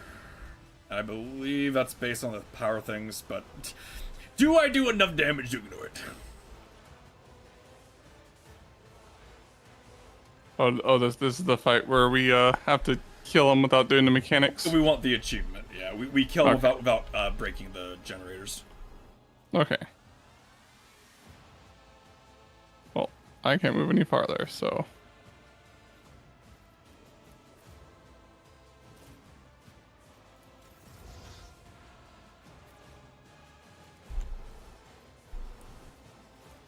Okay. I'll Bef- make it happen. bef- I'll see to it personally. Dude, a shitload of armor. Goddamn. It's as good as done. Yeah, you're supposed to like breaking the generators like lowers his armor. Again, that's how you're Taking supposed to do it. calculated risk is my second Yeah. nature. Sup, homie? I don't get damage number. Fuck you. On it. How tough are you? Pretty tough. Pretty tough. I'll see to it personally. Accept your lot. Let's But make you're weak from behind. this. I'm trying to hit from behind, sir. Stop being. I'm trying to hit from behind, sir. Stop being a bitch. Okay, well, I guess I have to. Can't do it that way. Is that a thing he gets to do where he just follows you? I guess. I guess. Oh. When he dies for the first time, all of his wounds get restored. Cool. Very much. Ooh, that was a lot of damage. Yeah. On it.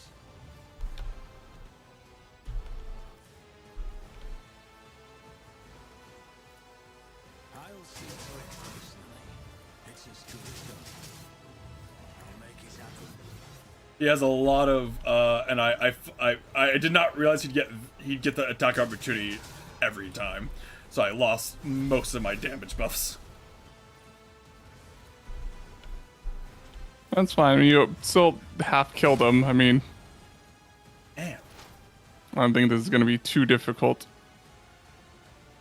I'm gonna go right here. Right here.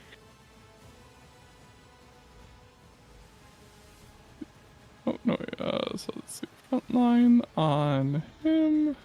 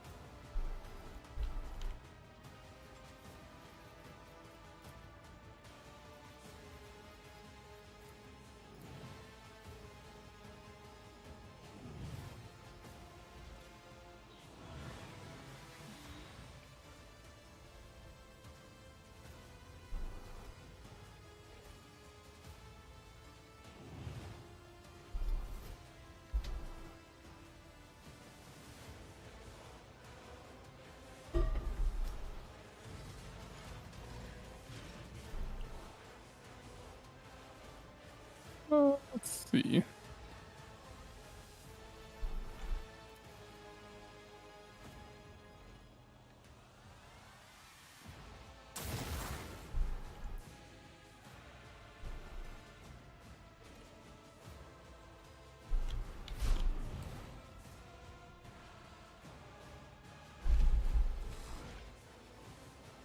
Cool. Defilers are like such a cool design, even though they make no goddamn sense. Bang.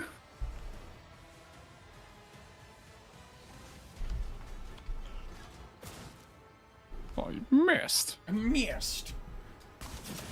Didn't miss.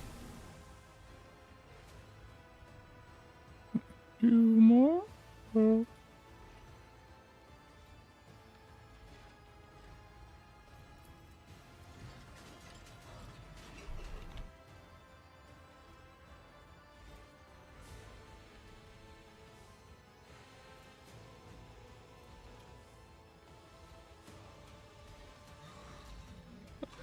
And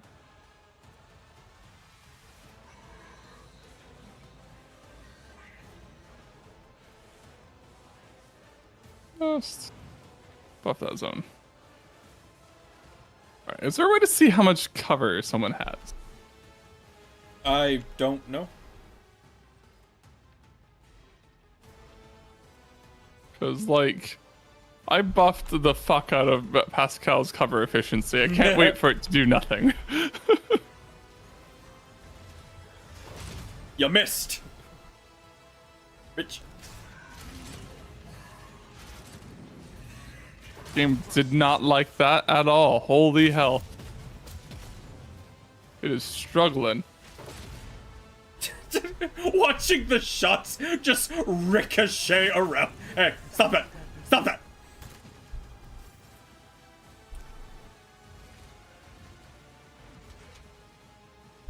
So actually, I don't know if Where it keeps. is- Oh, I have two. Okay. I will leave footprints of scarlet.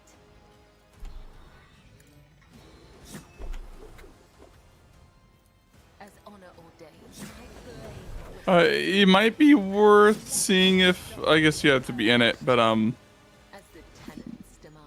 nah, it doesn't matter. Because I was thinking if the kill zone stratagem and everything stays on the that square and you move it onto him, you should be able to. Trust me. Then it'd make him re-roll all of his tests so he dodgeless. This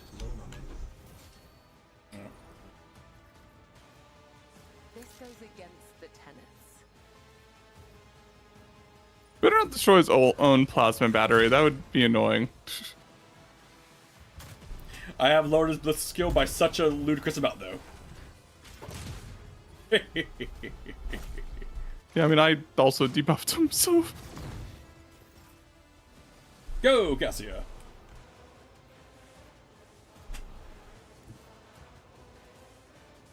Another foe painted black. It just died because you walked by him. Yeah. Eh. Let's see.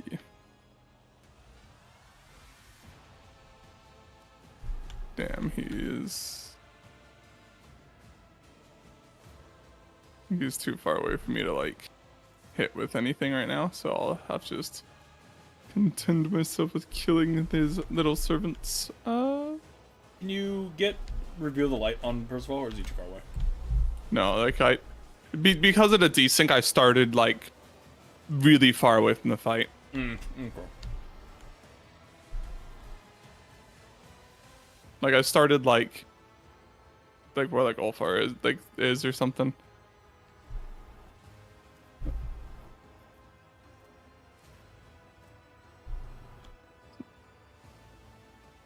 I can still bird up though.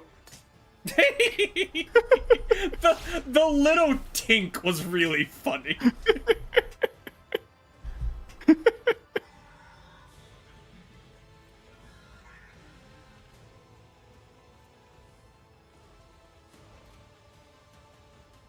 I think I can probably just do.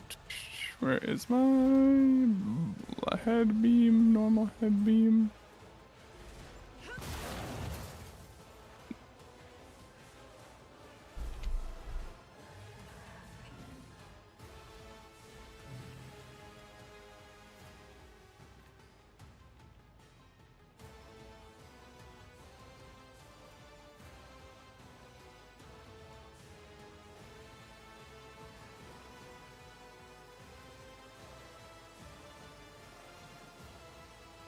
But I really light on him though. I don't know why he's gaining so much temp XP. That's definitely a bug. Yeah. It is funny though. Yeah. And he's gonna lose it, so it doesn't really. Yeah, he's not like Percival where he has a class to keep it. All right, well this time when I get to Percival, I now know that he gets infinite attacks opportunity. I did not know that. I probably could have looked at that, but I did not know that.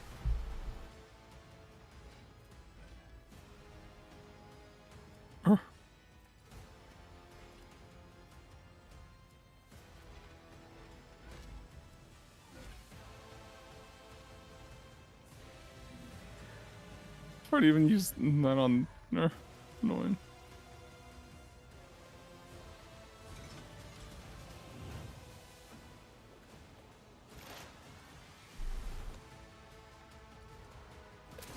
Pew. Pew. And I should be able to test that.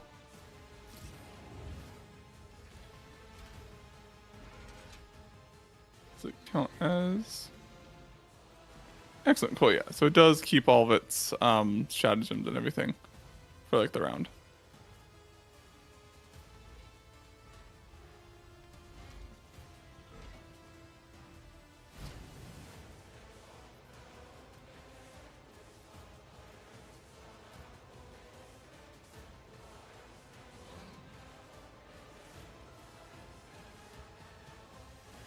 Death Blast is such a funny ability for it to have in this game. When this creature dies, it deals 7 to 25 damage to everyone around it. Cool.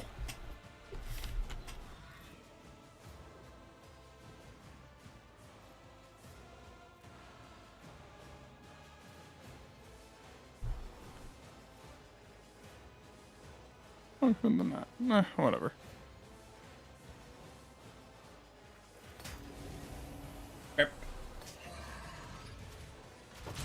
Don't you fucking running away. Don't you fucking run from me!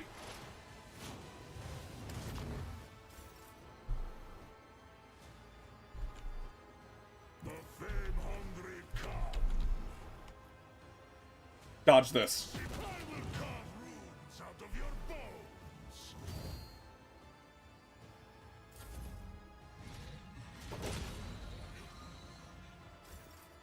I'm fucking coming for you, jackass. Living on the edge. I have no idea what she does. So we're gonna like kill the guy in the back. 'Cause, yeah. Alright, she will start moving. I know what I'm doing, usually. You having fun? Fucking bitch. Jesus Christ, how big is this arena? Like, the fact that he's only moving away is just like kind of annoying, honestly. Yeah, don't worry. I'm fucking coming for his ass.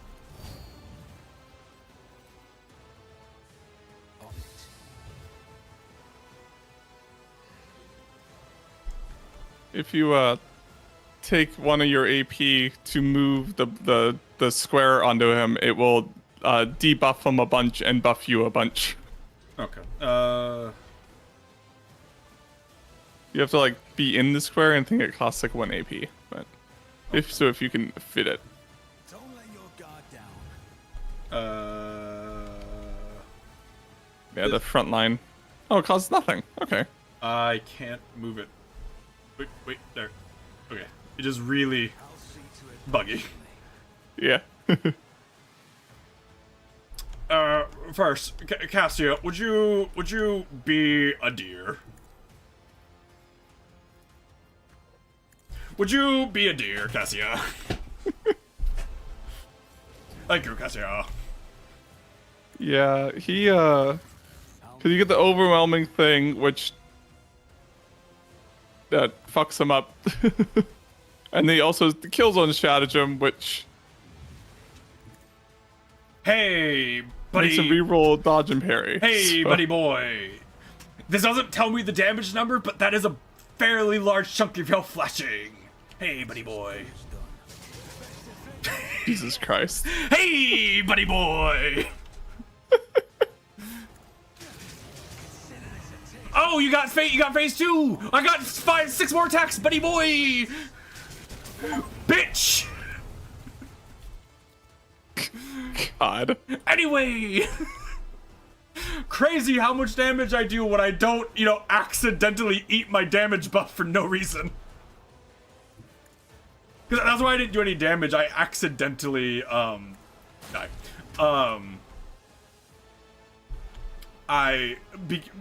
Almost all of my damage is coming from the temp wounds. So when I lost all of, ow? Won't stop me. I don't know why your poison just did 90 damage to me, but I won't compromise my principles. I'll make hey, blast. Anyway.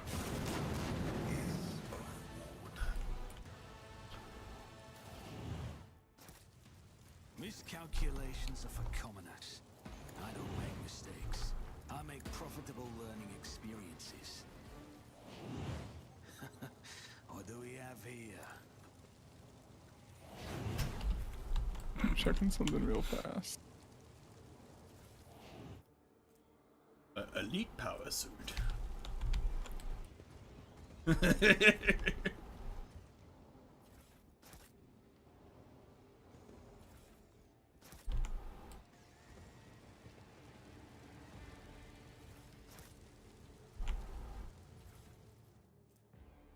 On the wire deals damage to an enemy. It's whatever. I always keep my options open.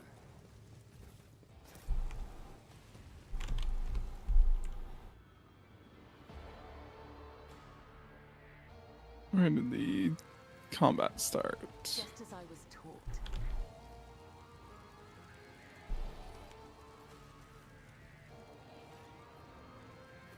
Oh. The Skitarii sitting there watching as my psychotic guy runs up the Defy with a chainsaw and cuts it in half. You know, I think we made the right decision surrendering. I'll find breachers.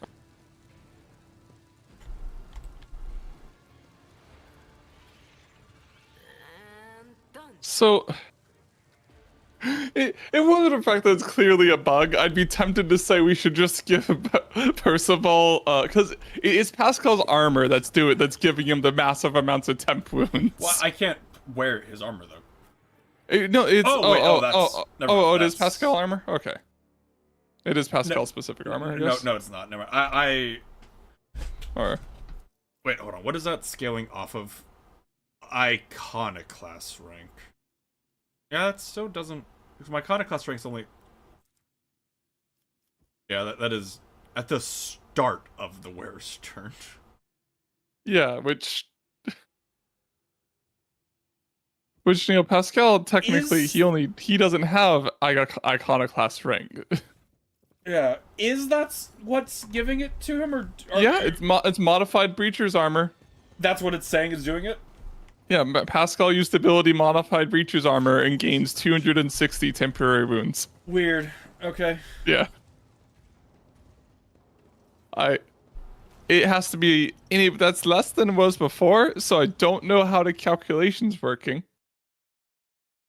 Cause before it was like 300. 6, maybe just like they count Pascal as an ally and they accidentally added a 0.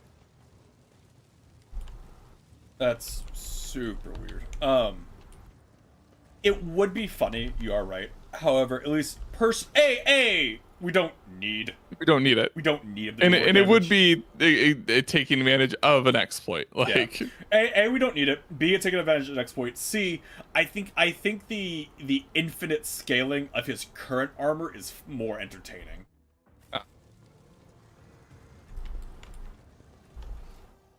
I'm not going to remove it from Pascal because there's only one turn and it doesn't make a difference and it's funny. So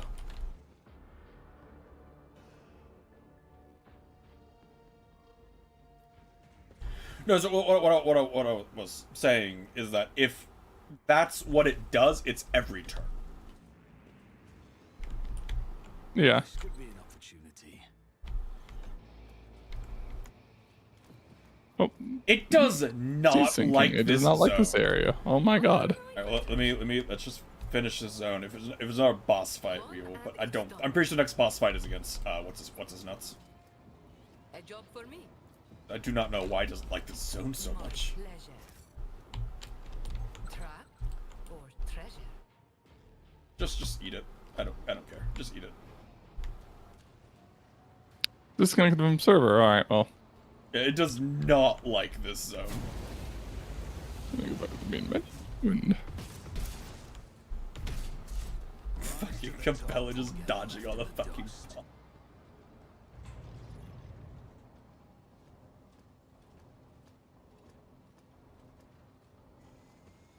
Okay.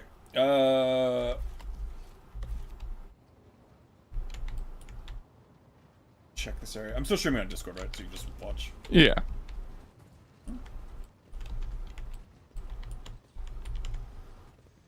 To the prayer halls.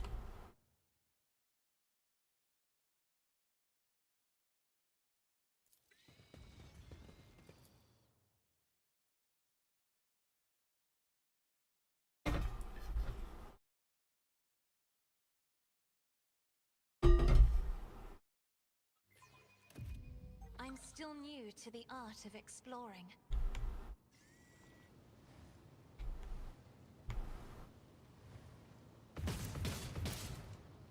The Vizier. Would he be proud? Am I? And done. Hello, one Ruststalker and one Wordbearer guy. What you doing?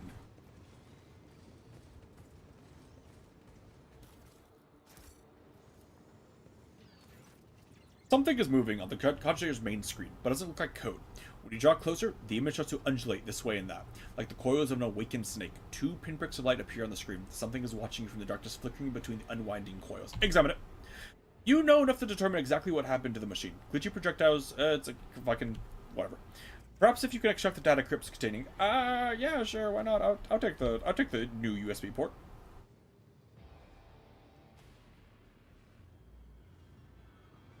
Examine the image on the screen.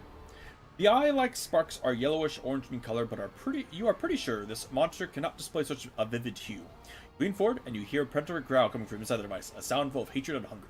Examine the log.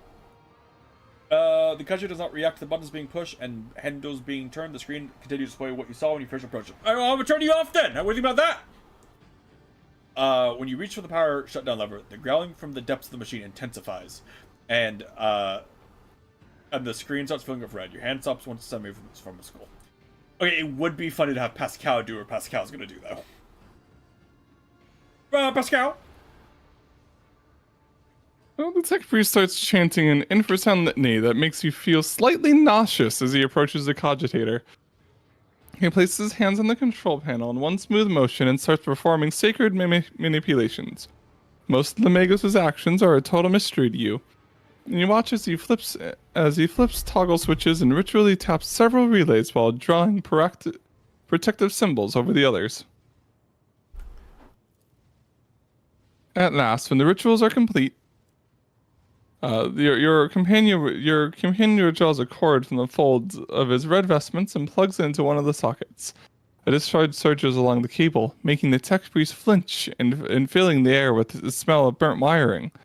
But the cogitator immediately shuts down, erasing the sinister entity from the screen and releasing the data crypt from its port.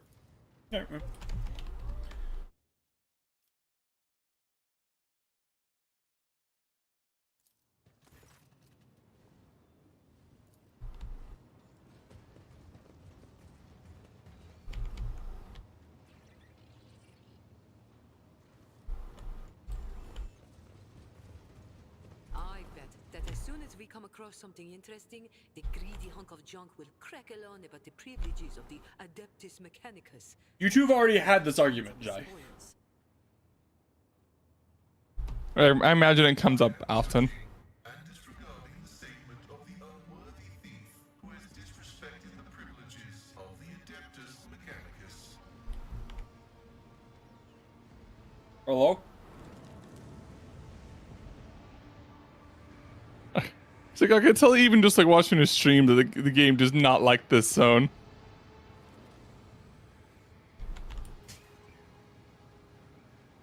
Alright, well.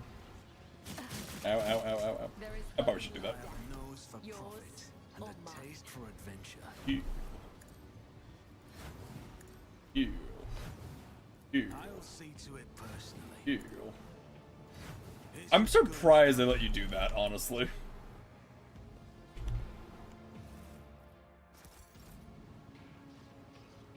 Always keep your eye on the prize. Success is the only outcome I accept.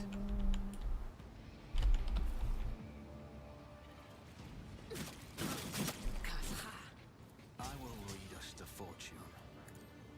When Fenris is in battle, oceans bleed. I'll make it happen. Who if not me? I feel nothing.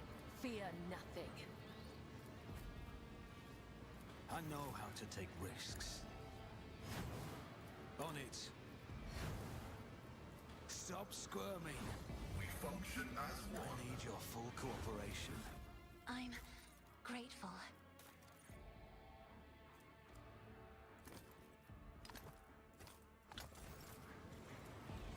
Hold still. I owe you a debt. Stop squirming. A wound. I didn't notice. I just, I'll be honest, I don't care enough to path it correctly when I have an I easy will way to fix not it, die you know? in dishonor.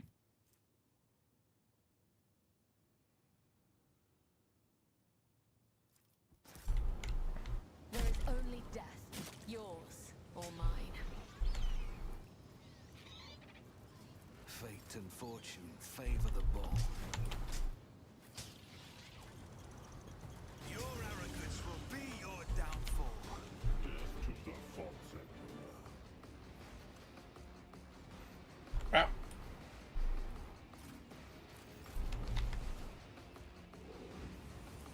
It's as good as done. I'll make it happen. Who, if not me? I'll see to you never stood a chance. I am ready for whatever comes. Consider this a taste of what's to come. I'll make it happen. Was never Born for a greater fate. I don't need luck. I do not know why sometimes I don't get my charge respect and sometimes I do. I have to imagine it's like the Fiend of Vehebos thing is triggering and that's like stealing the kill or something. My gut tells me it's a bad idea. You can always look at the You never stood a chance. Let's make some opportunities. what do you call it, the log. I won't stand for it. On it. Another enemy down. I'll see to it. Yours was inevitable. Who if you never stood a chance?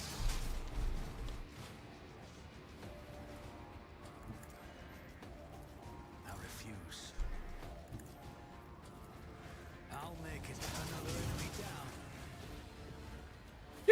Did I get the... Oh, I did get the point. That's where it's coming from. Okay, I did get it. I was wondering. You're getting what? We got the chaotic thing where every time you get a kill, you have a chance to gain an AP. I was wondering okay. why I was at like 9 AP at the end there. And I guess we took another heretical option at some point and got to the level of this. It's probably like maybe it was taking those USB sticks. Maybe. Although it usually says when you gain hair. Usually, Doesn't it usually say? It usually says when you gain either of them, so I'm not sure where we missed it.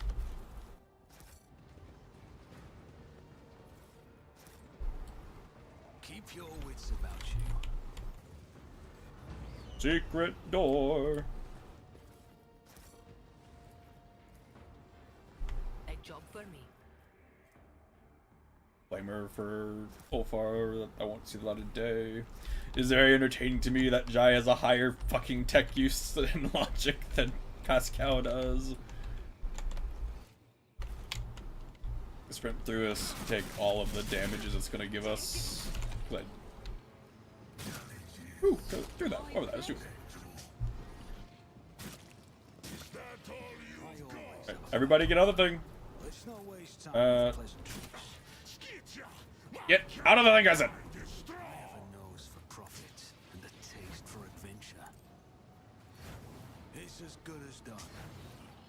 I won't forget this. Integrity factor increased. Oh yeah. When I have like a million of these and they're regenerating, I find it very hard to like care about using them. I need your full cooperation. I can Hold see bright still. colors again. Guess I'm still alive. Stop squirming. No Medicaid Hold needed. still. Just Though I give me gave some thee my yod. blood and my pain. thou No hast Medicaid not needed, the as I use a answer. Medicaid to heal him. Rise to the top. I'll get left. Okay, hopefully that was the end of that thing.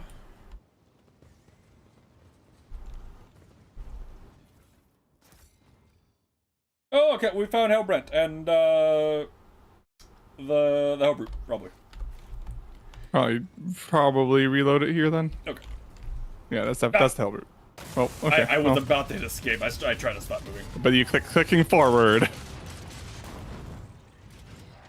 Hey, dead. Also dead. Yeah, I mean they definitely are going to die. So Yeah. The Vox speaker in the ancient monster's armor emits a blood-curdling screech that turns an unholy murmur of countless voices. Collect the blood of the false believers in a cup. Reap of their pitiful strivings. Drink of their sorrow. And the laughter of the true gods will thunder in your ears. Albert looks up for the bodies of father brothers. You can hear the seething rage in his voice. I am the wrath of the All-Father, and his wrath is to be dreaded. Traitor of the 17th, I'll have your head. stand aside, young wolf. The baleful howl are here. This prey is ours. Look at that brute.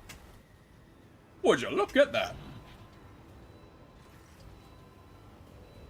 Out of my way, both of you.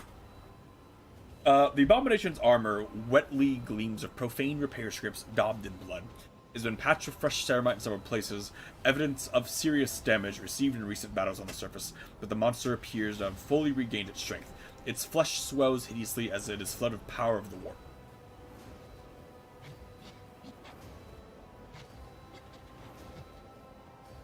Uh, 3 or 5?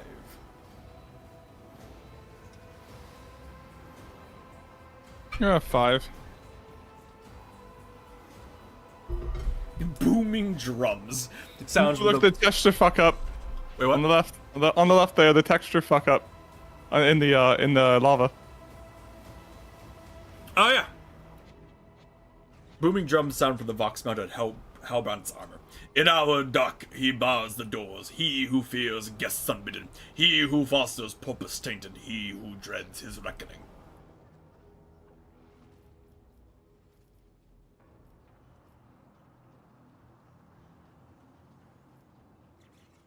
Over? Sorry, I was well, he knows that in an hour dark and savage, the grey beasts come to his door prowling. For blood they come, for vengeance they come. They're guilty and their prey. Be you malefic, be you monster, know that. A new burst of furious howling from the Hellbrute makes Ulfar falter. The warriors are rustle, never retreat.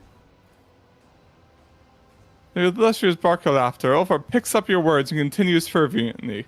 The warband of Fenris will never retreat. The scent will be caught, and blood will be spilt.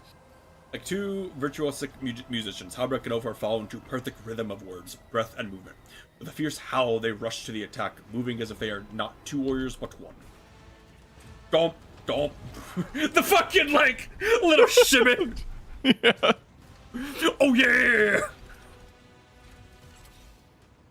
You dare cross the Casbalican. A poor decision.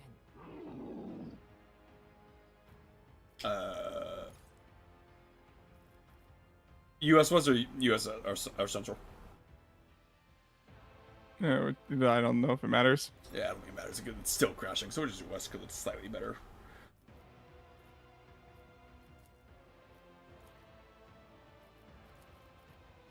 No, from my pick.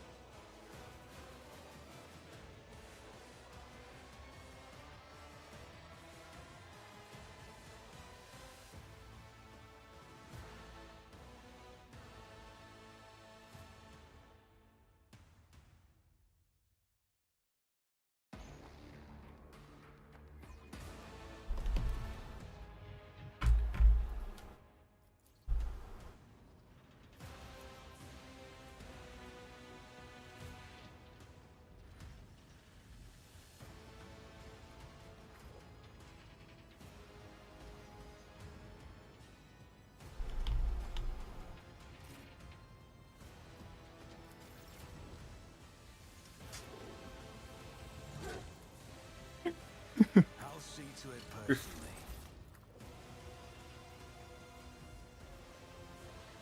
Huh. What? He gains 100% armor and 40 deflection, and only Ulfar's attacks can reduce his defense. Interesting. It's as good as done. Okay, you say that, but like, what about? See to it personally. Yeah. Defense is a good offense. You should feel honored to witness this. Consider this a taste of what's to come. Wait, hold on, I'm not done yet. Hold on. All right, what is the? Okay, I can't hit you. I can't even like select them to see what he's doing. Oh, those Doomsmiths? We probably have to kill the Doomsmiths. Probably. He's not even active in combat anymore, so. Yeah. Blood sacrifice restores wounds. No idea. Whatever. Kill him. Okay.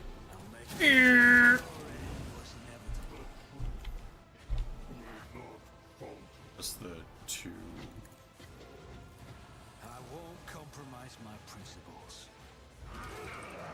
Taking calculated risk is in my second nature. On it. Oh, what the fuck is happening? The voodoo monster lets out a scream that resonates with the might of the ruinous powers and retreats. Its armor is riddled with holes, and its vox speakers are clogged with tangled prayers of despair and joy. I fear not the blasphemy of the deluded, for it is promised to me. With my eye of flame I pierce the hearts of the doubting, for it is granted to me. I root out false faith, for I stand on the true path, and I will not be forsaken by the protection of the true gods. Ulfar, drenched. Whoa, it's not like in this text box. Ulfar, drenched in the Hellbrood's blood, which carries the acrid tang of machine oil. He wipes the blood from his face and bursts into a deafening laughter. The ground itself seems to quake at this mighty display of joy. Behold, All-Father, how fleeting is a coward's valor. In his stead of brazen hymns, pleas for salvation come. But my hands are full and weapons laden, without a finger span of mercy or for grace. But stay the old wolf's charge against the foe. Corruption's mighty beast he did valiantly ravage, but the right to sever its rotten wood thread will another claim, a hunter fresh and battle bold.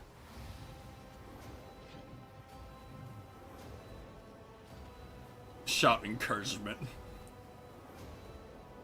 Ulfar gives Halbrand a patronizing look. The battle feast I'll share with you, young brother, that you may fully savor the mead of my prowess. Remember this, taste well, for it lies in triumph sweetness and the bitterness of loss. Who my elder bowing, the right of first blow yielding, but alas for myself keeping, the foe shall die by Halbrand's hand. No, it won't. No, it won't. It will die. It will die by Percival's hand. I was like, you guys have a while before your first turn. Ulfar, you go last. You do not get the first blow here. The heretic, lowering his gruesome weapon in exhaustion, but still standing, casts a desperate glance at Ulfar. The Vox speaker crackles. In the abode of the true gods, there is neither time nor prohibition. What is reflected there will endure forever. I was, and therefore I am eternal. Doom's scream will resound in your ears. With glorious song, the gnat buzz will drown out, and with sweetest mead, the traitor's name will wash away. Tell the blood moon wolf you fell at noble Halbrand's hand. Hilda! Halbrand shoots a defiant look at Ulfar, who has blocked his path to defeat a monster. The young wolf raises his weapon, ready to defend his claim to the prey. You got fucking. Now you get the claim. Fucking gut punch! Bah! Many lessons have you, young wolf, been handed down, so yet let this be your last. Tread not upon your elders' prey. Ferociously declaiming the last line, Ulfar knocks Halbrand to the ground with a crushing blow to the head. sending him into a deep stupor. Let this be a lesson. Wear a fucking helmet. Oh, baleful pack worthy of it was the hunt. Their name will thunder at the feast of fury. Doom's scream I reaped out, leaving it to cry a tongueless, silent wail. Wolf's howl has flown, above hall archers soaring. Ulfar falls silent and gives you a pensive look.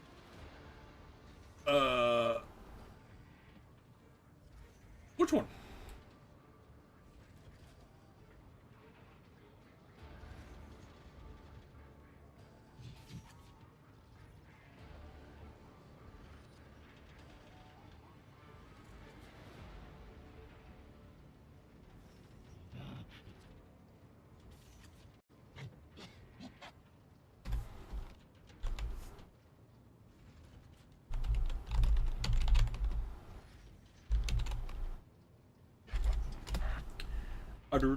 Two, I guess. Sure. Okay. Yeah, I think 2 does work, just because like.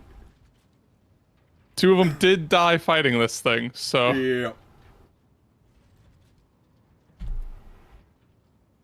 And memories of over graves of brothers worthy. Ulfar raises his grief-fogged gaze to you. Arnulf and Skaldaddy would have liked that ending. Skjadaddy. Skjadaddy. That's. Well, I mean...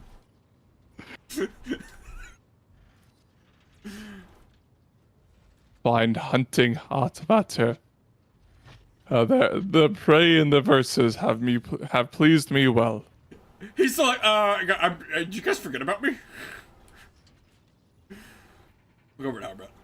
Judging by his sluggish movements, the young wolf is alive, but not entirely lucid. A storm cloud of heavy bruising is spreading across his handsome face. What was that contest between you two now? We clashed in a dispute over valor and inspiration. Battle fills the true warrior's heart with joy and his mind with piercing clarity. And we on Fenris hold in special honor those who rise above the fray and share their joy with their comrades. Has your honor been upheld? Ulfar walks over to Halbert, whose limbs are convulsing in vain attempts to raise his weapon. The wolf draws a knife covered in red runes and smiles at you. And the name of the baleful Hal was not tarnished in this battle. Wearing the same blissful smile, Ulfar casually grabs the visor of the heretic's helm and begins to wield the blade with the efficiency of a butcher.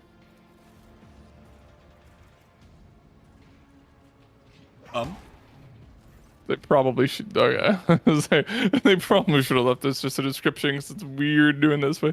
The dying enemy rasps and gurgles, choking on blood as severed tendons snap and solid bones crack under the Frisian steel. Albert's legs buckle, but he somehow remains upright, as if out of sheer arrogance. The heretic lives long enough to fully partake of the agony, and when Ulfar finishes, he is clutching the bloody horn that protruded from the Chaos Worshipper's head. Ulfar swiftly carves a protective rune into it and proudly proclaims, "A glorious trophy." What should I do with your brother? Alright. Noble Halbrand, it would be unwise for you to come with us, I think. It will be some time before you are well. And I do not want to have to answer to the Allfather should you die. No less should let no one say a worthy warrior met his foolish end because of Ulfar. My heart is raring to fight, brother Ulfar, but my legs are nowhere to carry me toward the enemy. I'll join the fray when I can stand, if you'd be kind enough to leave me a few heretics for my blade. I got a question. Wolf Tooth Necklace. However, the warrior gains relentless rage once per round.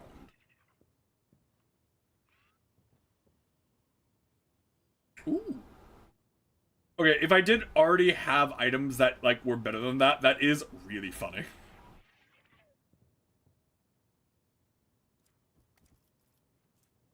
But what I have is just better for what we're... Alright. How someone will there's an Lore Imperium test. Yeah, Jay with her 200 something.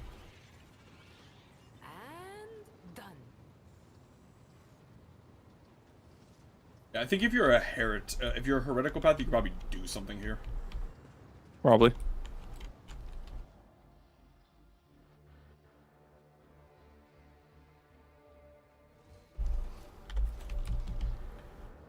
Okay.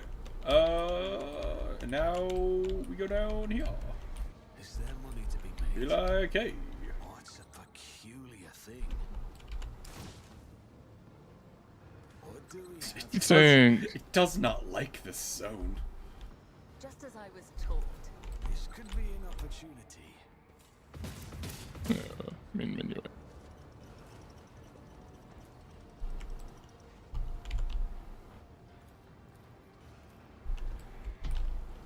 A job for me.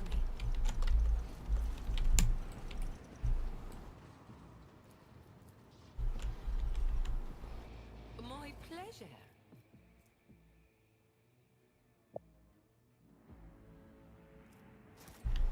Let us not dawdle. Let us see what I found.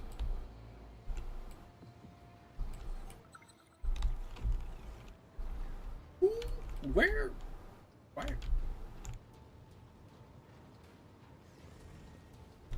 I do what I must.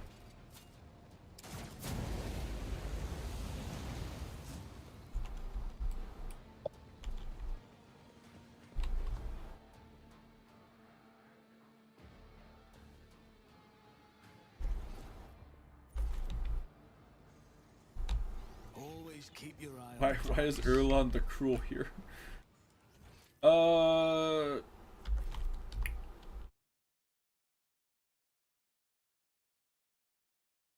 Okay, before we go here, I want to see what I unlocked. Actually, hold on. Does this just take me to the boss, or is it? Because we unlocked the elevators, and we haven't actually gone to like interact with that yet.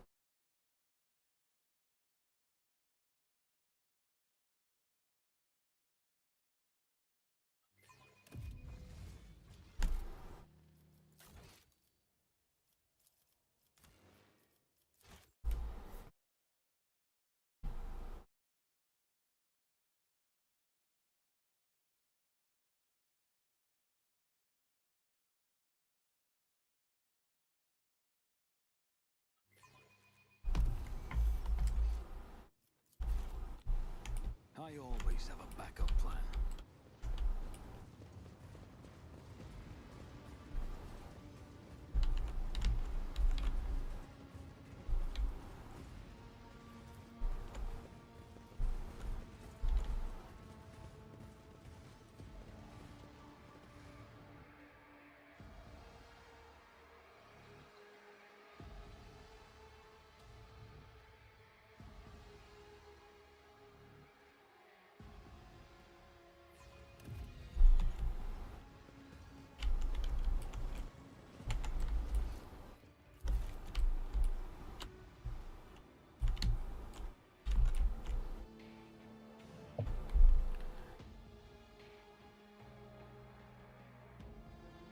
I always keep my options open.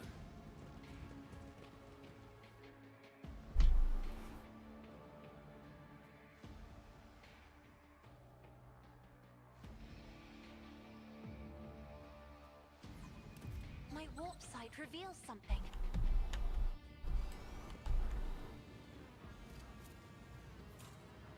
And done. One and it's done. A job for me. Aha, found it. And done. The controller screen flashes that the system is suffering a power failure. You reach out and touch the control panel, but quickly jerk your hand back. The device is coated in some sticky substance. Ew. Examine the controller. You know enough to determine exactly what happened to the machine. Tech scrap code. Check for the present data crypts. The data crypt slots are occupied. 2 of them appear to be melted beyond repair, but you might extract the third one without incurring data loss if you successfully deactivate the logical network of the machine. Deactivate. Spent a lot of time trying to establish a connection between the countless switches and Rios on the control panel and the twisted symbols floating on the glitchy screen. As you manage to complete the logical network complete the logical network, tame the rampaging system, and force a disengage the data crypt. At the same moment, the Kaji releases the data stick, previously hidden beneath the protective panel, and the device drops to the floor right in front of you. It looks like a logic key used to access additional Kaji reserves. It may fit some other system in this part of the planet. Alright. The device is good with it. The Kaji's case is covered with scratched symbols and signs thickly smeared in the pungent oily mass. But tiny bubbles emerging from the gleaming metal. It is almost as if the melodious slime is seeping from these scratches like sweat oozing from human skin. That's the image. The Alex sparks of the orange color, not two. Yep, and break it.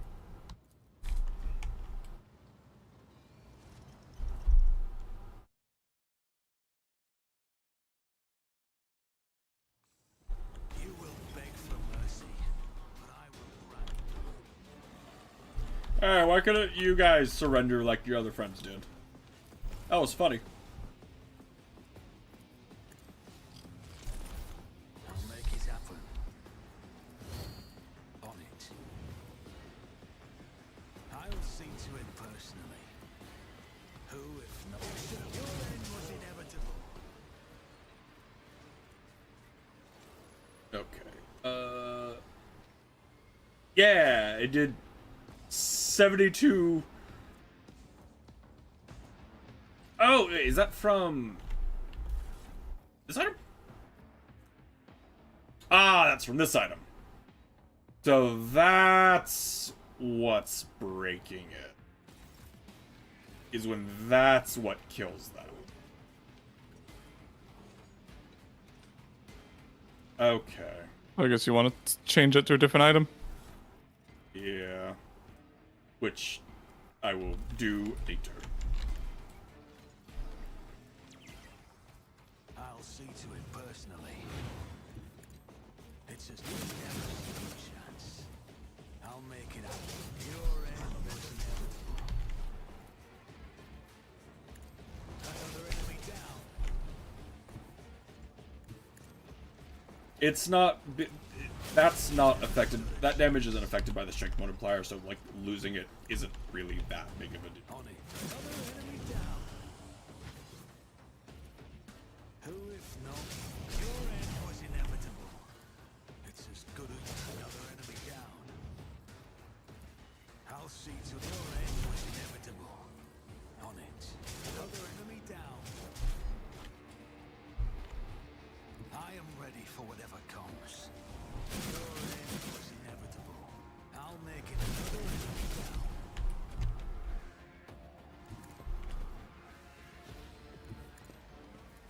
Your end was inevitable.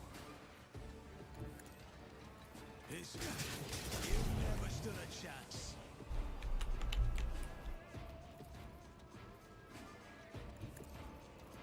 I won't stand for it. I'll make it happen. Your end was inevitable. Okay.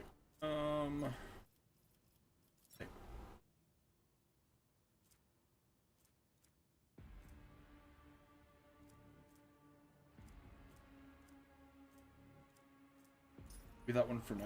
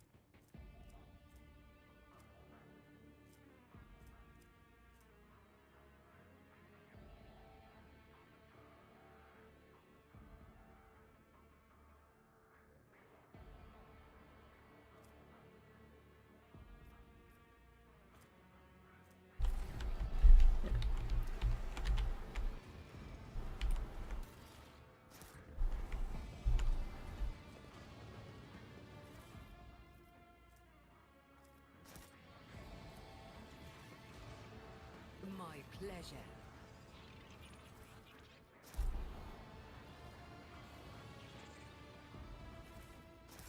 Is there money to be made?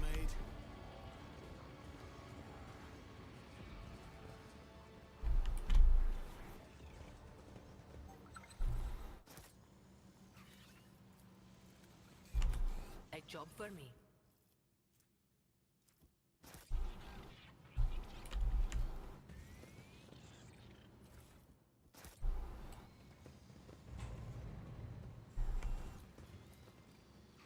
One and it's done. The Vizier. Am I?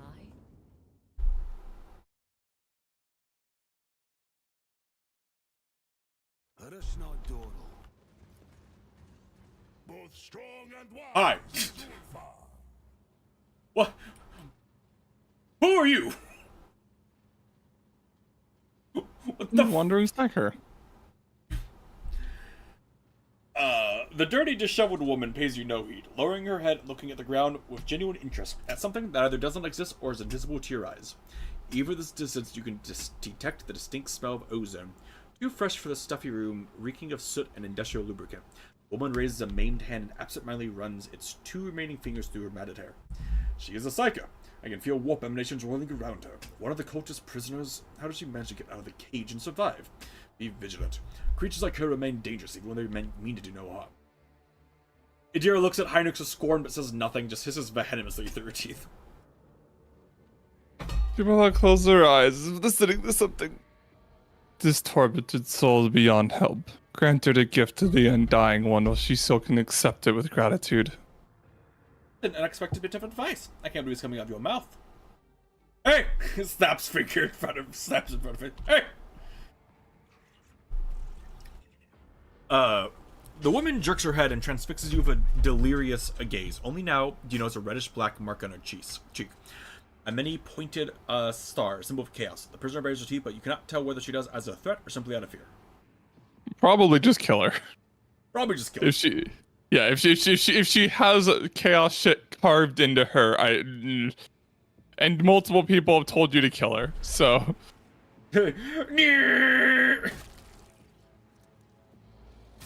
Oh, the T-posing. With a natural roar, the psycho rears up. Her features are drooping, melting like candle wax. Her swollen lips part, revealing sharp teeth, and her bright orange pupils expand to fill her eyes completely.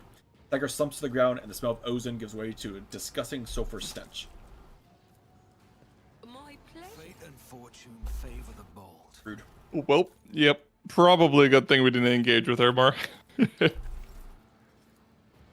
make sure to return the favor one day. What a peculiar thing.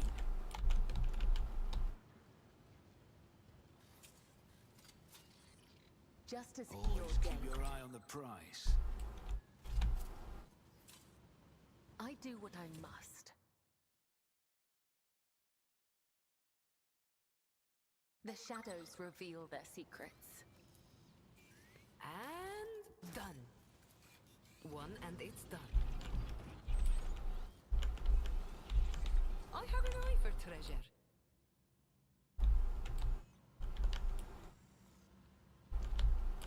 Just as I was taught. We missed a thing! Quickly. Centuries of service and practice. A space wolf never fails. It's about you.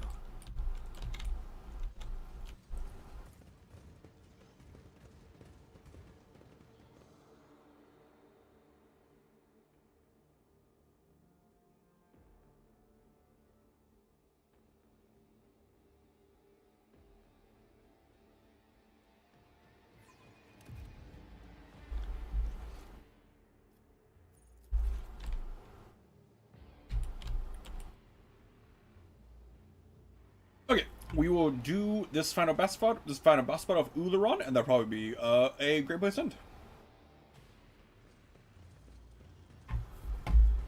Probably want to reload before we go in there. Yeah, we're not there yet. I still have to run him. Okay.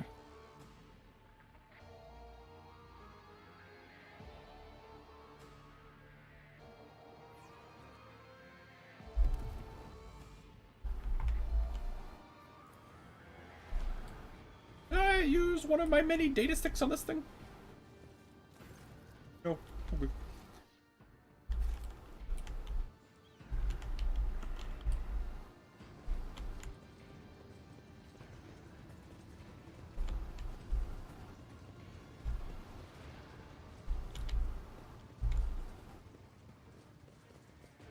Okay, here we are. Save game.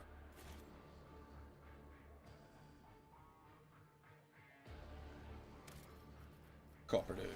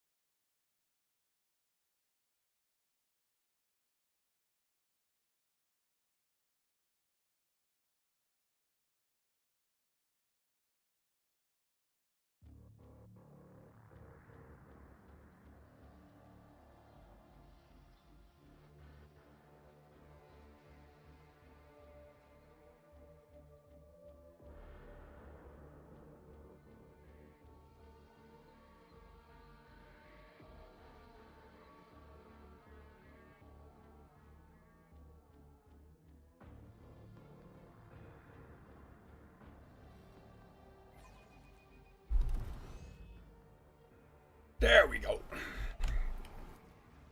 Draw.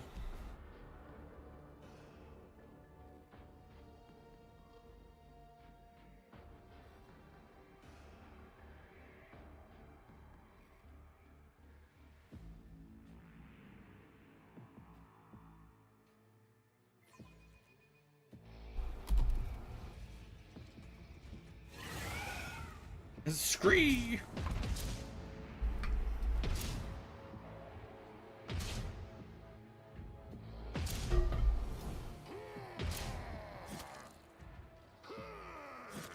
So Oh, Space Marines just like doing nothing is kind of sad. Yeah. I didn't even manage to kill like the normal Chaos Space Marines. Hey Ruler guys. on the crew or whatever, like bodying them I could accept, but like there's no like dead Chaos Space Marines here. Hey guys. My victory was predestined, for you were outnumbered. You are a handful of fools who worship a dead fallacy. Yeah, I have the great four on my side. May they revel in the blood that spills in the veins of the heathens.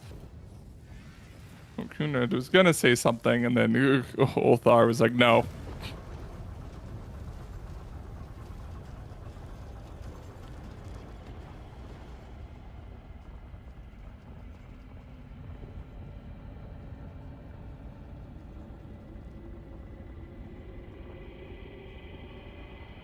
The star of, or whatever, the sun. You are late, Percival. Your allies have fallen. Perhaps I'll admit to your defeat. If you do, I promise. No, I won't promise you anything. Whatever you choose, you will die a slow, excruciating death. Look at the fallen spirits. Come on, guys. The wounds left by Erlon's blows are dire, but the Emperor's angels are known for their hardiness. You have arrived just in time to stop the profane sorcerer from finishing them all off. Death to the heretic! A sacrifice for the faithful. Your arrogance will be your downfall. The fucking guitar riff. Hey guys.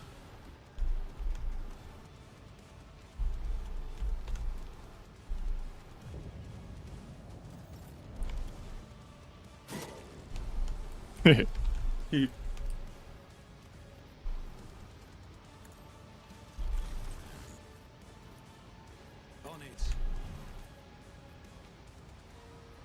I'll see to it personally.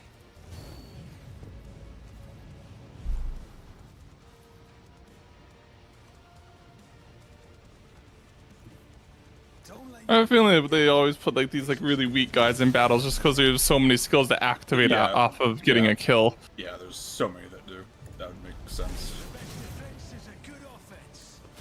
Your end was inevitable. I'll see to it personally. It's so funny when they do get a parry off though. It's like Just-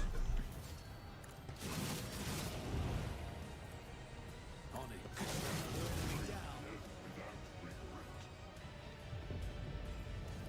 I'll make it happen. Never stood I need even more health. Yep. Oh, use versatility. Neat. I don't need luck. Hey, Woodford, do you have any like funny mechanics? Not really. Die. He's the funny mechanic of He has the funny. He has surviving the, with he has 1 the HP. funny mechanic of I have to give my dialogue first. Hi, Ulan. Do you have any funny mechanics? You have a lot of passives. Yeah, he gets like deflection for He gets each, a like, lot of cast-based marine. stats for having like allies alive, which I mean, interesting.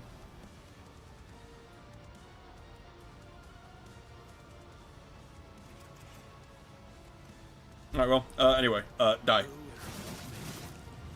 I said die. Oh, he also gets to survive with 1 HP. Let's make some opportunities. Your end was inevitable. You should have thought twice before crossing me. You never stood a chance. It's as good as another enemy down. He has the mechanic of I need to summon the Changer of Fate. I am ready for whatever comes. Erlen's is back from the blow. What the fuck? Your strikes have crumpled his blood-red armor, and his face bears a grimace of pain. He turns his mad eyes to Voitger, who is thrashing in his own blood. Brother Twilight, the hour that was promised to you has come. The Edge of Daybreak grants you the honor of serving as his weapon. Be awed by your high destiny. Woodford's turquoise eyes wide of understanding mix of terror. What? Now? But I'm not ready! Is that what you promised? You said I would raid! Ah, okay, I was, like, sacrificing you? Wow, you don't say.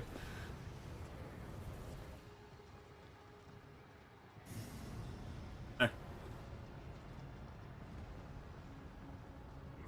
Snappy. All our dreads of blades charge shimmering with unnatural light. Ways change, brother Twilight, and nothing lasts in our Lord's hands. But you will reign indeed, as a vessel for your master. The blade cuts Voitger's coat and chest open, sinking deep into his flesh and finding its way to his heart. The glyphs carved into his skin by his ruthless mentor begin to glow so bright you can see them clearly through his clothes. It's 1 or 3, because both of them are really funny.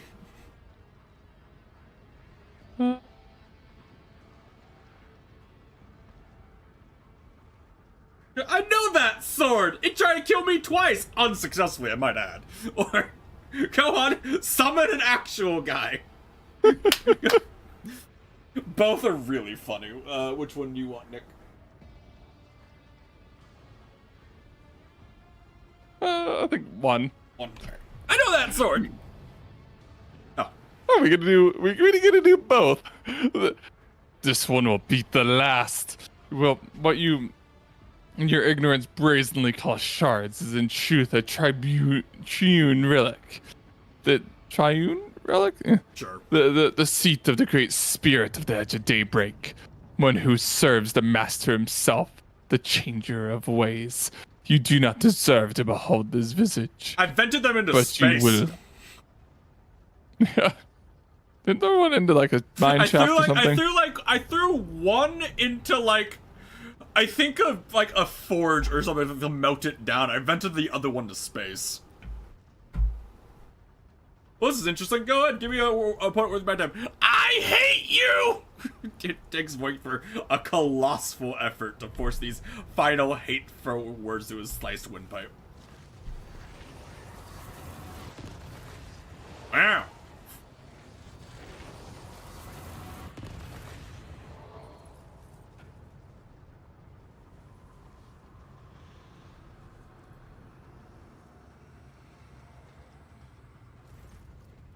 The pernicious warp entries seep into his body, causing it to glow and flicker. With a mad cry of pain and exultation, Krunod Voigtver ceases to exist, and a mighty, winged figure rises from his bloody remains.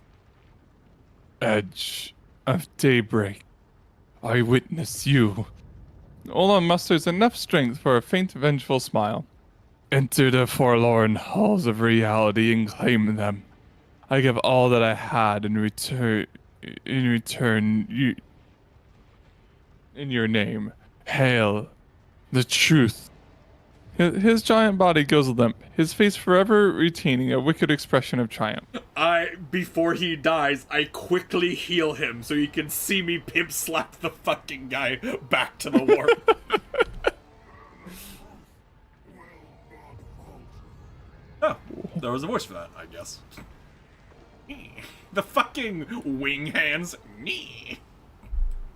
Really big. Imprisonment ends. I am made manifest. Rejoice, mortal witnesses, for I have come to Lord Orville. Demon lets out a hoarse, cawing laugh. I told you that you would welcome my return to reality. Okay! Lord Captain, while normally I'm fairly confident, I think I'm a bit out of my depths here. Abelard adjusts his grip on his weapon as he surveys the monstrous creature. Why do I get the feeling that I've seen, no, not seen, but come across this warp spawn before? The old officer frowns to try to pry a stubborn memory of the depths of remembrance. Idira screws her eyes shut, and when she opens them again, blood is running down her cheeks. I see light! That's why he grips his weapon tighter as he looks over the monstrosity facing him. Suppressed fear blends with dark admiration in his eyes. Come on, Percival. What are we waiting for? Heinrich's face twists for a moment. He clutches at his chest as if he is having a heart attack, but a moment later, he straightens and glares at the demon with grim determination.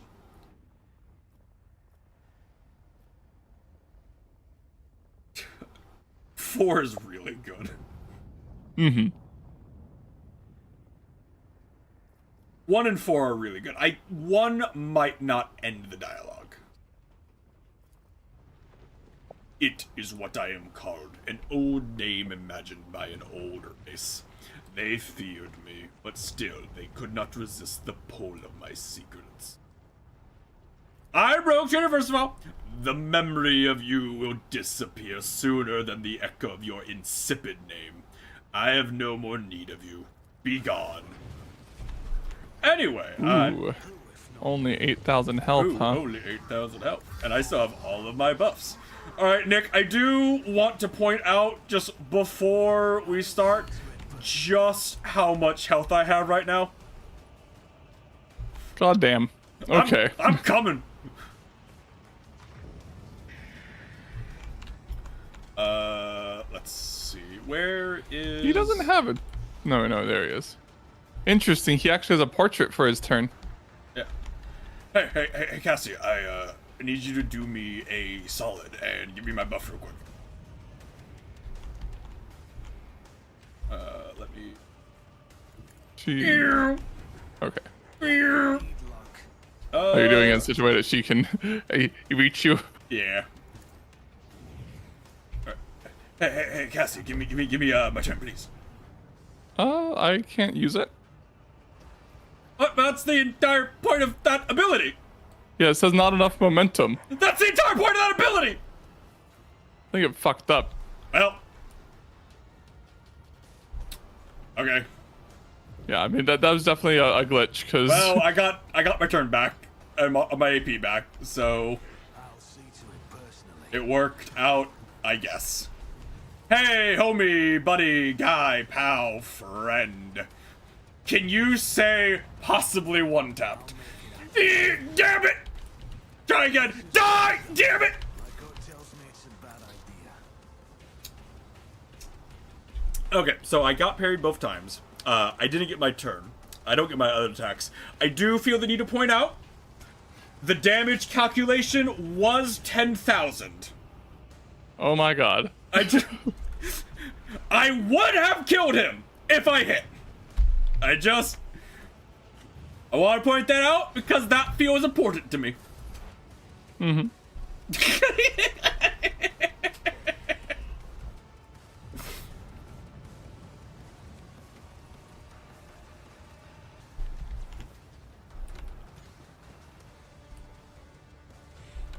Oh.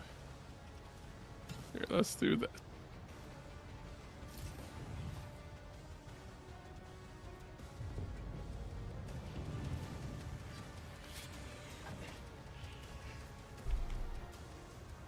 I will do the bare minimum. That way I give you your chance to one-shot him. Ow, he did like 40 damage. Ow. Ow. Oh cool, he gets to summon all of his guys now.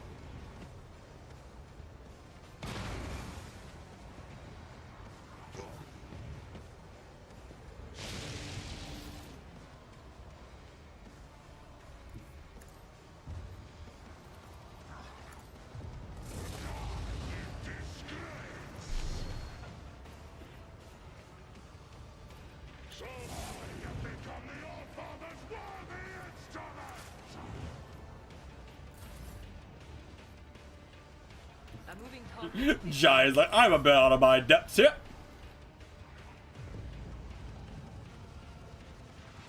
Death comes in silence. I don't really do a lot of damage. I just want to get rid of his fucking weapon skills that he doesn't get all his parries. There we are. You did zeros. Shadows. Yeah, well. As the Does he have something that prevents damage? Edge of Daybreak is immune to all damage. One of the demons that Bedford shows immunity. So we have to kill the demon that is doing that. Okay. Probably... No, no, the same. We have to kill one of the demons has it. They might have a buff on them.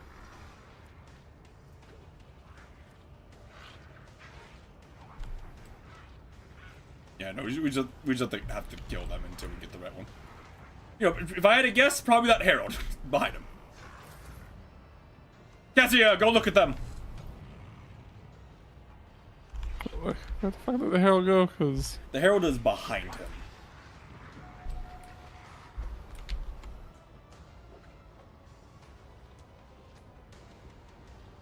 My damage is gonna be so much lower because I'm gonna lose a lot of this temp health. from what? Well, just because the passive is I just get to keep my passive the fun of the class is that they stack, which the temp runes normally don't stack, and that I get to keep the strongest individual source at the start of the turn. Oh, okay. So I'm gonna lose most of my temp runes, and my temp runes are a big chunk of my damage. Cassia can't do anything. Huh? I don't know what's causing that. I don't know. You'll find this. Because I can't use even like my officer abilities. Super weird. That's the. Well, I guess I just am gonna do anything in this fight, even though whatever. Just sure. Yeah, she bugged out for some.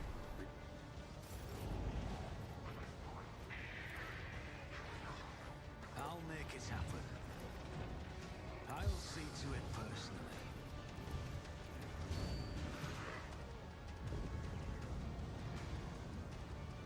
I'll make it good.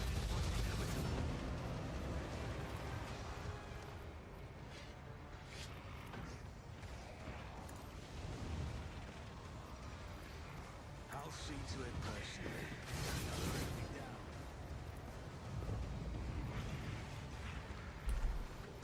Who if not me?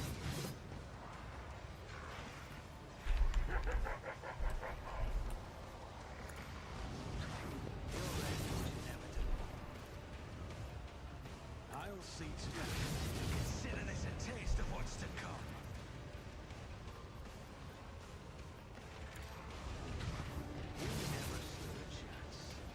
I'll make it happen. Your end was inevitable. It's as good as we never stood a chance. On it. Another enemy down.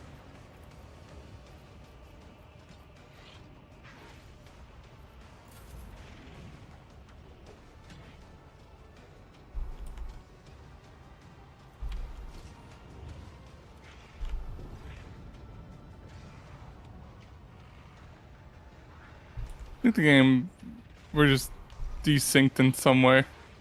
Because I was just able to put down like 2 of the same Oh, thing, which I'm not supposed to be able to do that. I could try to resync it.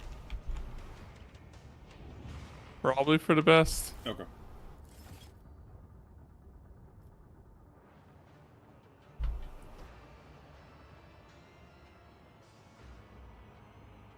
It's like it definitely is not working as it was supposed to.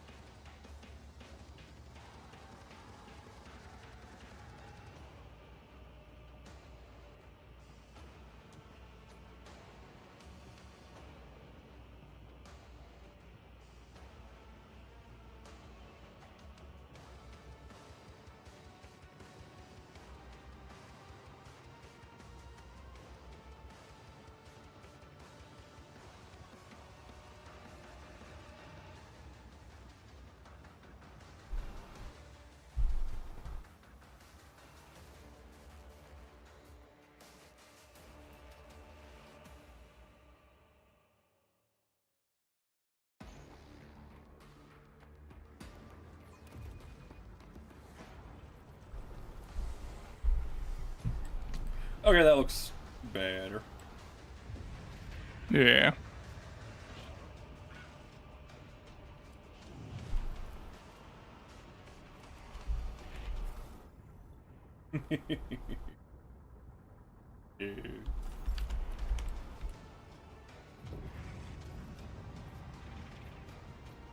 I did.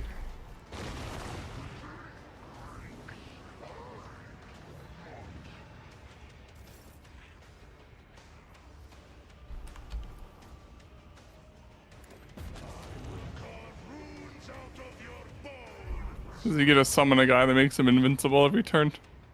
I don't know how it works.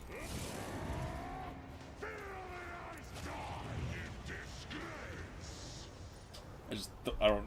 Does he still have the shield up? Yeah, he still does. So yeah, we have to kill that last guy.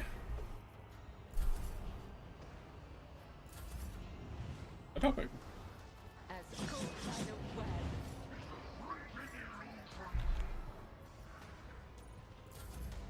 Now can you do things? Yes. Hey.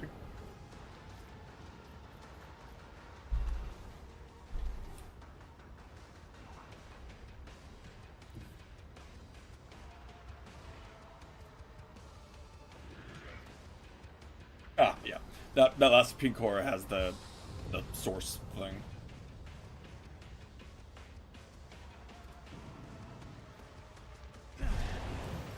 Temporary setback.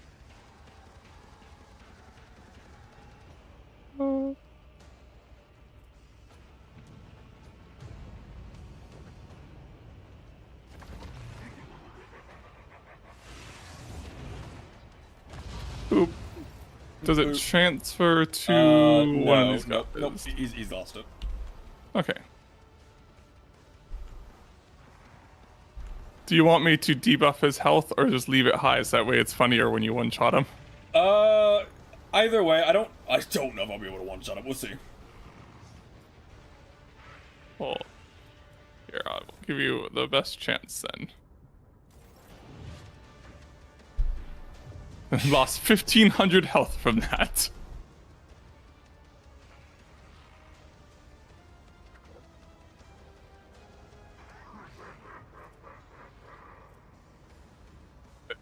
Do the thing where you take 20% more damage.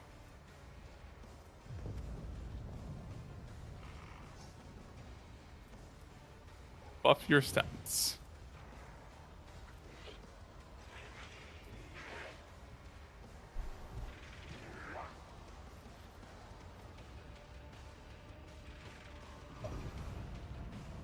You could bring it down? Yeah. That'd probably let me kill it.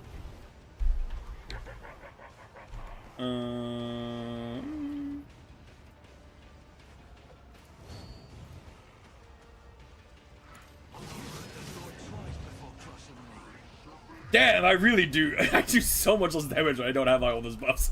Oh, well. It's fine.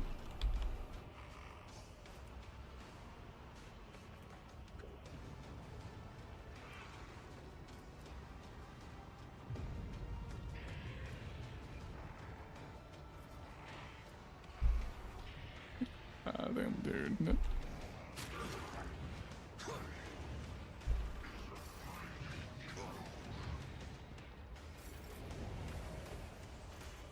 I'll see to it personally. Who if not me? It's as good as done. I'll see to it personally. Alright, there we are. Possible damage, 8,000. Die. Or... Oh, That's wait. not- It's because it calculates the damage as if every single one of them was the empowered by the Hammer of the Emperor, which it's not, only the first one is. Oh, okay. So the first one hit him for a shitload of damage, and then the rest just did regular damage. Okay.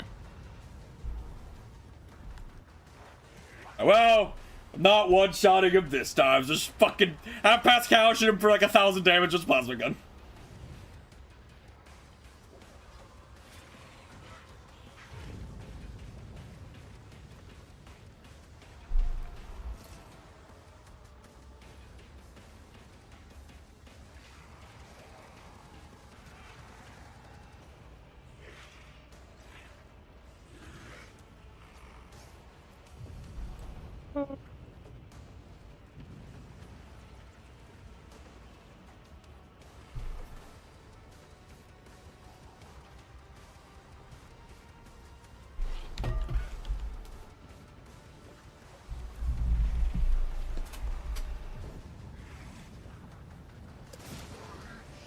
A 1,010.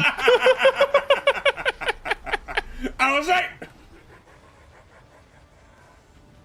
Hilarious.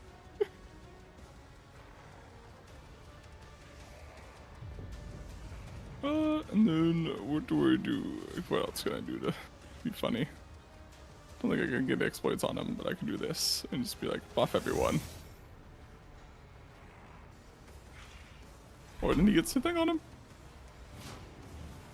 Minus more health.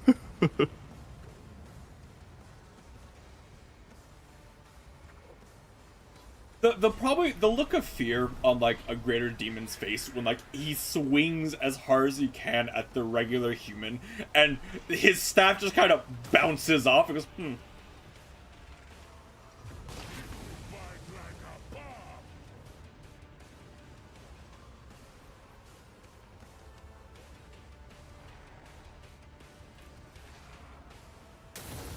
Ooh, that's funny. Okay.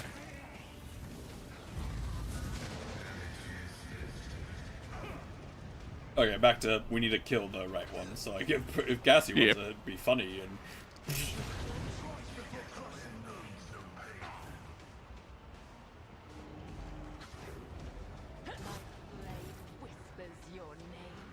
Wait, don't you have a thing now where like where allies automatically dodge whatever. allies automatically dodge and pass tests from allies if it's a possibility. Like if it has, like, you know, the chance to. Oh, I should have done that.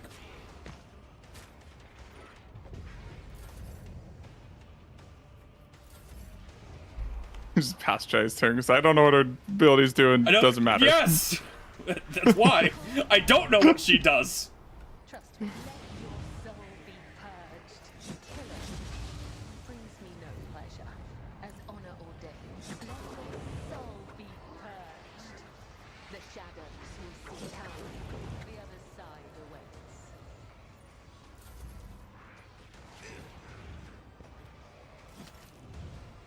Percival is at 30 psi rating right now.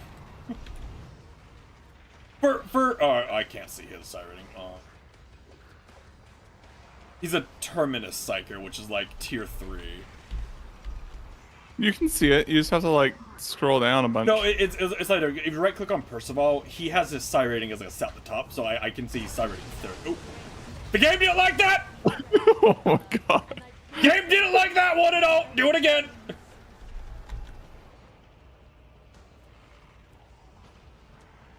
Yeah, that was a Do game. it, do it again.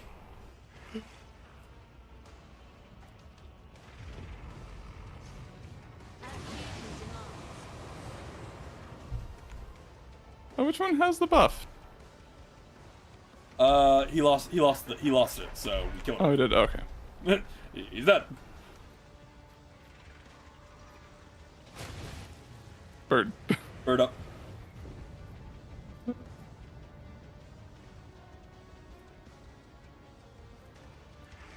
Can I force him to move? I don't That'd know. be really funny. As well, let's see. Yes.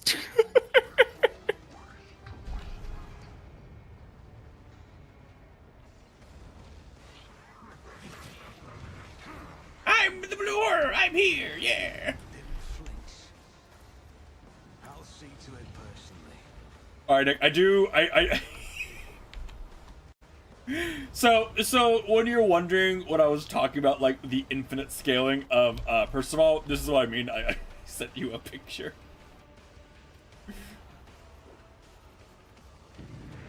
Jesus Christ. On it. So where does it? Where do you say about like your psi rating and how we can't see it? So if you right click on Percival, and I can show it easier. At the top of the display, it shows me his psi rating. So Percival's psi rating is currently 43. Okay. Which, so we are fully understanding. Here is the breakdown of his. Yeah, psi- you're a psyker extremist, so you're a higher psyker rating than the changer. Well, but I sent you. This is the breakdown of what my psi rating is coming down. Psi extremist is psi rating 5. I'm at 43 right now. Well, that the if you in the buffs or whatever, you're psyker level 4 psyker extremist. I know, but that's what I'm saying. Like that's what psi rating extremist is, right? I sent you a picture of like what my current psi rating is and what all the modifiers are coming from. So Yeah. my current psi rating is very high. To it personally. Isn't it just like I mean shouldn't? Yeah, because I assume it's just like 1 per 10 or whatever, right?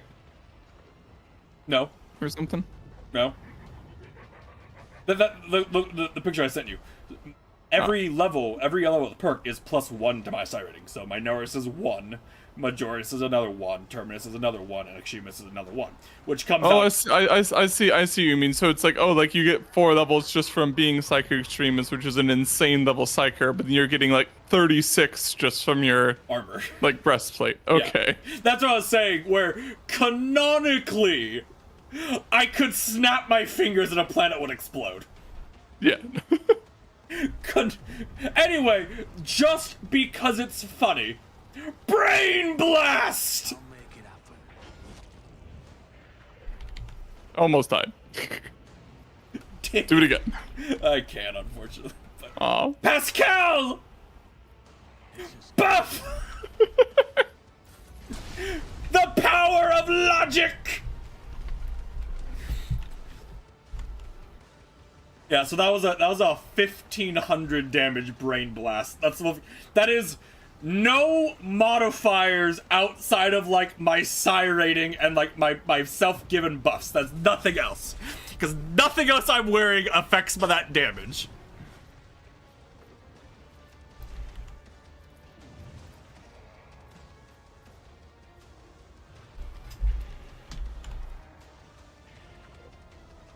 And bang. 1400 damage. Jesus fuck.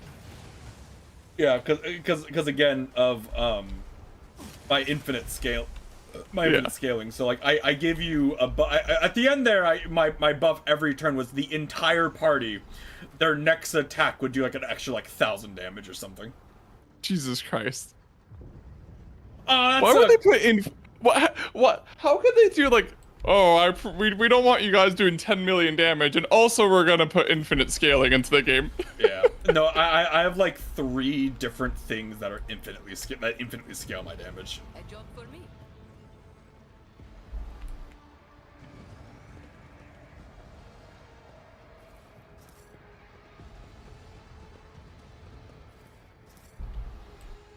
That's what I was saying. Like, if we were to pass like 100 turns or something, I'd probably be up there, you know, up near that in damage. Yeah.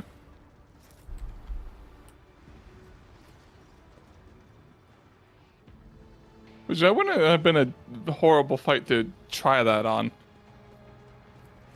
But it would have been annoying and pointless. Hello, this is me, Percival.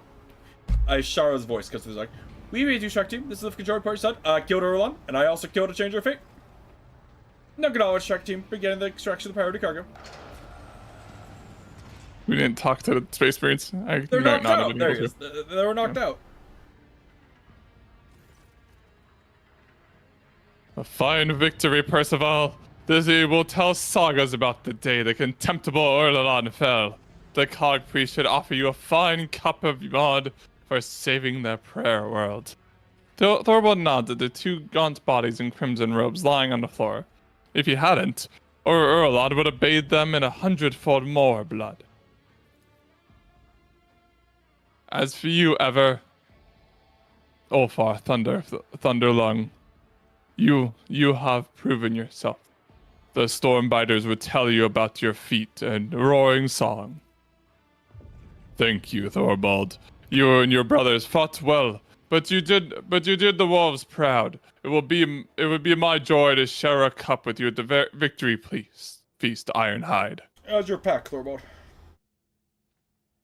Several of my brothers were carried on fighting their battles in the All-Father's host.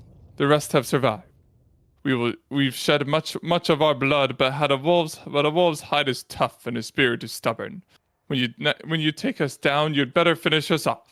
The Stormbiters live on this day and to the next. I see you guys worked through your quarrel. It doesn't become a noble warrior to bark at his battle comrade after a good fight. Ulfar Thunderlung has proven that the spirit of the baleful Howl is alive and strong. So let ravens fly where he has walked, and let them tear at the bloody harvest left in his wake. May the Black Mane guide you through the gate, through the black of night, Ironhide. Know that if your pack calls, the baleful Howl will answer. Will always answer. What was it done anyway? I know not. Kalzazar's curls did not allow anyone into the hidden arsenals. All we can see is them drag out crates up to the surface. Is the age-old way. We fight, they sweep up the spoils. Thorvald grimly nods at the pair of corpses. We brought these from below. For all I know, that was Carl's that killed them to seal their lips. See no sign of violence on the 2 women's bodies, but their porcelain white skin proves without a doubt that they are dead. Their hands are clutched together in a death grip. The sweet scent of rotten meat prickles my nostrils, but it is not the fallen bodies I smell. It is the hands of the Inquisitor's minions.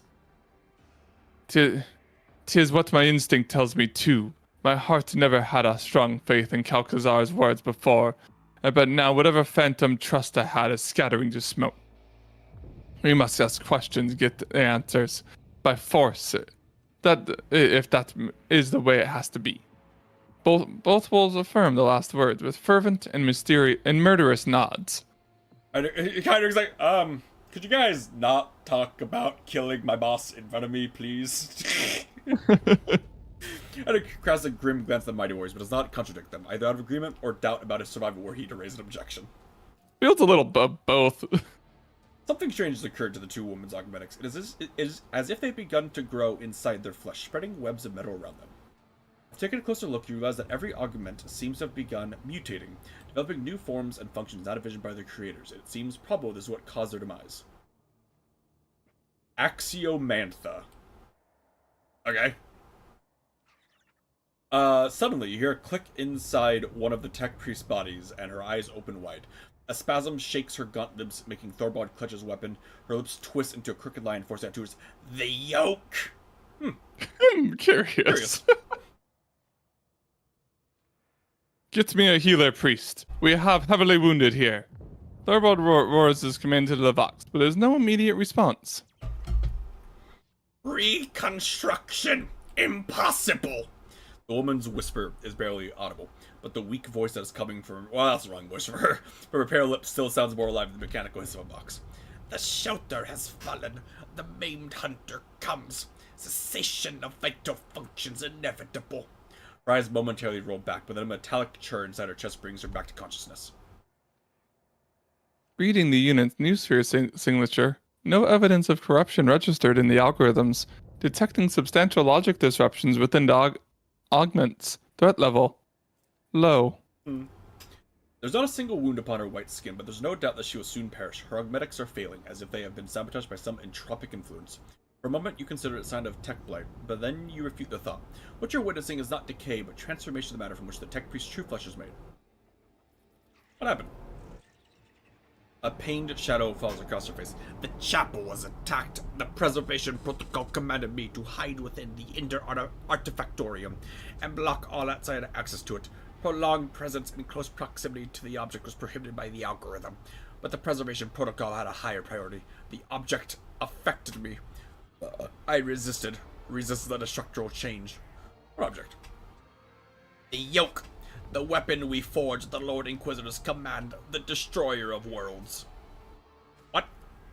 An enigma. The project was kept secret from everyone, including the Smiths. We forged fragments of it. It was a tool for controlling energies of staggering power. It was not the Omnissiah's blessed gifts that served as its foundation. It was forbidden knowledge that we comprehended. Registering blasts. We were continuing the work of our mentor, Archimagos Armanat. It was his wisdom that made our toils possible. Axiomantha's words render Pascal speechless. Hedek shakes his head amazingly. A yoke? A means of restraint? It sounds like a project on a grand planetary scale. This is the first I'm hearing of it. Perhaps there was a hidden purpose to my assignment besides combating the Cope and accompanying you, Percival.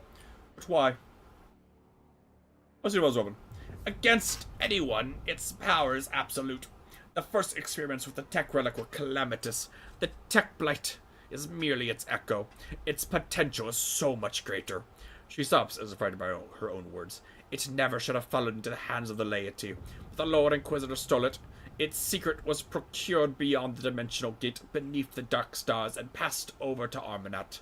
Balthazar destroyed the Messiah of discontinuing and robbed him, and claimed the secret for himself. He knows, she points at Thorvald. He was there. Thorvald glances you in shame. She speaks no lies. The first task the Inquisitor gave us in the Expanse was to destroy a cult of tech heretics. The deed was done. This Armanat. Was he a good priest?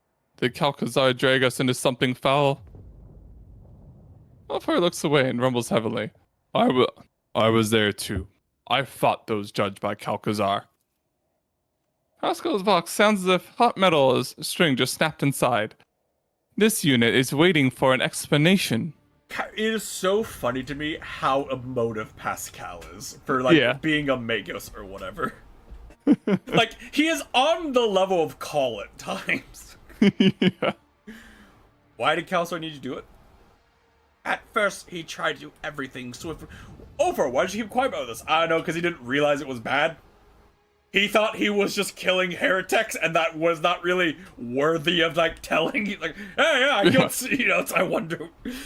But his agents and the Cog Priest failed to capture the leader of the tech heretics. That's when he realized he needed indestructible warriors. He needed us, the Cog Keros. Oh, that was Thorbjorn. I thought that was the Goblins reason. Whoops. I thought that was cool. Apparently. Whoops. Yeah, I thought that was... like, I didn't even really think about it. At first, he tried to do everything swiftly and quietly, but his agents and a Cog Priest loyal to him failed to capture the leader of the tech heretics. That's when he realized he needed indestructible warriors. He needed us. The Cog Carrols were powerless against the wolves' might, and we brought carnage to the explorator's ships and worlds. Wolfhall mutters, his expression is dark as a storm cloud. It was not my concern, only another's will. It was the chapter's business. I have already told you more about the wolves than many of my brothers would have said in my place. I expect you also don't think less of you for it. Thank you. Ulfar looks away, and you can just make out a string of frozen curses he utters. You can surmise who their intended Jesse is. Pascal utters coldly. Ulfar claims that he was a tool in another's hands. The statement has been archived. Then let every tool be treated as befits its function. Ulfar responds quietly and solemnly.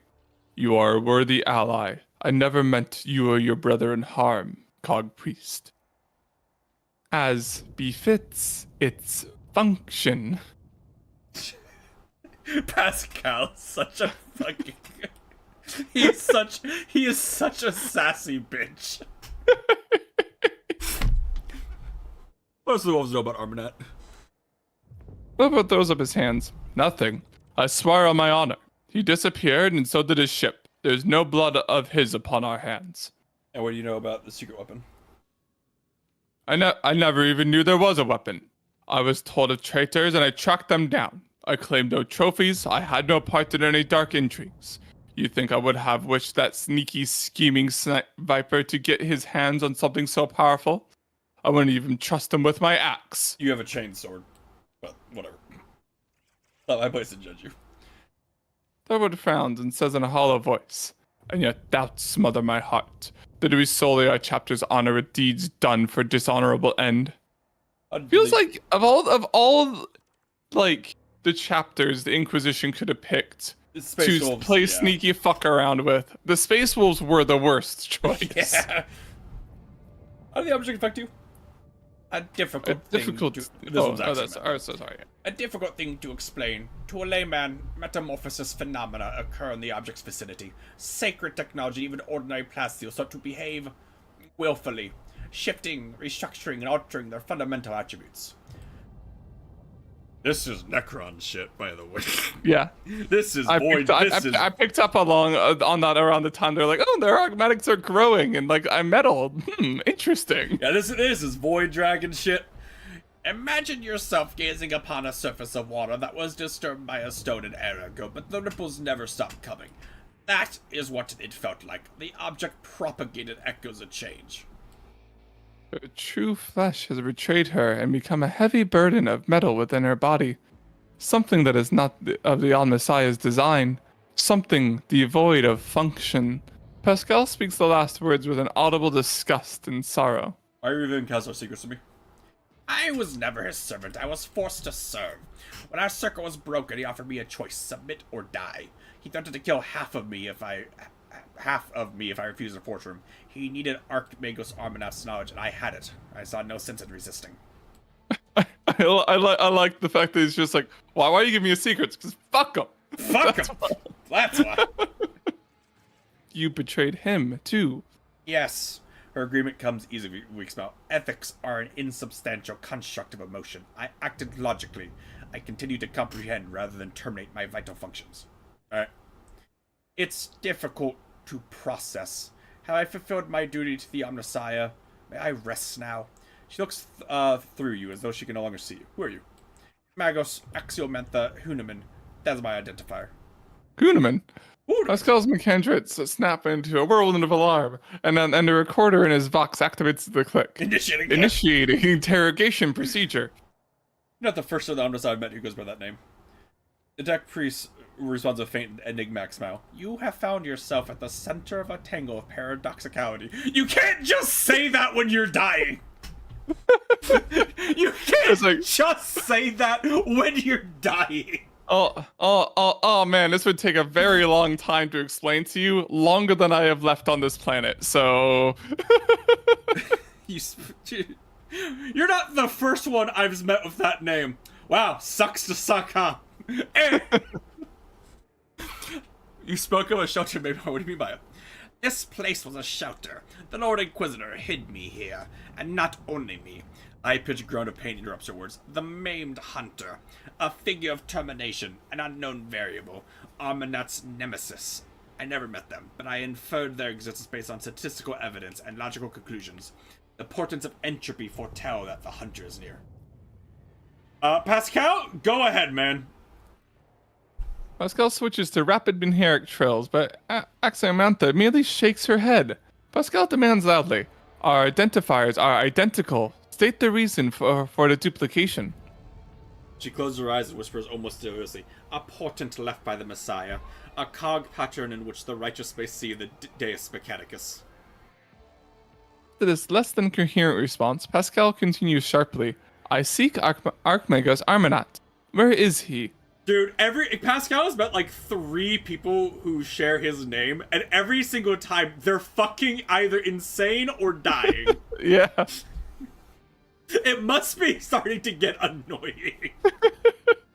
The Messiah of discontinuing was revoked. Pascal says nothing for a while, then inquires thoughtfully. The maimed hunter. What was the unit status and parameters? Coming. Concealed. Proceed with caution, for the hunter too sees the Messiah's sign. Pascal, did you learn anything? This unit lacks clear answers. Her cognitive abilities have been damaged, but an analytical data suggests a higher validity to our identifiers being an exact match. It is not a consequence of malicious falsification. It is more akin to an act of purposeful direction. Estimated level of threat to Archmagus Armanat increased. The unit identified as the maimed hunter is now regarded as the most probable source of danger. What? Are my words obscure? That is regrettable. Processing becomes difficult when you only have one half of your mind. Certain notions, data, and logical instruments were left. The less functional part of me. What do you know about Armanat? I was a disciple of the Messiah of Discontinuing. When he was laid low, I found myself here. I hid from my reckoning. I reached out to the Omnissiah's wisdom as I pondered and considered. Logic revealed much to me, even here in my prison. The cycle will be discontinued, sister. Pascal speaks the words of a sacred model with an air of mournful consultation.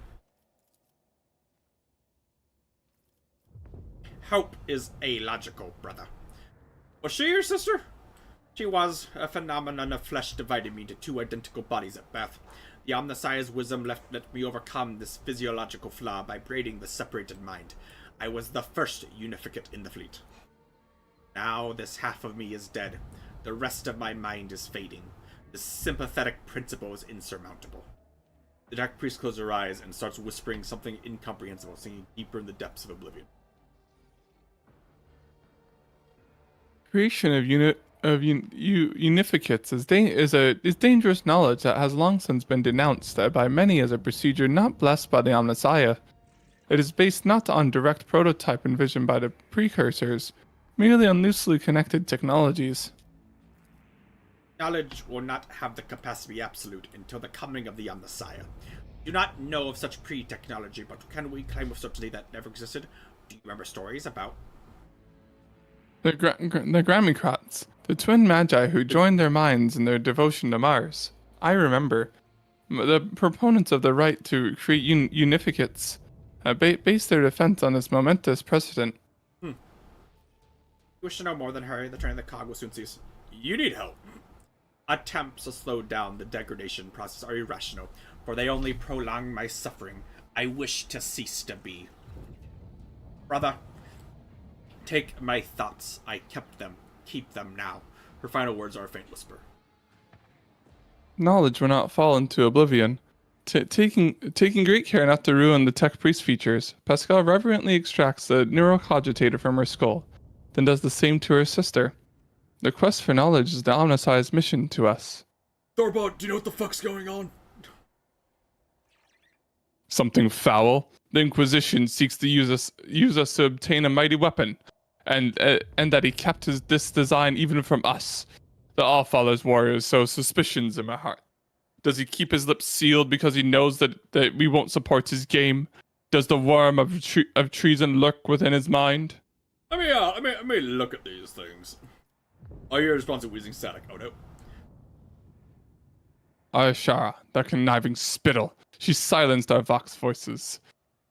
Thorbod tries to revive his caster to no avail. He just fucking hits it, I guess. Yeah. But by the time we get back to the surface, the Inquisitor's mutts will be gone with their prize.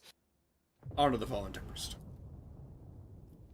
May the wolf that stalks between the stars keep their departed souls. Okay. And wait, let's just get on our ship and then we can end it. To my ship. And probably have another half-hour cutscene. Well, as long as I don't jump, it'll. Man, yeah, actually. Yeah, You're I probably mean, right. probably not that long. No, it'll probably be like Thorbod being like, "We need to hunt them down," and Ulfar goes, "Yes," and then. So we meet again, Ulfar Thunderlong. Where did your armor go? Why are you standing like that? Why are you stanced up? Thorbod gives Ulfar a stern nod, then turns a steady gaze to you. He says, "So we meet again, like you didn't walk to the ship together." Yeah. Like, long live rogue trader. Business has brought you a Drakkar. Just to your Drakkar. Traces of how Brent's encounter of Ulfar's rock-hard forehead are still fresh on his face. The young wolf rests his hand on his axe. Greetings, brothers. What brings you here? Ulfar returns Thorbod's look with equally fierce glare. For some reason, he has forgone his magnificent armor today and stands on a bridge clad in little more than the physical perfection inherent to an angel of the Emperor. That stance is so funny because it's obvious it's because of like the power armor. That's how it has to be for like the model, but it looks so funny. It's just like Live long. Pharaoh's Hodra, we thank you for your hospitality and kind words, brave Huskar.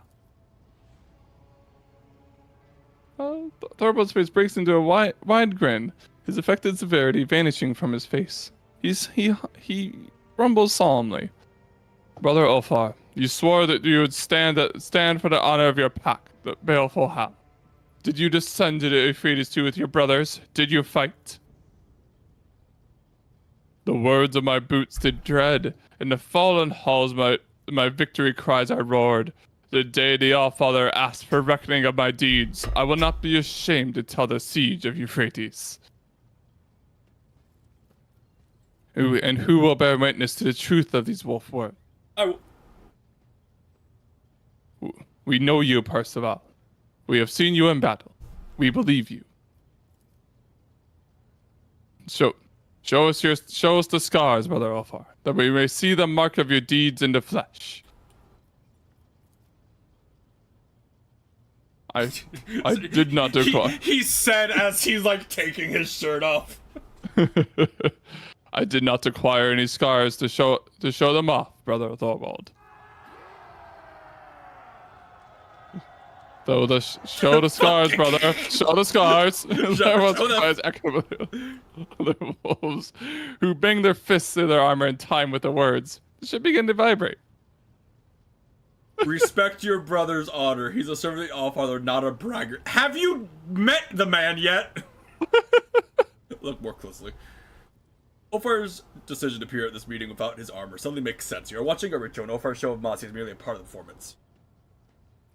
Show the scars. Ulfar turned with ostentatious reluctance. I love that phrasing. To let the light fall on the fresh marks he received on Euphrates too. You You have no idea. You had no idea he had Did suffered it. such I a don't think deep he got wound. hit once. Deep and grievous wounds. The crowd erupts in roars of approval. 'Cause I don't think he got hit once. It was during the book cut scene. Thorvald raises his voice to shout over his brothers. Did you take a glorious trophy in that battle as a token of your valor? Ulfar removes the horn he wrenched from the halberd from his belt, and you notice it's already carved with Ferenzian runes. The wolf proudly shows his trophy to his comrades, causing another explosion of cheers. Proudly thunders the baleful howl. Praise thee, Allfather, for sending us such formidable and valiant brothers. Thorvald makes a gesture, and Halbrand removes a magnificent axe from his belt, presenting it to Ulfar with a deferential bow. Accept the Stormbite from the Stormbite as this gift in honor of the battle which was fought shoulder to shoulder. Thorvald tell Ulfar where his brothers are now. The wolf hands you a data slate. The coordinates displayed on it are monstrous distance from the inhabited worlds of the Expanse. I will not stand in Ulfar's way if he chooses to go searching. But, brother, you've proven the glory of your pack. Is it not time to suffer this weird instead?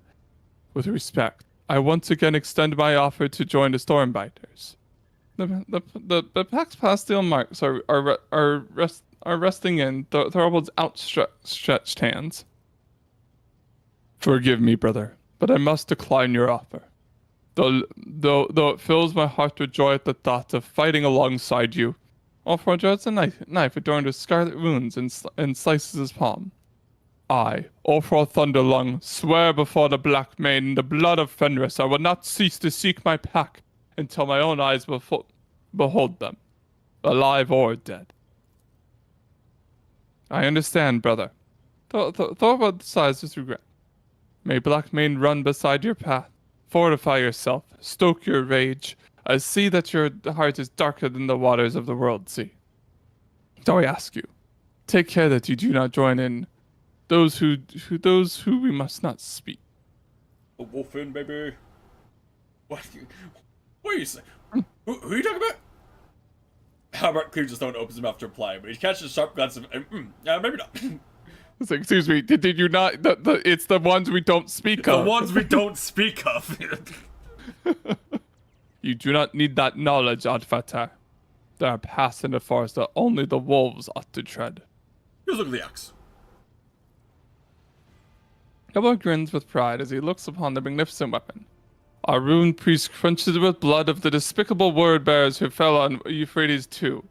The blade is enamored with bone meal from the tooth of Frisian Kraken, and inscribed in it on the names of all the brothers of the baleful Hal Pack. You know that a name inscribed on a Fenrisian weapon can mean different things, whether glorification of past heroes or commemoration of the fallen. Ulfar runs his finger over the symbols, lingering first on one name and then another. You're no expert for Fenrisian runes, but you can make out these two, Arnulf and Skiadi. Thank you for the gift worthy of the Vargir Ironhide. Ulfar tests the weight of his new weapon, and his face bears the satisfied expression seen only on the face of true warriors who have found the perfect weapon for their hand. You have decorated the trophy. With something of a flourish, Ulfar shows you the angular, graceful script of runes that wind around the gleaming horn. When I return to Fenris, I will drink mead from this while singing the saga of my march into Koronik's expanse. So that's it? You're all best friends now? Of course, Rogue Trader. Ulfar is our glorious brother, and one of us would gladly die for him. Do not seek to understand wolves. Only one born offenders can understand the nature. I mean, that's just kind of like a warrior's bond. That's not exactly a unique thing to space wolves. And the Stormbiters are my brothers. It has been an honor to hunt with you all. Why not? We should probably return to Adrekar. You sense a question mark at the end of Thorvald's statement. Ulfar's face becomes serious, and he gives you a significant look. She's like, pick up the fucking, pick it up. We have to have a feast first. The wolves burst into shouts of approval, and someone with a gravelly voice starts singing a merry song. No doubt one about massacres and glorious deaths on the battlefield. The kitchen servants here are certainly no match for those serving in the great halls of Fenris, but the masters of this Drakkar are not lacking in hospitality or generosity. Well, The small group of space wolves is enough to fill your entire magnificent ship with clamor, shouts, and other portents of the coming feast. A formidable feast in which eating, drinking, and singing will be done the way the wolves do all things, to their last grasp. Neat. So that is where we'll be ending tonight's stream. I want to thank you all for connecting, thank you, and hopefully we'll see you next one. Hey, have a good night, and we'll see you then. Good night, everybody. Have a good one. We'll